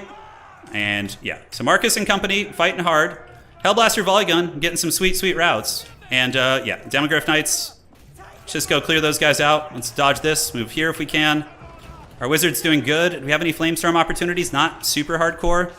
We have a little bit of one right here. And let's switch back onto these. Move you to the middle. Spearmen come this way. You guys come this way. And did the Demis get the pick here? It doesn't look like it. Damn. Damn. We didn't quite get what we were looking for. You need to get those Doom Knights down, man. They're just a huge issue. We do pull the value lead here. Let's get some more Spearmen moving up. Heading to the point. We got to start playing all three. We're getting a little bit time sensitive here. I love how Marcus is just being used as like a melee beat stick. Just this whole game. It's hilarious. Okay, so we did get a fight versus Screamers, and we have a little bit of monstrous shooting support. Or not monster shooting support, but shooting support in general. Marcus basically just doing next to nothing, which is hilarious. Let's get you guys moving up here to go support this. Demogryph Knights got Screamers and Screamers pinned down. Is he going to go after this? He might go for it now. We'll see what kind of work we can get done. Is he going to try something on the side? He is. So we need to adequately defend that if possible. Okay. We got Sterling's Avenge. Let's go for that. Screamers were taken down. That's a big win for us. And in the middle, looks like we're slowly making progress. Marcus, let's have you shoot here. And he did go for those, which is okay. So we can get some Empire Knights and just distract them until the demis can get there. And then we can get a full wipe on them and hopefully be okay. Okay, Spearman. Getting a little bit dicey. Getting a little bit dicey here. We are up in value, but we need to get some points like ASAP. All right, so Spearman, let's get you up on the points there. Because we need to be able to win on 2 objectives. I think a triple cap's going to be too precarious. Okay, Doom Knights of Tzeentch. Oh, it kind of screwed up the aggro on them a little bit. Shooting to these guys. Let's get some free company moving up to the middle. Very frenetic game. Very frenetic. Okay, so are the Doom Knights going to get caught? I don't think so. Let's get you guys to go ride there. Demis can move in and just hammer down these Forsaken. We do have our caster who can use a Flamestorm on those. Hopefully it doesn't work. Marcus needs to run. Net. We just need to get Marcus away from the battle and basically just have him not die. And then we're A-okay. So high ground looks like it's going to maybe flip to us. We do have good capture weight here, so let's get you guys back. Demis are chewing through these. Okay, so that's good. Marcus is broken. Could be worse. All right, so let's move up on the point. Demogryph Knights still chewing and nibbling. Side points looking good as the Empire Cavalry able to clear out quite a bit. Probably going to need some grenade launcher action, but it looks like the high ground's going to flip to us, which is really good. Really, really good. We needed that bad. All right, Marcus, you just stay back and fire at will and just shoot at whatever you can, basically. The Disc Riders are here. Let's move in. Keep these Huntsmen back. Do we have any more Vanguard options? We do. Let's just get the Huntsmen just blasting away. Empire Heavy Cavalry doing reasonably well. We need to come back and knock these Forsaken off if we can. Let's go see if we can knock them off here. And shoot into the blob. Okay, this is a good fight for us. This could be where we turn the tide. Thankfully, we did flip the high ground, though. This was pretty important for us. Pretty important. Silver Bullets are back in business. Marcus not being super useful. He's certainly trying his best. And I think we're okay on that point. I think we're going to get it back. It's crazy how good the, what's it called, is doing. The Hellblaster Volley Gun. I did not expect it to do that well. Marcus needs to just shoot these Doom Knights. And, yeah, we need to just get more State Troopers moving up. Summon the Elector Mantide, man. Dude, the Chad, what's it called, is insane. Hellblaster Volley Gun's actually been doing a ton of work this game. Okay, Demis, finish them off. I feel like we're starting to take over in this game. Very pitched fight. He's a strong player. This doesn't feel like it's a great matchup for Tzeentch, but he's playing very, very well, and it's making me work for it. Could still lose this, too. All right, shoot here. We have the double cap. This fight looks pretty decisive here. These Screamers are probably going to die. Do we have a Flaming Sword of Ruin? We do, so that'll be really nice. That'll give bonus damage against the demons. So Demi's a little bit outmatched, but they're holding like champs. All right, so let's go here, move in. Hellblaster Volley Gun can keep shooting, and the high ground is okay. So unsummon, and let's go ahead and unsummon you in a second as well. Can we get it? Oh, for some reason it's not wanting to go. Come on, Free Company, move up. How's it looking over here? Looks like some witchcraft. I think we hold that side though. Let's get a grenade launcher to come up and just start clearing off the troopers as they come. Come on, Marcus. Get those Spearmen up. Dude, this Hellblaster is just so wild. It's doing pretty great. Okay, Empire Cav, let's hold. Let's grenade launch these guys into the Shadow Realm, bounce into them, and get the Spearmen up on the point. It's like some of the disc men, or no, those aren't the disc men. Those are, yeah, let's see if we can finish them off. Okay. I think we have some time now. I think we're okay. Let's get these guys back.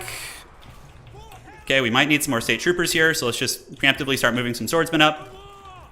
And these guys can run away. How are we looking up here on the high ground? I think we're holding.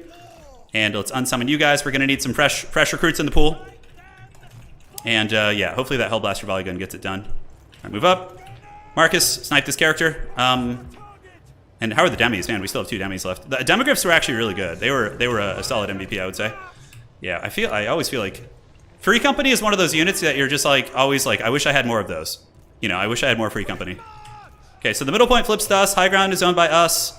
Huntsmen are in good position. I feel like we're in good shape. Dude, Hellblaster Volley Gun, 2200 value. The hero that Gotham needed. Okay, so we got some spawn moving in. Yeah, unfortunately, he does get our Bright Wizard. That sucks. But I think we can wrestle this one over time. I think we can. All right, let's unsummon you. I don't know why the Demis didn't go. Okay, it looks like we're fine. Let's move you guys. Just keep shooting here. Huntsmen need to move up and just start blasting into the Screamers. We now win on 2 points, so we don't need to like panic as much like we were before. It's a pretty cool build. Like the Wand of Whimsy strategy is actually reasonably good. It's like those Doom Knights of Tzeentch finally gonna fall. Oh, hello. Wrong button there. All right, Marcus, this is the time for you to redeem yourself. And looks like we ran out of ammo, although I think we just need fighting units. Move up on the point, move up on the point. Let's get some heavy cav. Knights of the Blazing Chads. They'll be really good for like closing out the game, I think. Okay, let's get them. Any threats on the other side? Doesn't look like it. Let's move you guys up. Marcus goes down. Maybe. We might be able to save him here, actually. He's got... come on. Let's see if we can save Marcus. That's not great, obviously. All right. So Marcus might live. Looks like there's going to be some Forsaken summoned in the middle, which I think we can just grenade launch. So yeah, Marcus got away, which is good. So hopefully we can just resummon him. So spears on these guys is really cost effective. Let's chase them down. We see some blue horrors moving up to the high ground. I think we hold in the middle. Marcus is probably going to rout. And the Hellblaster volley gun needs to just be unsummoned now. Okay, so we start to win that fight there. We got the grenade launchers. Let's shoot at you guys. And then we can get the one that's out of ammo to go help bolster that position.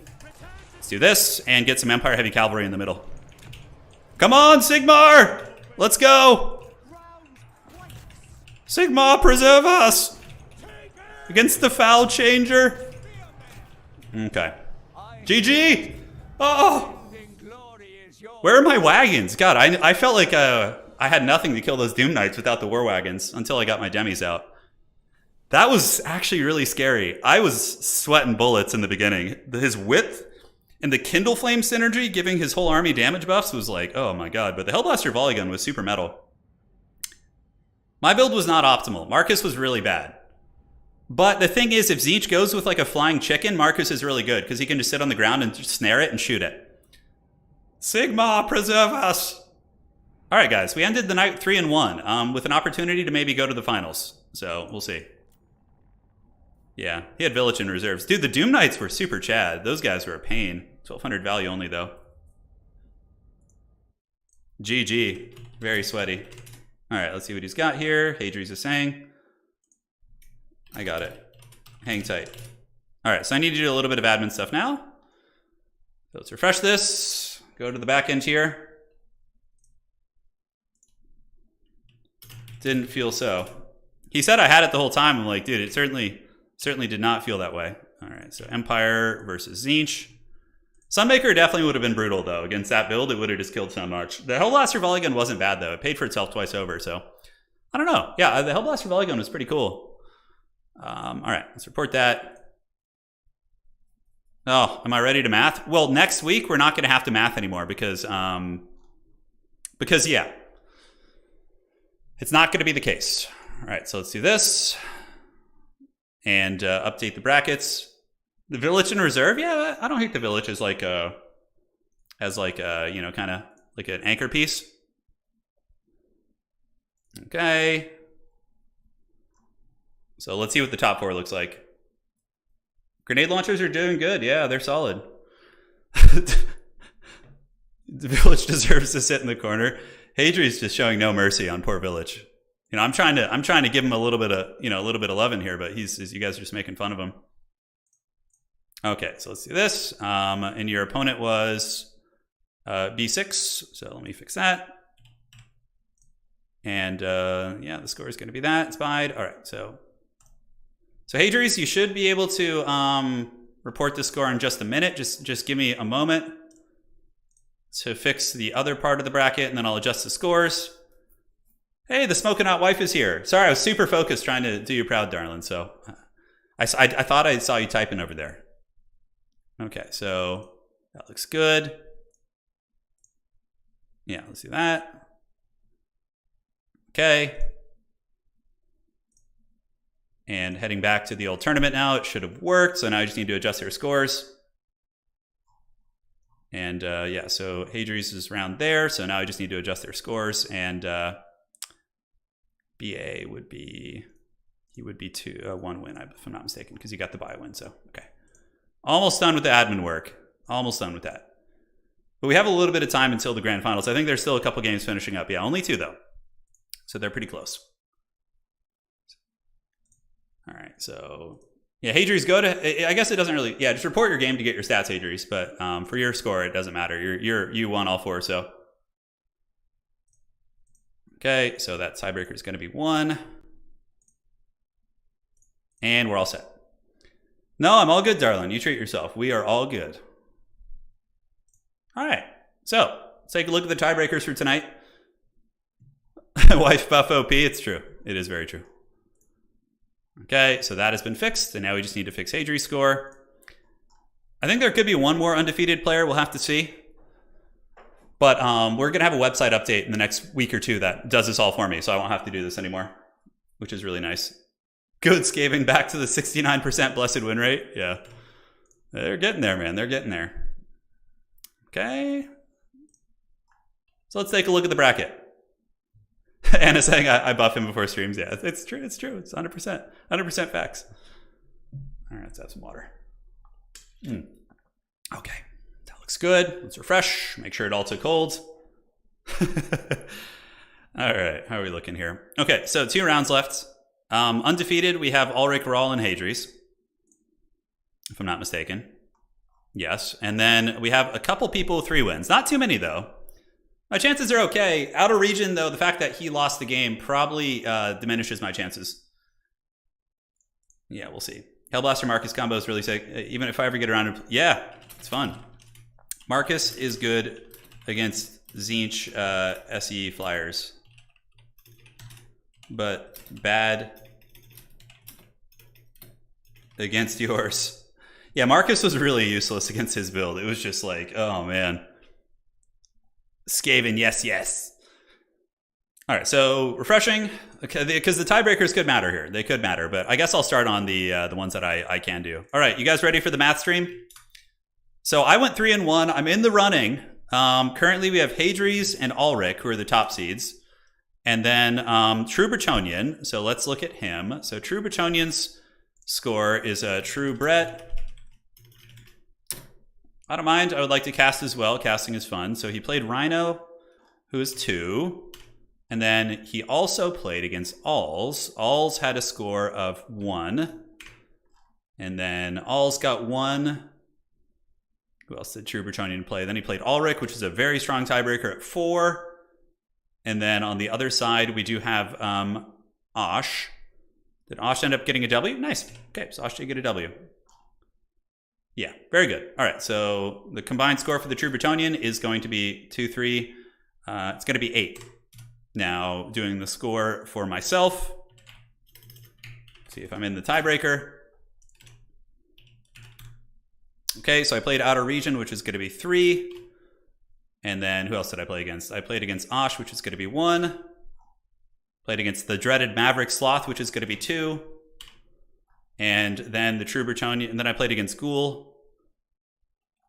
Ghoul, I think, would have been 2 at least. Yeah, so 2, 3, so 4, 6, and 8. So I'm tied with the True Bretonnian in terms of my score for tonight, which he probably has a better tiebreaker on leaderboard because he's been playing more tournaments. But we'll see. And next up, we have Outer Region, who should have a strong tiebreaker. So Outer Region. So we do it based on strength of schedule, obviously. So Outer Region, you know, Ulrich was one of his opponents. That's a really strong tiebreaker. Then FPod. FPod also had 3. So it's definitely Outer Region, I think. And then, yeah, Rhino is 2. And then we have myself, which is 3. So I helped them out. So Outer Region is like guaranteed a spot. 7, 9, a tiebreaker of 12. And then we have FPod. So FPod, let's see your tiebreaker. Almost done, guys. Almost done. We're getting there. Thanks for the stream. Love the tourneys this week for Sigmar. Yeah, I know. It's good. We've been having a good time. So FPod had Yankee. So let's see what that looks like. All right, where are you at? That's going to be 1. Plus Bubba is going to be another 2 or 1 there. And then we have Outer Region, which is going to be 4 for the FPod, and then House Cat of War, which I believe won 2 games as well. So yeah, we have a lot of people tied at 8. FPod's also sitting at 8. So there's going to be a leaderboard tiebreaker for a lot of people here, unless Pink, although Pink said they were going to drop out because of the time, I think, right? So let me check here. All right, let's check here. You are dropping, yes. So then we can go to the leaderboard tiebreaker, which is the reward for being active. So we have Ulrich, Hadri's, Outer Region are the guaranteed, and then there's a 3-way tie between myself, the True Bretonnian, and FPod. Because I think Pink is dropping out because it's like 5 a.m. where they live. Yeah, so we'll go under that assumption because that's what they said in the beginning. So I think true Bretonnian, let's see what he looks like on the leaderboard. He is rank 14. Hey, Bill, thank you. So equals rank 14. Myself, I think I'm a little bit further down here. Let's check. And then we also have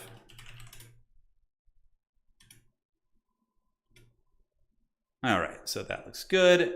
So it's true Bretonnian, and FPod's ranking is rank 10. So it's going to be FPod who's going to be getting the spot. Unless Pink responds right now saying they didn't drop, and then I need to do their tiebreaker as well. Sounds good. Well played. Good tournament tonight. I'm very close to getting my Sigmar avatar, so we're gonna go for it. Bucko, thank you so much. Harley, yeah. FPod is the qualifier. So we have our matches. So we're going to be casting all these. So firstly, it will be Hadries versus FPod. And then it's going to be Ulrich versus Outer Region. All right. We start with Hadries versus... you guys can play both sides right now.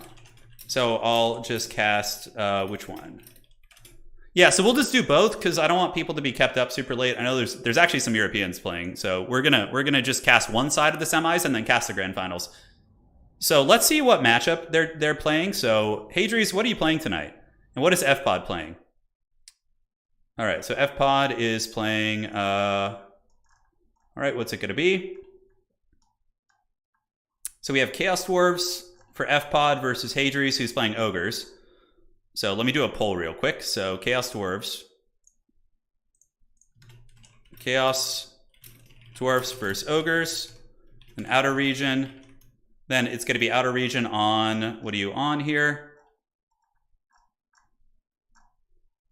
Outer Region is going to be on... What were you playing, Outer Region? We played in the beginning. You were playing Chaos Dwarfs. So Chaos Dwarfs versus Ulrich is going to be playing what? Where's Ulrich's declaration? I'm just looking in the thing right now. It's literally the exact same matchup on both sides. Okay. So either way, Outer Region, you would either be in a Chaos Dwarf mirror match or Chaos Dwarf versus Ogres. It's the two of the same. So we will cast. We'll just cast the game with Outer Region and Ulrich. Yeah, should be fun. All right. So Outer Region, go ahead and host and make a lobby for me, and we'll get there. We'll get there. Yeah. Ogre is very strong right now. Ogre is very, very strong. All right. So did I get that right? Yeah, versus FPod. Versus FPod and Ulrich versus Outer Region. It's time for revenge, Outer Region, dude. Isn't that what you want? I know you want the revenge, dude. All right. Let me find the lobby, the spec slot, possible. This is going to be Outer Region's lobby. So this is best of one here. So Ulrich Rahl will be his opponent. We'll be casting this one. Yes, yes. Rematch from earlier. So Outer Region on the Chaos Dwarves. We had a really good game in the beginning. Really, really nice match. And now we get to see Ulrich Rahl here on Ogre Kingdoms, I think. It's an interesting matchup. I'm curious. It's a very meta matchup. That was Ulrich. I don't know why he left the lobby. Ulrika's okay. She's not bad. You know, it gives Kislev a Shadowcaster, which, you know, has its niche applications. She's a pretty good fighter, too. Yeah. Yeah, good times, man. Thank you all for joining tonight. It's been fun. I love these late night tournaments. We're going to be keeping it a regular thing. I'll also have some during the day, but yeah, we're getting back. Stream devolving into a Slanesh stream. It is. It is. It's part of the fun, guys. Part of the fun. Okay, so checking here. Looking solid. Getting ever closer to our glorious avatar. I hope some more tournaments are hosted this week. I hope someone hosts one tomorrow. Tournament hosts, if you're watching, we need one for Friday. We don't have a Friday tournament. I have to go get my my allergy shots early, but if we host one later in the day, I should be able to play. Yeah, it's really going to be fun. Where'd Ulrich go? Did he flee the scene? Maybe he's restarting his connection. So Hadries, you guys just play your game. You just play your game, because I don't want to keep you guys up later than need be. So go ahead and play that game, and then we'll do the grand finals, which is best of 3 standard. Because there's a lot of RNG in best of one where you don't know, like, so I think it's better to have the winner like earn it through a best of three. So that's why we usually do that. You want to see a rock? You mean like a big scary rogue idol or something? We were pretty close to making the grand finals. We were really close. If I didn't have enough leaderboard games played. That was what kept us from getting there in the tiebreaker. Yeah, we needed to get more leaderboard reps in. Okay, so Chaos Dwarfs for Outer Region, Ulrich on Ogre Kingdoms. So begin the good times. Sigma bless this ravaged body. Dude, I'm so excited for the old world. Did you guys know that on we're getting, I think, Warhammer Fest. Let me pull it up here. Where is it? Hold on, guys. I'm trying to find it. Where is it? Is this not the one? This should be the one. Trying to find it here real quick. Okay. Here's everything that's going to be covered there. Yeah, so if we go and look at GW's website, we have Warhammer Fest, which is a huge festival in the UK. Warhammer Festival, obviously.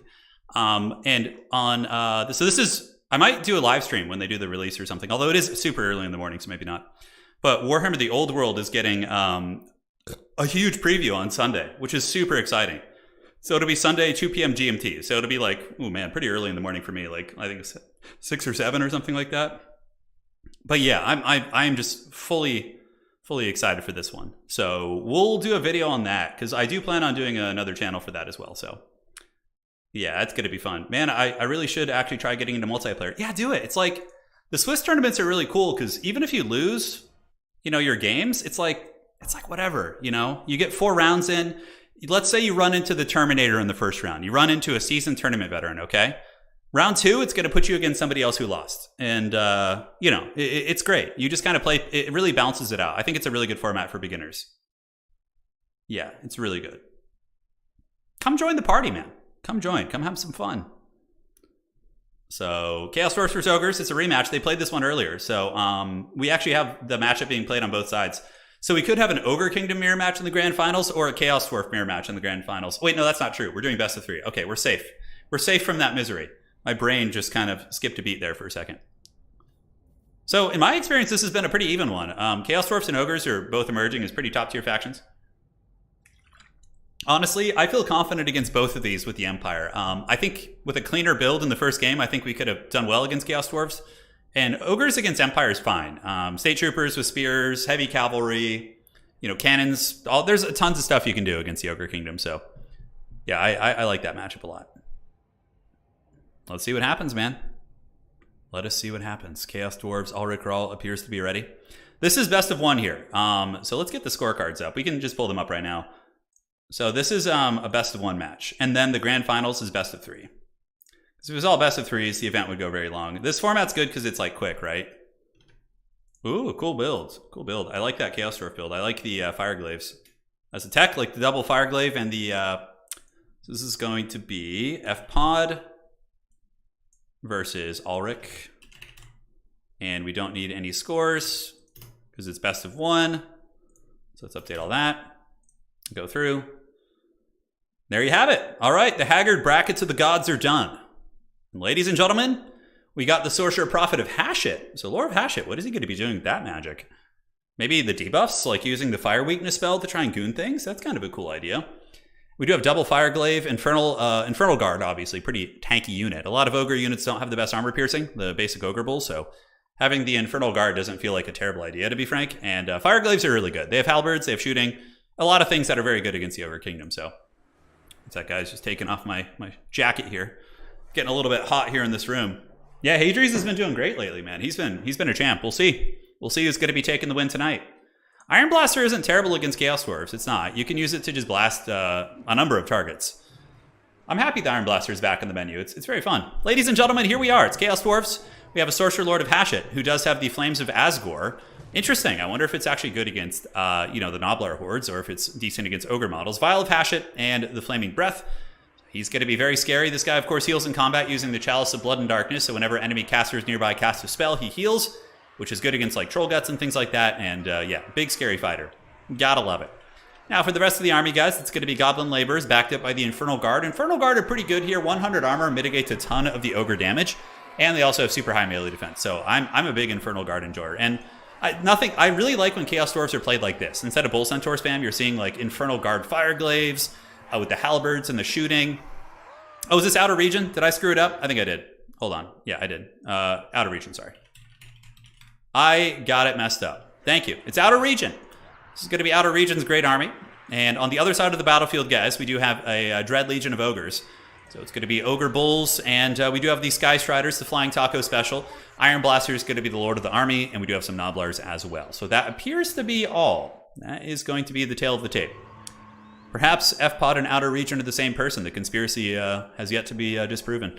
On this side, we do have the Deathstreaker Rocket Launcher. So the Deathstreaker Rocket Launcher, of course, is going to be pretty good tech against the Iron Blaster. It can just sit there the entire game and just kind of like put a lot of damage into it and force your opponent to use a pretty substantial amount of healing to keep that Iron Blaster alive. So the Deathstreak Rocket is actually really good tech against any sort of an SE like this. So there it goes.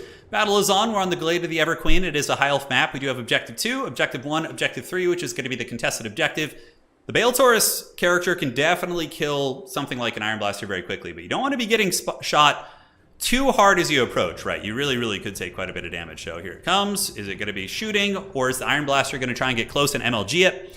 The Deathstreaker Rocket should be shooting up and over, so the first volley should be going down here in a second. And has it shot? It's hard to tell if it shot. There it is. All right, so the Deathstreak Rocket, let's see what kind of damage it does. 6,100 HP. Is Ulrich going to be trying to hide? Oh, he's trying to hide behind the tree. Oh, the MLG tree hide. Here it comes, guys. Here it comes. All right. And it still just misses anyways. The tree literally did nothing. It just decided to miss. The Bale Taurus character moving up, and he's going to shoot his little pistol, and it does a couple hundred damage. It literally has like 135 weapon strength, so it's not like super hard hitting, but yeah, it can do some good work. So, Outer Region going to move in with the Sorcerer Prophet of Hashut. Iron Blaster appears to be shooting at the Infernal Guard, and wow, that did a lot of damage. Well played. And the rocket misses once again, but we do see the big bull getting in there. The Sorcerer Prophet able to put some hurt on the Iron Blaster, so yeah, more or less equal value trading. Ogres do have fat healing, though, and we do see the Slaughtermaster of the Great Maw coming out from reserves. Ogre's got to be careful not to lose the Iron Blaster because it does count as the Lord of the Army with the way he brought it. So if the Iron Blaster dies, and why have we not seen the Vial of Hashut? Using the full combo here I think could be pretty smart, considering you just like have it. But man, Ulrich might be suffering a huge blunder here as this Bale Taurus is just going deep, and the Vial of Hashut is active. So now this thing is going to get pounded by the Bale Taurus, and it's terrified. Its leadership's -1. Probably going to suffer a natural break. And is he going to get it? Oh my god, it's so close to breaking. And the rocket comes in and misses again. Bale Taurus goes in for the charge. He's trying to get the break, and he does. And another rocket with the steel chair. Nails it. So now the Sorcerer Prophet needs to get away from the Ogre models and follow the Iron Blaster and chase it off the battlefield by shooting it with his pistol. Because in doing that, it's going to be giving the Ogres army-wide leadership debuff. And immediately you can see Outer Region knows this, and he's going to be hunting. So he's going after the Iron Blaster. He's going to be trying to make sure it runs off the battlefield. Well, is there another rocket coming in? I don't think so. Chaos Dwarves in a very defensive posture. Nobody has taken the side objective. And we do see the Deathstreaker now going after the Ogre Bulls.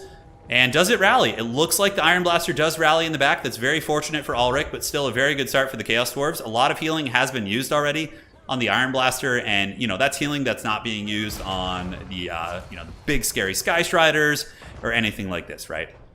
Yeah, rocket damage is good when it hits for sure. We do see the Sorcerer Prophet of Outer Region pulling back. Outer Region going to be using his Deathstreaker to continue pounding into the Nobblers, and the Chaos Dwarves are going to need to advance. I mean, Ogres are really good at just playing the objective, so the Chaos Dowie are certainly not nearly as good at that aspect of the game, so it's tough. I think the Fireglaves and maybe some Bull Centaurs need to play the other side. We do see Bull Centaur renders coming out, so the anti-large Great Opens are here, and the Bull Centaur render is probably going to be looking to Mortal Kombat with some of the Ogres on the side point.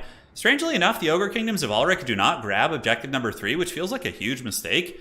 Like, he's letting the Chaos Dwarves maintain a decent score, and now we see a second artillery piece coming in. A second Deathstreaker coming out. All right, look at that, man. The Deathstreak of the Gods is here, and that will definitely put some hurt on the Ogre units, on the Iron Blaster, and we do see ye old Infernal Guard Fireglaves pulling back. So they're going to be retreating here and hiding behind the pillar, which is clever girl. Look at the tactics. He's probably going to try and loop this thing up and around. Ulrich hasn't captured the points yet, so he's giving his opponent a lot of free time, as we do see the Sky Striders hiding in the bushes. Bull Centaur renders, and it looks like some Goblin Laborers maybe going to be trying to take a fight here. Nobody wants to be fighting in the trees. I believe Ogres do take a penalty fighting in the trees, but so too will the Bull Centaur renders and different things like that. So Imagine having to play ogres on like the olden days of land battle, and somebody just like camps in the trees, and your whole army's like penalized going in to fight them. That would be. I remember we had an Everchosen in that way. Do you guys remember that Everchosen where Flaxa and Soothsayer camped in the tree line against Felcon? Oh god, that was like those were the dark ages for sure. But anyways, Sorcerer Prophet attacking. Now going to be attacked by a lot of ogres, but you know he's not squishy on that thing. He does have a lot of HP. Bull Centaur Render's coming in. It is going to be double Bull Centaur Render, and the Flames of Asgoro. What kind of damage is this going to do, man? Let's see. Probably going to be overcasted. Oh wow, okay. Oh my god, that is melting the Sky Striders and the ogres. Holy shit, that tech. That ability does good against monsters' infantry. Wow, and the Sky Striders get plowed by double Bull Centaur, the Bale Taurus, who imbued fire weakness to them with his pistol, and the Flames of Asgoro probably just flipped that game on its head. Oh my god. The bait, the trap, the execution from Outer Region. That was absolutely beautiful. Now, over here we do have the Infernal Guard sitting on the side point. That value is going to be very, very tough for the ogres to come back from. That was a massive bully beatdown. And now we see the Infernal Guard Fireglaive. So that was an overcasted Flames of Asgore, which apparently does well against monsters' infantry if you're able to catch them at a tightly packed blob like that, which he did. Chaos Dwarf Rifle shooting downtown, pounding into the ogres, which are fleeing the scene. So you can see the ogres are running away, and some Hobo Goblins going to be trying to ride them down, and they do some okay damage, but the ogres are going to be massively, massively behind, as the dreaded Sorcerer Prophet of Hashut now is battling some Man-Eater Great Weapons, which of course are a good unit, but I think the Bull Centaurs and their numbers, the fact that like a 2,000 gold unit got pounded like that is going to be very, very hard. So Chaos Dwarfs are just kind of value trading right now, but they got to be careful not to let the ogres hold the objectives for too long. I do think Chaos Dwarfs could maybe potentially advance with their Infernal Guard here. Like send a couple Infernal Guard, like one Infernal Guard, one Fireglaive, and a Laborer unit to press that point. In the meantime, the fighting in the forest continues. We do see Man-Eater Great Weapons getting wavered here, and there's going to need to be some more reinforcements as we do see Hobo Goblins coming in. Bull Centaur is getting a little bit worn down. Could Ulrich perhaps find his way back into this game with the Chaos Dwarfs getting a little bit too relaxed on playing the objectives? Maybe so. Iron Blaster is coming. The Slaughtermaster of the Great Maw getting death shrieked in the face. So the Slaughtermaster just eats a fat rocket right in his big old smug face, and now he's going to be fleeing the scene, while the Chaos Dowie moving up with their Infernal Guard, as well as the Infernal Guard Fireglaives. Certainly going to be scary, but the Sorcerer Prophet of Hashut probably needs to escape this. He's battling Man-Eater Great Weapons, which is a terrible fight for him. Another Deathreaker rocket does miss, but it probably will be enough. Oh my god, the Slaughtermaster rallies on the side of the battlefield. Look at that. Look at that. Absolute rout right there. So here comes another heal. It's going to be getting a Troll Guts on the Man-Eaters. That's pretty clutch that was able to go down here, but now the Chaos Dwarves are going to be starting their inexorable push on the objective. We do see some Mornfang Cavalry coming out, but the Infernal Guard Fireglaive should be able to pound them. Look at the firepower of the Dawizar. I love seeing like them actually use the combined forces army. It's really, really neat. Bale Taurus character has been an absolute MVP. The Sorcerer Prophet sitting at the dreaded 3,000 value, nuking those expensive units. He does get the Iron Blaster, but guys, he does get dismembered, and some anti-large units have now surrounded him, but he doesn't stand alone. He does have the Infernal Guard Fireglaives providing a little bit of fire support, and some Hobo Goblins are trying to come around to help him out, but this could be a little bit dangerous. Iron Blaster able to stabilize, and Chaos Dwarfs probably, want to keep pushing up. Those Death Shriekers are doing big damage too. They're just kind of slowly pounding things down. Flames of Asgore again! Oh my god, look at that. Brutal damage against the Ogres. Nasty, nasty, as we do see the Deathstreak rockets nailing into the Iron Blaster here. I think Ulrich Rahl is going to be in a little bit of danger as the Sorcerer Prophet does continue hunting down this Iron Blaster.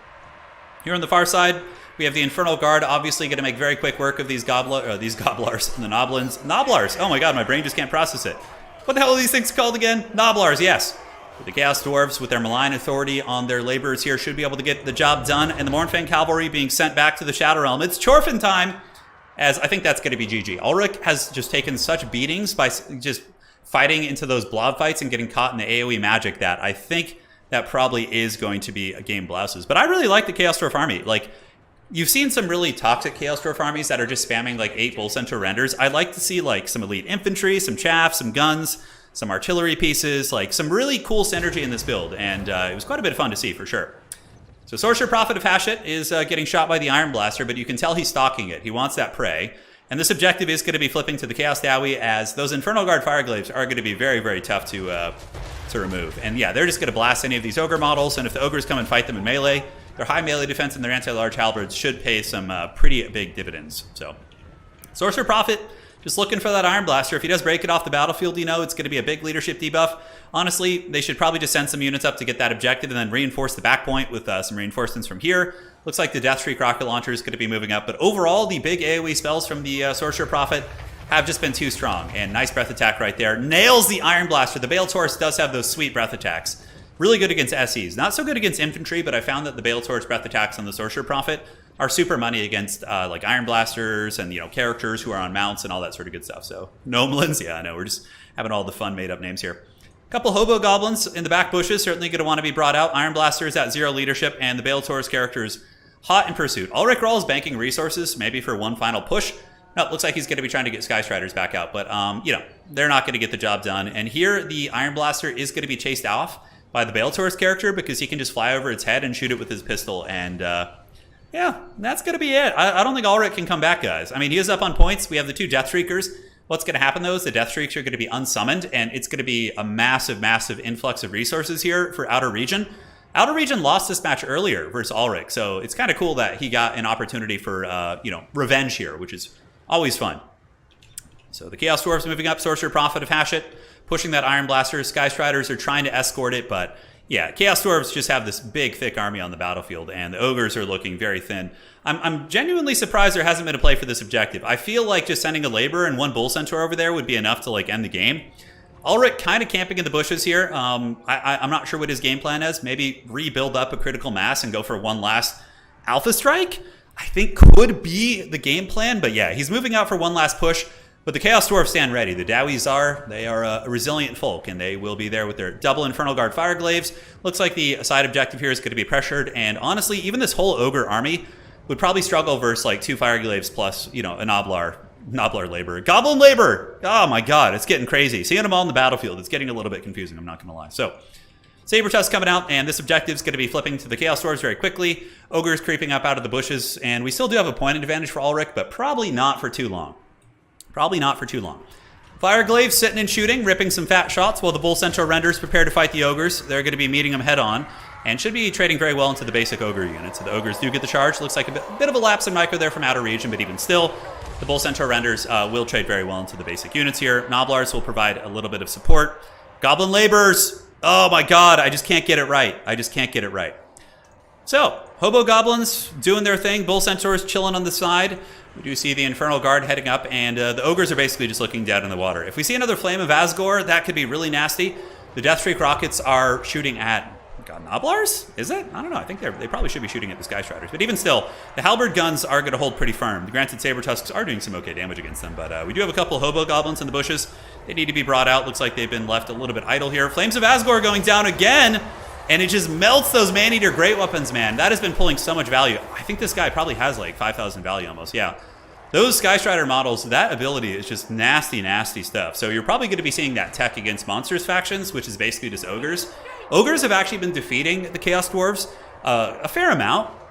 A couple times, I believe earlier in the tournament, Ulrich Rahl did defeat Outer Region in the early rounds, but obviously they both made it to the finals, and that is going to be a victory for Outer Region. All right, guys. GG, well played. Really interesting tech. 4,800 value. I mean, this guy hard carried the game. Without those spells, the Chaos Dwarves probably get run over. I mean, nothing else performed that crazy. The Fireglaves were good. Bull Centaur Renders, obviously insanely good. 2,000 value. I mean, anti-large, beating down Ogres. It's quite good. So, yeah, GG. That was pretty nuts. And ladies and gentlemen, we will advance on to the next game, aka the Grand Finals. Let's see who won. Are we going to have a Chaos Dwarf? Is it Chaos Dwarf mirror match time? Is that what it's going to be? So, Hadries, let me know when you guys finish your game. And we will get there. We will get there. Only 5 bonus for large. Really? Is it that little on those guys? Can we like look here? Infernal Guard Fireglaves. Let's see what the bonus for large. It should be more than 5, really. Wow, it really is only 5. You would think it'd be like 10 or something. Yeah, I don't know. It's kind of a weird one here. Damn, just got full of tournament. Yeah, tournament. This is live, man. You're here. We just had these semifinals. So that is going to be advancing for Outer Region. And now we're waiting to see who's winning between Hadries and the other side of the bracket. So we will see who claims victory. It's also an Ogre Chaos Dwarf matchup, so we could see Chaos Dwarfs versus Ogres again. But although finals is best of 3, so I mean, yeah, no, it's best of 3. Yeah, we'll see how it goes down. The Chaos Dwarf mirror match, no.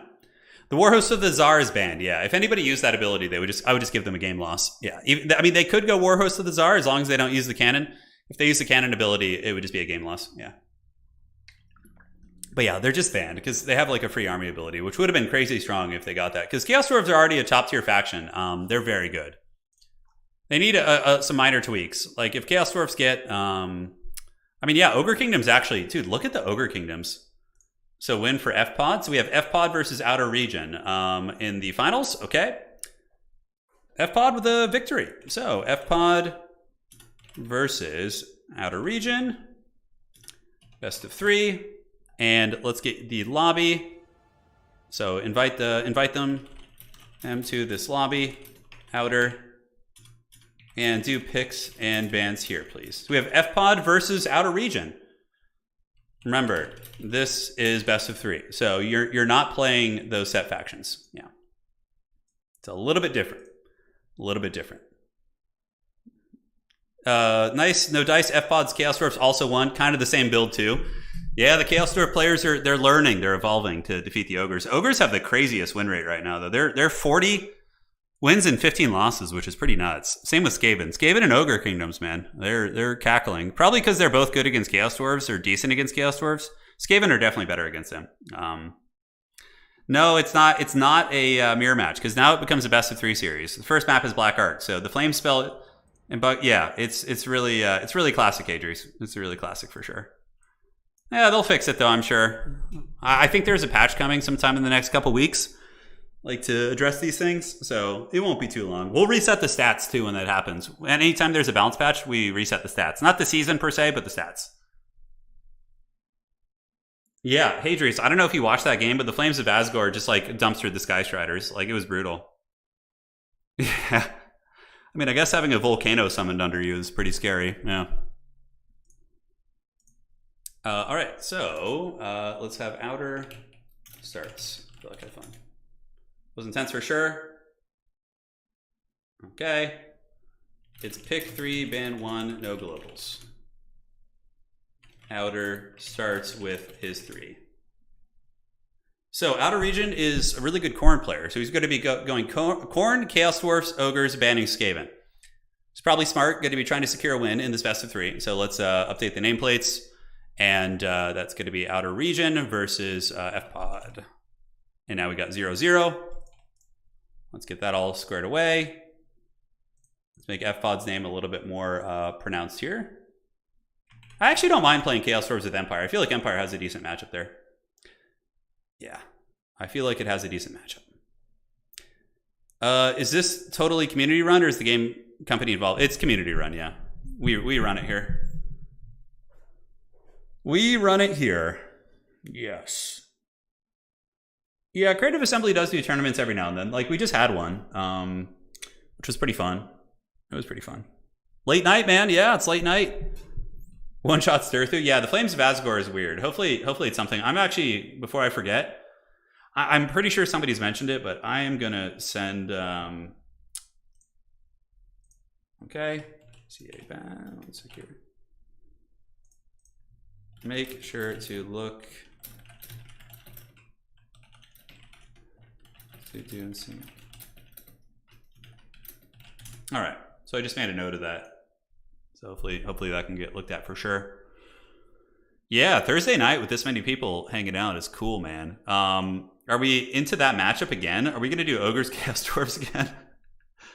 Yeah, I'll ban Chaos Dwarf. I'll pick Chaos Dwarfs. Okay, so we have that same matchup again. They are into this. People like their meta. I honestly feel like there's plenty of stuff that can fight Chaos Dwarves. But I guess people are pretty comfortable with Ogre Kingdom, so that's going to be it. Marcus Wolfhard isn't bad. He's very niche. He's not bad by any stretch, but no, he does okay. He does okay.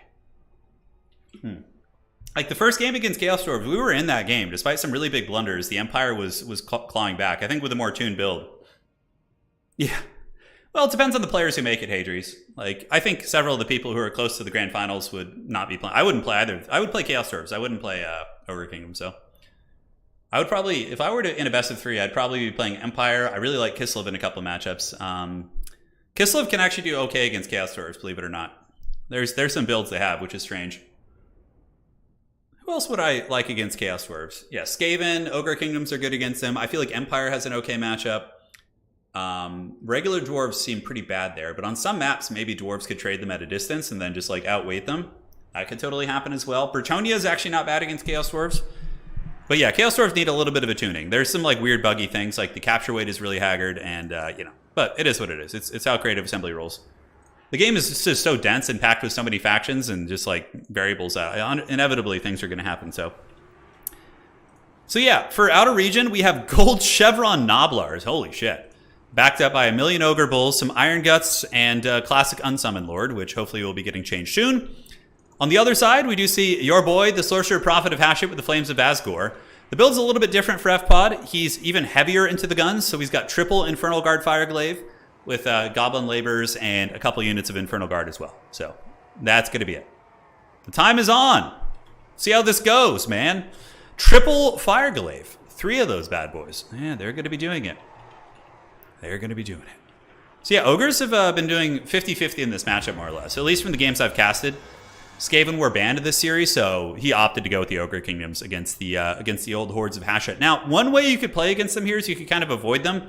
I like that there's no Iron Blaster in this Ogre army here for Outer Region. I think that's good. The Iron Blaster was just kind of a bit of a freebie in terms of value, and it cost Ulrich quite a bit last game. Quite a bit. So the Ogre's just going to go wider and using Iron Guts for armor piercing, maybe some Man-Eater Great Weapons to battle the Bull Centaurs, but it seems like it's going to be a little bit tricky. Yeah, Marcus Wolfhard isn't bad. I see some guys in chat. He's not bad. Some matchups, like in the Chaos Dwarf matchup, Marcus is actually really good. He can kind of on some maps potentially snipe like a Magma Cannon. Like there's some weird utility of that for sure. Ogre Bulls just all over the place, man. They're just running. And Noblar Trappers obviously very, very good as well with the golden chevrons. Ogre's going to be going to the high ground. Obviously, you don't want to be fighting the Chaos Dwarves in like a shooting gallery right here. You don't want to just be experiencing that. That's going to be pretty rough. Up on the top, objectives opening up in about 57 seconds, ladies and gentlemen, so we have a little bit of time before the old wheel gets rolling. Outer Region banking resources, I'm curious for what. I'm genuinely curious what he's going to be bringing in.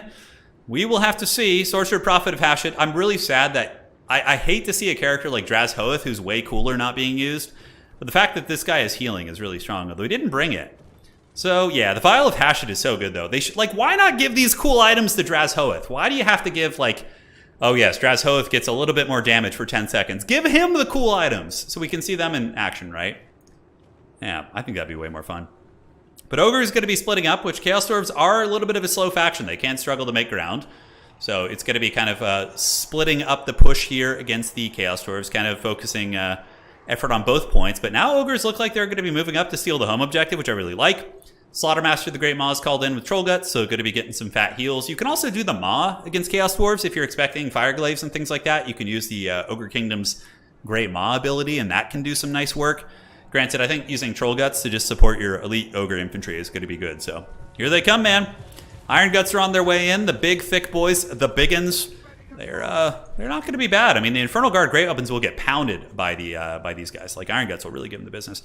And yeah, you're going to want to capture this. If Ogres can steal this objective and, like, force the Chaos Dwarfs to split up, this is where they're going to be, kind of struggling all over the place. Hadri's in chat saying it does feel like basic lords always get the best items. Not for every faction. Like, for the Empire, no. Like, Boris, Franz, all those guys have the good items. Whereas, like, the Huntsman General kind of sucks. The basic Empire Lord kind of sucks. So you see, it's not with every faction. But yeah, for a lot of them, it does feel like it's the case. So Ogres are cackling and stealing 2 objectives, pulling apart the Chaos Dwarves a little bit. It's kind of tricky.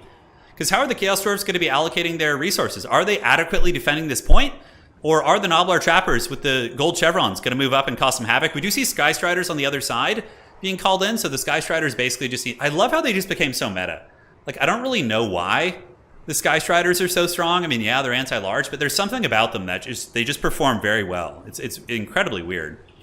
I don't like that the Ogres are giving up this point. But I guess the Bull Centaur Renders coming in is going to be the differentiating factor. So Noblar Trappers, though, they have the gold stars, and will be throwing their ninja stars at the Bull Centaurs, whereas on the low ground, we do get Noblar Trappers throwing their ninja stars into the Laborer units, which is actually quite good. They have no shields, they have 0 armor, and it looks like the Ogres are going to be ripping the capture weight from them, and probably will be able to route them off the point very quickly and just steal all 3 objectives, which is going to be very fun indeed.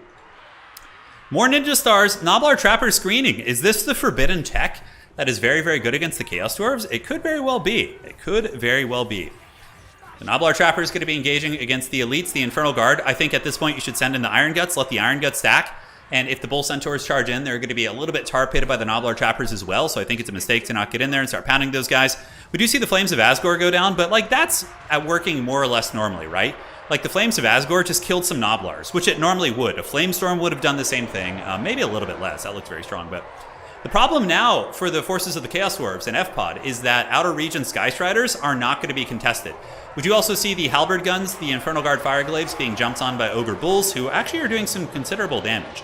And we do see the big character in the back. He jumps onto the Noblars, which is a bold strategy, Cotton, because now he might get attacked by the Skystriders and could take a lot of damage as the Iron Guts, the big thickens. They're moving in, man. Oh, thickens. That's great. That's like biggins, but thickens. Yeah, that's good.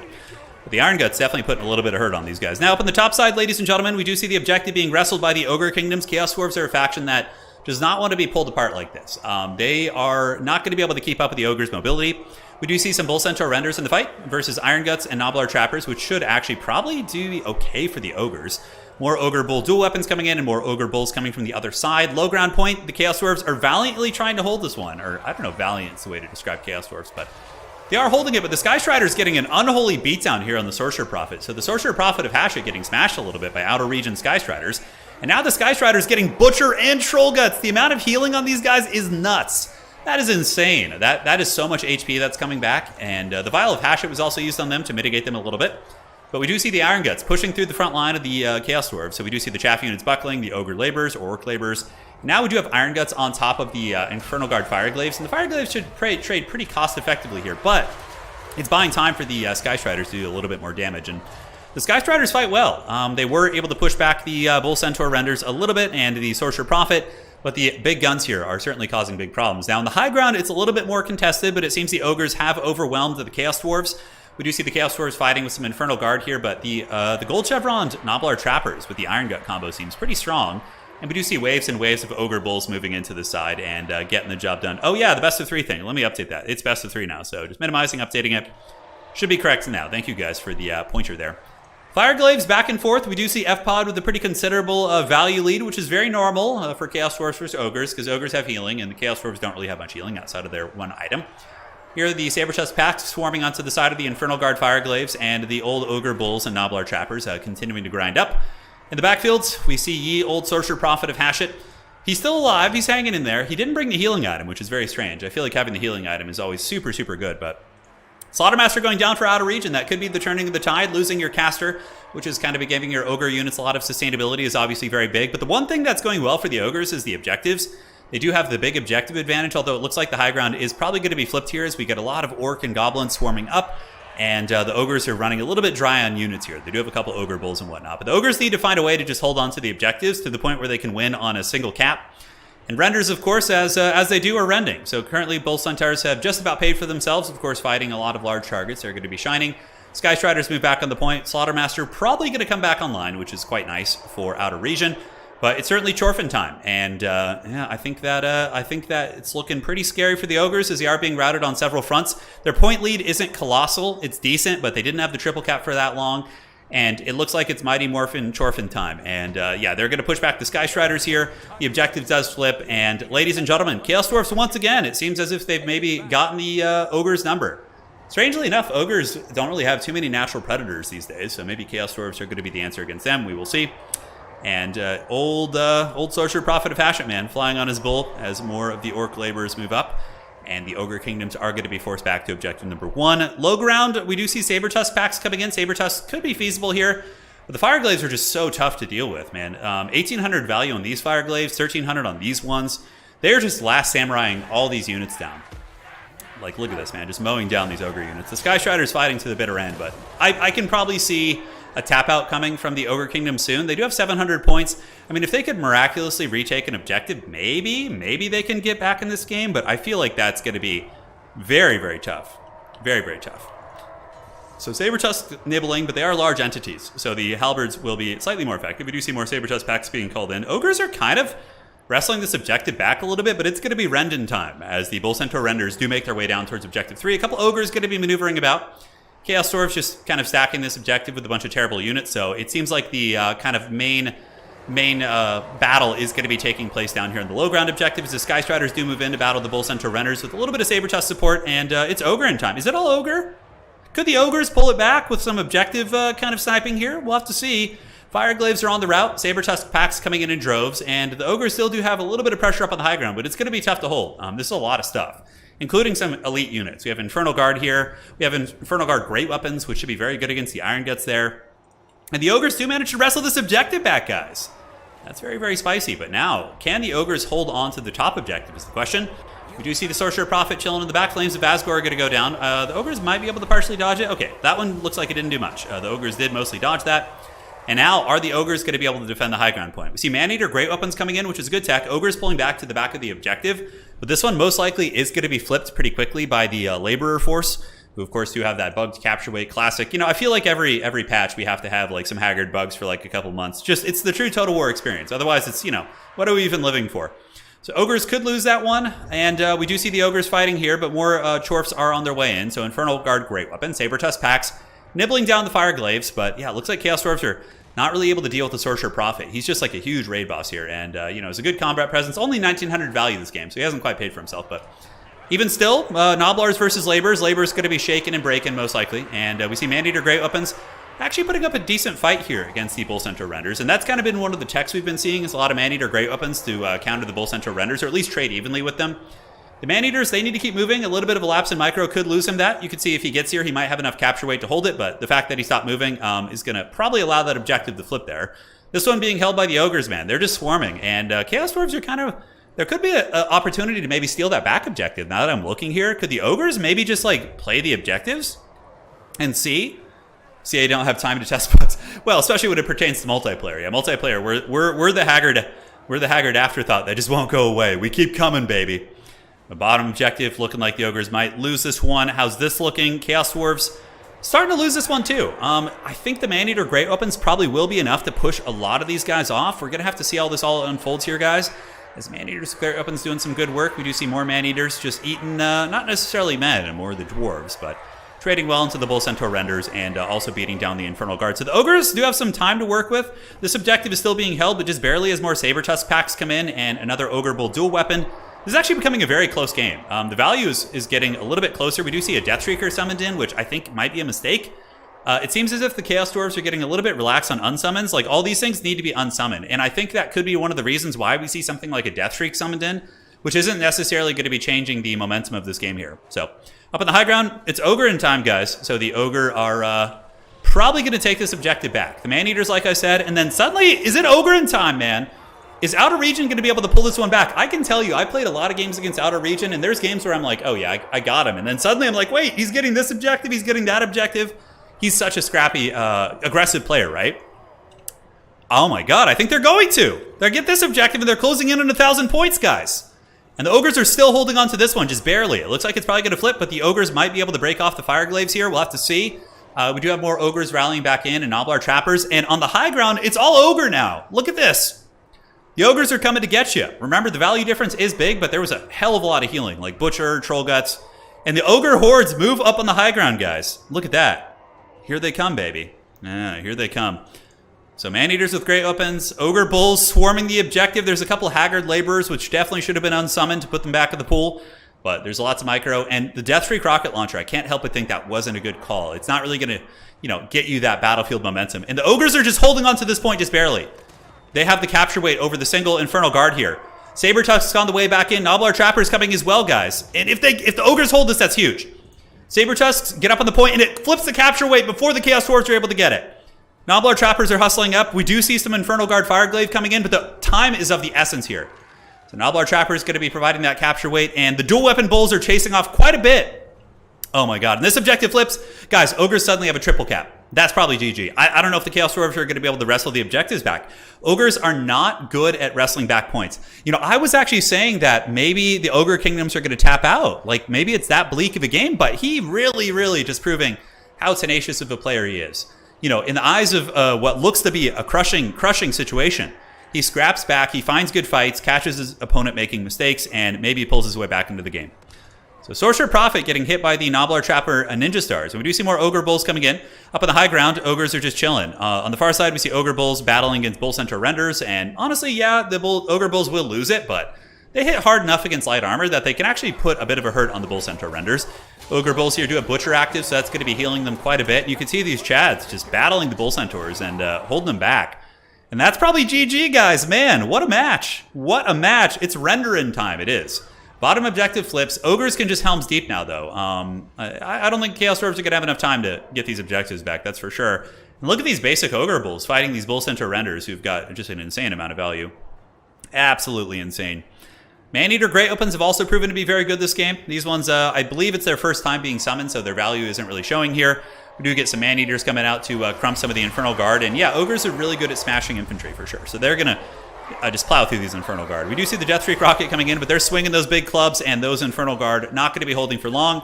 Not quite as stalwart as their Dowie cousins, and they are going to be running for the hills. Now, sitting on this objective, we do see the Maneater Great Weapons beating down the Goblin Labors, the most one-sided duel of fates, and eventually those Ogre Bulls do lose, but they held quite well as it's Ogre in time. And the Ogres are just going to fall back on their back objective, and they'll hold this one for as long as they can with what they have here, but now they can just basically swarm things onto objective number 1, and only, you know, another 50 seconds, so a little bit less than a minute, and the Ogres are going to be winning this game. Chaos Dwarves are way too slow to get there. I mean, yeah, they have some fast units, like Hobo Goblins, but Bull Centaurs are basically like Minotaurs. They have 62 speed, so they're not super quick. And a lot of the Bull Centaurs here are going to be taking a beating from these Maneaters with their badass headbands. And yeah, pretty neat stuff, man. Pretty neat stuff. Somebody in chat asking, can you see the utility of Fireborn? They need a buff. Fireborn need a little bit more armor and a little bit better leadership, and then they would be decent. I suspect there's going to be some balancing changes for sure coming soon for the old Chaos Dwarves. Nonetheless, Saber Trust Pack moving up. Ogre Bulls with dual weapons going to be hustling up on objective number 2 here. And it is all Ogre now, ladies and gentlemen, as the Chaos Dwarves have lost the game, which I really thought they were going to win. I honestly thought that the Chaos Dwarves were going to take that one, but the Ogres showing why they are sitting around like a 70% win rate. They are very good. Their capture weight is insane. Their speed is good. They can trade, and they don't mess around. The map was harder for them. Like the smaller map for the Chaos Dwarves, I think they could have secured control and maybe closed out the game, but the big map on Black Ark, it really forced the Chaos Dwarves to spread out, and that's where things got a little bit messy. Good performance in the Fireglaves, for sure. So we have 2200 here. Sorcerer with 2700 value. You know, the Bull Centaurs, not all of them performing really well, but one of them just was a raid boss with 3400. The Deathshrieker, I think, was a momentum shift. When that thing came out, I think it was kind of like, that gave the Ogres a little bit of battlefield presence, because it's more for the early trading, so. All right. So that is going to be a victory here for for Outer Region and his Ogres. And that is game 1. And now they'll be switching to the next one and see what they do. GG, well played. Great game, guys. And now on to game 2. Black Ark, definitely good for the Ogres. Ogres struggle a little bit more on the bottom maps, but Outer Region said, had me sweating. Yeah, it was a stressful game, I would imagine. It was a stressful game. All right. Cool, man. What was the Ogre under on that match? They're Ogre powered. Yeah, it's true. That's definitely true. Ogres are doing pretty well. Yeah, they have a crazy win rate. Let's go to the stats and look real quick and see. So let's go here. Yeah, so Ogre Kingdom's at the top faction with a 73% win rate. And not much really changed in the previous patch. Yeah, I mean, Ogres counter Skaven. They trade well into Chaos Dwarfs, which are like 2 of the most commonly played factions. So I think that's like a variable as to why Ogres are being played so much. We do see Ogres struggling a little bit versus the Empire, actually. Dark Elves actually defeating Ogres a couple times, too.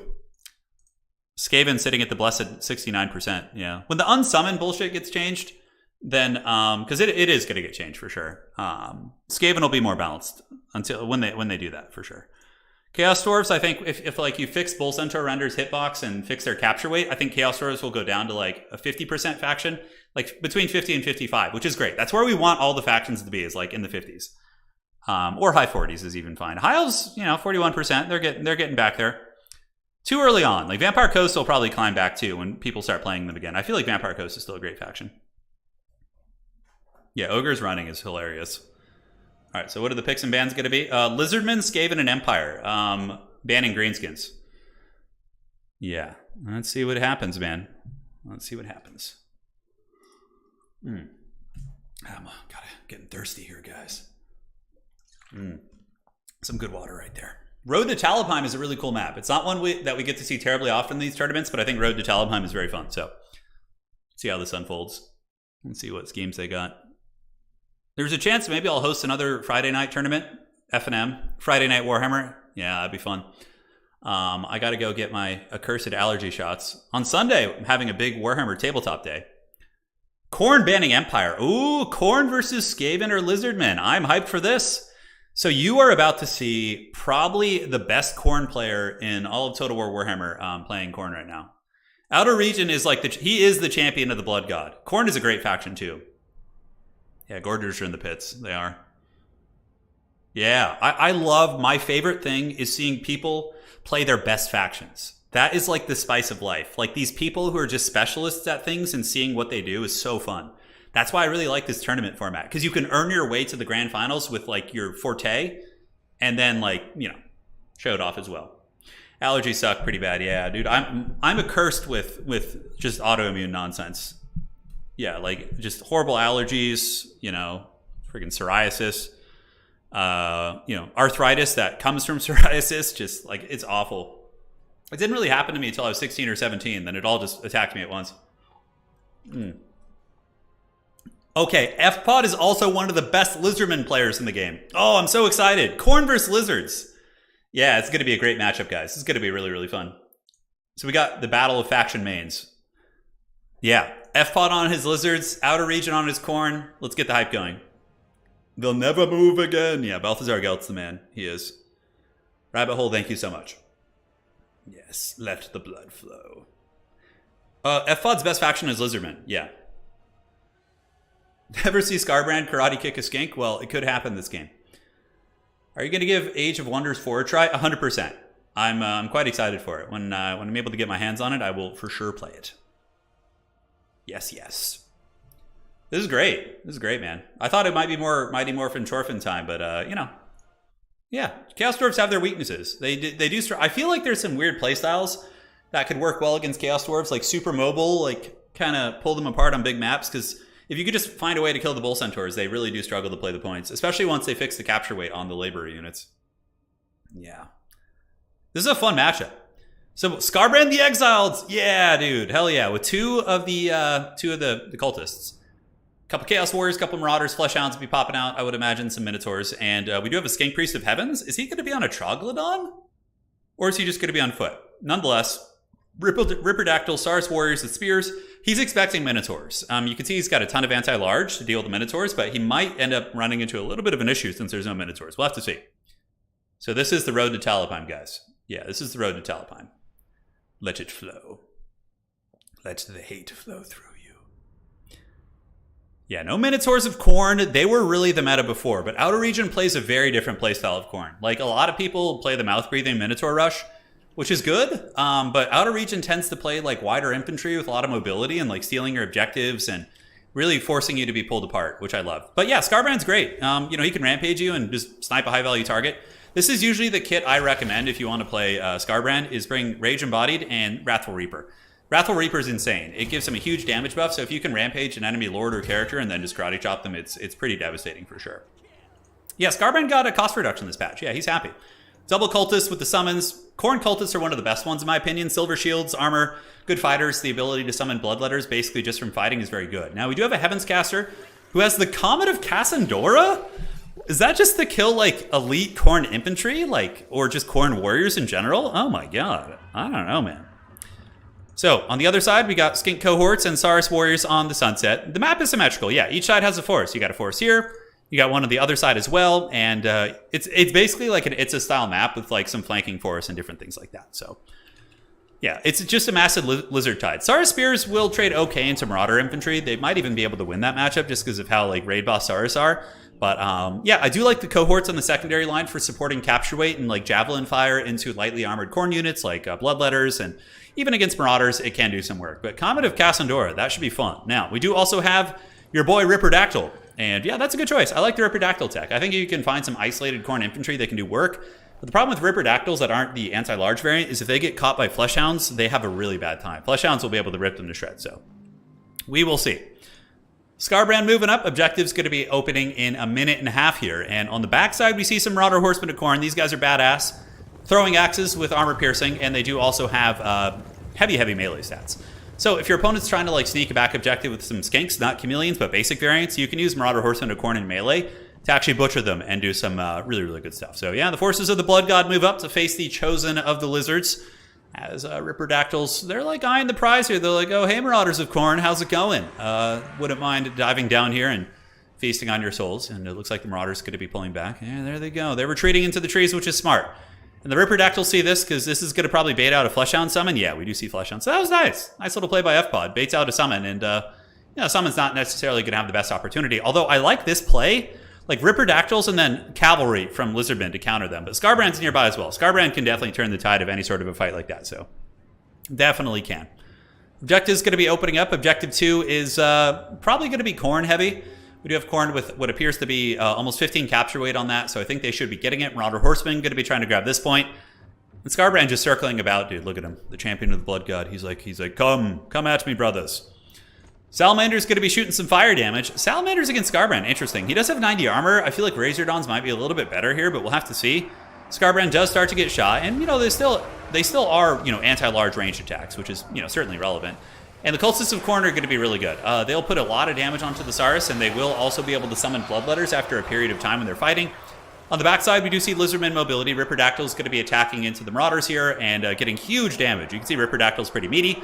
And Chaos Warrior of Khorne with Halberds are going to be trying to move in to protect them, while on the side objective, we have a little bit of a skirmish, but FPod going to be using the superior poking of the Haggard Lizards and using the Chameleon Skinks and the Cold and Spear Riders to wrestle that objective, while we do see an Ancient Salamander summon coming in. Ancient Salamanders did get buffed this patch. They're certainly better, and they can wear down a more elite Khorne infantry. But yeah, these Ripperdactyls doing a good job bouncing back and forth.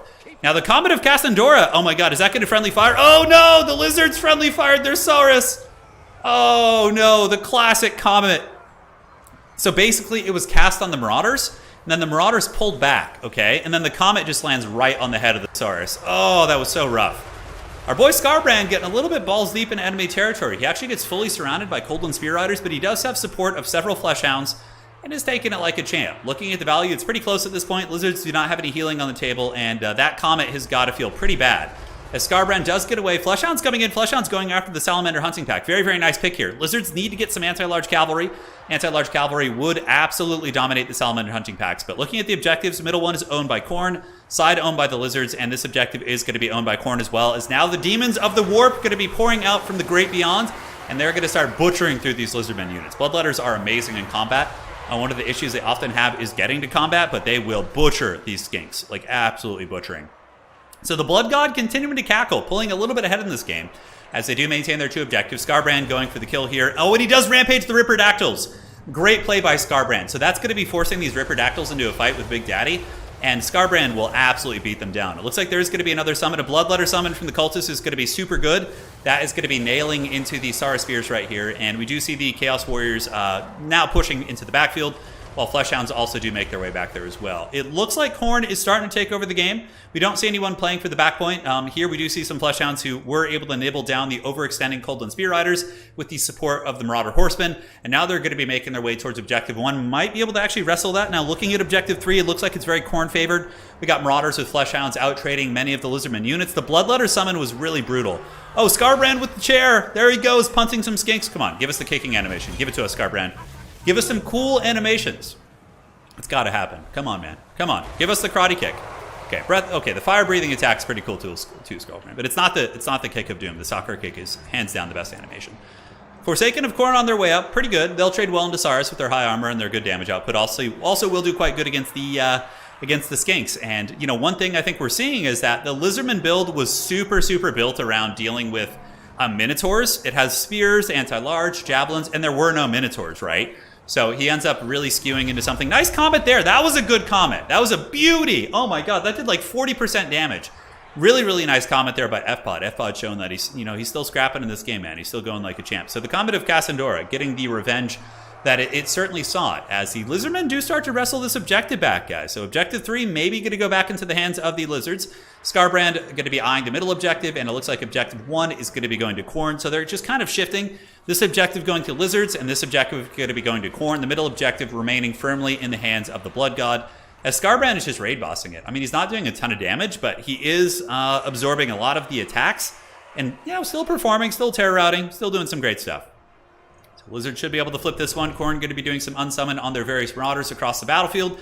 Chameleon Skinks being feasted on by Fleshhounds. Probably one of the best feelings in all of Total War Warhammer is getting your Fleshhounds and or any sort of immobile unit and wiping out a unit of Chameleon Skinks. As an Empire main who suffered a lot in Warhammer 2 to them, I can tell you it is a very, very good feeling. So, yep, the good times are rolling, man. Sara Spears here. Going to be getting karate kicked, as we do see ye old cultists of Khorne fighting on. Ripperdactyls coming down from the skies. Going to be jumping into the Chaos Warriors here, as the cultist of Khorne bounces across, lending his blade to the light armor here of the Ripperdactyls.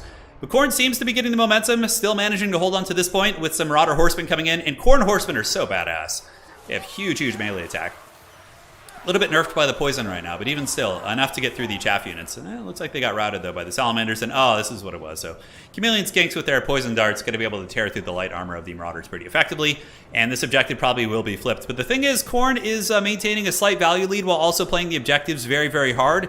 Here we see Fleshhounds getting on top of the... Oh, my God, Sword of Khorne! Oh, that's going to be fat. I don't think he sees it. It's in the back. Oh, nice Sword of Khorne. Doesn't do as much against cav units, but even still, taking, 30% HP off a Spear Rider, what's not to love? Middle objective held by Khorne. Khorne doing some unsummons. Now we see Minotaurs on their way in, but the Minotaurs might actually be a little bit weak against the Chameleons. Could the dreaded F-Pod show that the Lizardmen have the potential to get back in this game? It was looking very Khorne favored for a while, but now we're starting to see the Khorne units starting to run out of steam a little bit. They had that bloodlust in the beginning, but they get a little bit tired, a little bit worn down over the course of the game. And this cult is probably going to die as well. I think the Ripperdactyl should be able to kill him in sustained combat. Scarbrand's still going like a champ, though. He does have his cultists here, a couple of Chaos Warriors, and the Minotaurs are now coming out. Granted, Minotaurs will have a pretty terrible time versus Chameleon Skinks. They can certainly drag them through the mud a little bit. Khorne holding on to the two objectives, and we do see some Coldwind Riders on the backside pushing off the throwing axes. Now, is there any follow-up to actually grab this objective? It doesn't look like it at this point. But even still, getting those throwing axes is going to be a nice pick. It looks like the Khorne Minotaurs could be jumping that way. Khorne holding on to the 2-cap and certainly approaching the 1,000-point mark as the Salamander hunting packs shoot into the Blood God here. And here comes big Scarbrand. Such a cool character. Immediately takes down 2 of those bad boys. And the Salamanders are going to be running as Scarbrand kills another one. Yeah, he is certainly the Wrathful Reaper. 1,400 value. Certainly not a bad performance from him. Chaos Warriors of Khorne screening these bad boys out while we do get a couple of horsemen coming in for the rear charge. We'll do some damage against the Chameleons. If they don't immediately turn and shoot the Marauders here, maybe they will be able to get some picks. So, side objective, going to be stabilized by Khorne most likely. Khorne Minotaurs will dominate the Coldwind Spear Riders, considering their health. Normally, it wouldn't be a terrible trade for Lizards. It'd be a bit of an even trade.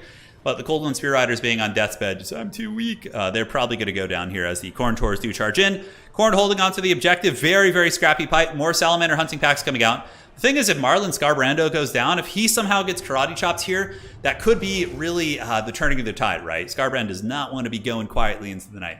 But he does chase off those guys. I would probably wager a Scarbrand unsummon would be warranted. Not yet. He still has 2,000 HP, but if he goes sub 1,000 and you're going to be risking a leadership buff for your entire army, I don't hate the idea of running Marlon Scarbrando off the battlefield here. So, Objective 3 owned by Lizards, Objective 2 owned by Khorne, and Objective 1 owned by Khorne as well, but Lizards are pretty good at stealing objectives. We see Coldwind Riders and some Skink cohorts moving up to try and take that, and most certainly those Marauders are going to be forced off. Middle point also looking a little bit shady as well, as we see a Comet of Cassandora. Wait, does this actually do damage against Minotaurs? Okay, he's going to see it. Yeah, the Comet of Cassandora is way too slow of a cast. I want to see if it does damage here, though. I'm kind of curious, actually. And what the hell? Did it just go through the earth? Okay, anyways, I don't think it would have done any damage against this type. Did it just straight up go through the earth? I think what happened there, guys, is Khorne used his scorn of sorcery, and he dispelled that spell there, which is pretty classic. But Khorne going to be retaking the side objective, which is certainly quite troubling. Lizards are staying within 800 value. They don't have any healing, though, so the value is actually quite true. And the Skink Priest of Heavens does get caught by Fleshhounds, and it could potentially die to them. And if he does die, that is going to be a big leadership penalty to the entire army. So Khorne still pressing big Minotaurs, and this objective owned by Lizards, but I think the Khorne Taurs and the Cultists and Fleshhounds might be able to get the job done. Lizards do steal the side point, so Objective 1 does go to the Lizards. Now going to be rotating over to Objective 2 to try and rinse and repeat that process, as we do get more cohorts coming up. So there they come. Khorne protects, yes, the Blood God unsummoning the magic. You know, in tabletop, it often does work like that with Khorne-based armies. You like roll a dice, and on a 4-up, it just cancels the spell out. That's like kind of Khorne's thing against Magic. So that was really weird. I've never seen that before. I've never seen that. He cast it on himself, yes. Really nice play here, though. Fleshhound's going to be going straight after the old Salamander Hunting Packs, which is going to do big damage. Garbrand is at 2,000 HP. He's going to be claiming a tiny little lizard skull for the Skull Throne as this guy is shattered. Scarbrand's like, you know, you're not worth my time. You're not a valiant enough fight. You're not going to be sending me to Khorne Valhalla. So let's go somewhere else and see if we can find something. Although this character is shattered, negative 54 leadership, not really going to be a factor. Yeah, so Fleshhound's getting a really nice pick here. I think Khorne starting to really take over the game in terms of value. You know, killing the Lizardman leader, the Minotaurs, and Fleshhound's catching a lot of the Salamanders here is also a very nice pick. Here we do see Fleshhounds of Khorne chasing down the Ancient Salamander, who's going to be running for the hills. And I just think that Khorne is taking over this game. Outer Region really, really coming in like a wrecking ball. So, yeah, great play on his part. Great play. It's been a very, very fun tournament. Very fun tournament. Look in the back. Yep, Scarbrand claiming skulls. Marauders coming back out to resaturate the battlefield and start to claim and secure the points for the late game. Minotaur is just butchering, and Minotaurs of Khorne are still great. I like that he didn't start with them, though. It's a very different playstyle of Khorne. And yeah, we got to see Khorne Skull Cannons today in one of our games, which I thought was quite interesting, too. A lot of fun stuff. Yeah, FPod's scrapping really well. Like, here's the thing. FPod's build was not designed to appropriately deal with the Khorne playstyle. But even still, he's such a good Lizardman player that he was able to stay in the game for a long time and, you know, keep it close. But now Khorne is taking over, and Outer Region is going to be tonight's winner. GG, well played. That is a 2-0 victory, ladies and gentlemen, and that's going to be launching him up to the top 5 of the leaderboard. So GG, well played to our boy Outer Region. Scarbrand, good. Cultist, great. Looking at the rest of the units. Minotaur's only got 700 or 800 value. Fleshhound's still MVP. They're still a great unit. 1,800 value on this one, and I love the Horsemen of Khorne as well. Yeah, this build is very Minotaur teched, and then with no Minotaurs in the beginning, you know, the Star Spears would have loved to have fight Minotaurs on objectives, but it was a precarious one. FPod played very well considering the circumstances. Khorne Holly, yes. He's going to go to the cornfields to farm. Yes, it's true. All right, so with that being said, ladies and gentlemen, I want to sincerely thank you all for joining tonight. We have 6 new channel members. Thank you guys so much. Certainly helps me keep going, and also some huge donations coming in tonight from all of you folks. So thank you guys. It really, really does mean a lot. Special shout out to some folks in the beginning, Colin, as well as we had a really big one earlier. There was a fat one. Let me see if I can find it. I think it was from Colin, and then we had one which, pulling up here, was from Gnome. No message, but thank you so much for the big donations, guys. Yeah, so Outer Region, I think that was Outer Region's first tournament win. Certainly deserve it. Currently has been playing like an absolute beast, and now is going to be getting the tournament W. So Outer Region, that's going to put you to a pretty high spot on the leaderboard. Let's go check you out. Hold on a sec. Let's refresh this. I'm going to update it now live, and we will get you there. So looking. Yeah, you've done the Blood God well. It's cool to see Khorne coming out, you know. I always love some Khorne. Nines, thanks for becoming a channel member. Appreciate it. All right, so updating your tournament wins. And let's look at the leaderboard now and see how that looks. And where are we? All right, so checking. And with that, Outer Region is going to be claiming the number 2 spot on the Total Tavern leaderboard. Number 2 ranked player in the world right now. Awesome stuff. The pride of Canada, it would seem. We got a little Canadian flag here, so certainly doing Canada proud. Hatree's holding on to the number 1 spot with 2 tournament wins. We got Outer Region and Kark, Ulrich, and Subutai currently our top 5, which is quite exciting to see. So that is going to be it for tonight, ladies and gentlemen. We'll be back with some more tournaments soon. Just going to go finalize this bad boy real quick. So the stats are all saved, something that I need to do for the admin features. And that is going to be the tournament. So I want to thank you all for joining. It was certainly fun. We did Sigmar pretty proud tonight. We went 3-1. Pretty close to getting to the top 4. But, you know, we lost a good game against the individual who won the tournament. So I'm pretty happy with that outcome. All right, guys. That's it. Take care of yourself.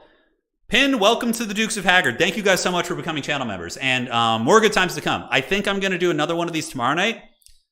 Yeah, I think there'll be another one. Because, again, I'm busy. I've been busy during the day a lot with just IRL nonsense. The wife and I are trying to go house hunting right now. So we've been seeing houses and things like that. That's mainly why the streams have been later. So, yeah, anyways, tomorrow night. It's going to be fun. Take care, guys. Adios. Congratulations to Outer Region, 9, and Pin, the Pin MS. Thank you guys so much for becoming channel members. And yeah, that's going to be it. That is going to be it. Take care of yourselves. Adios. Do widzenia. Good night. And see you guys tomorrow, probably. Cheers.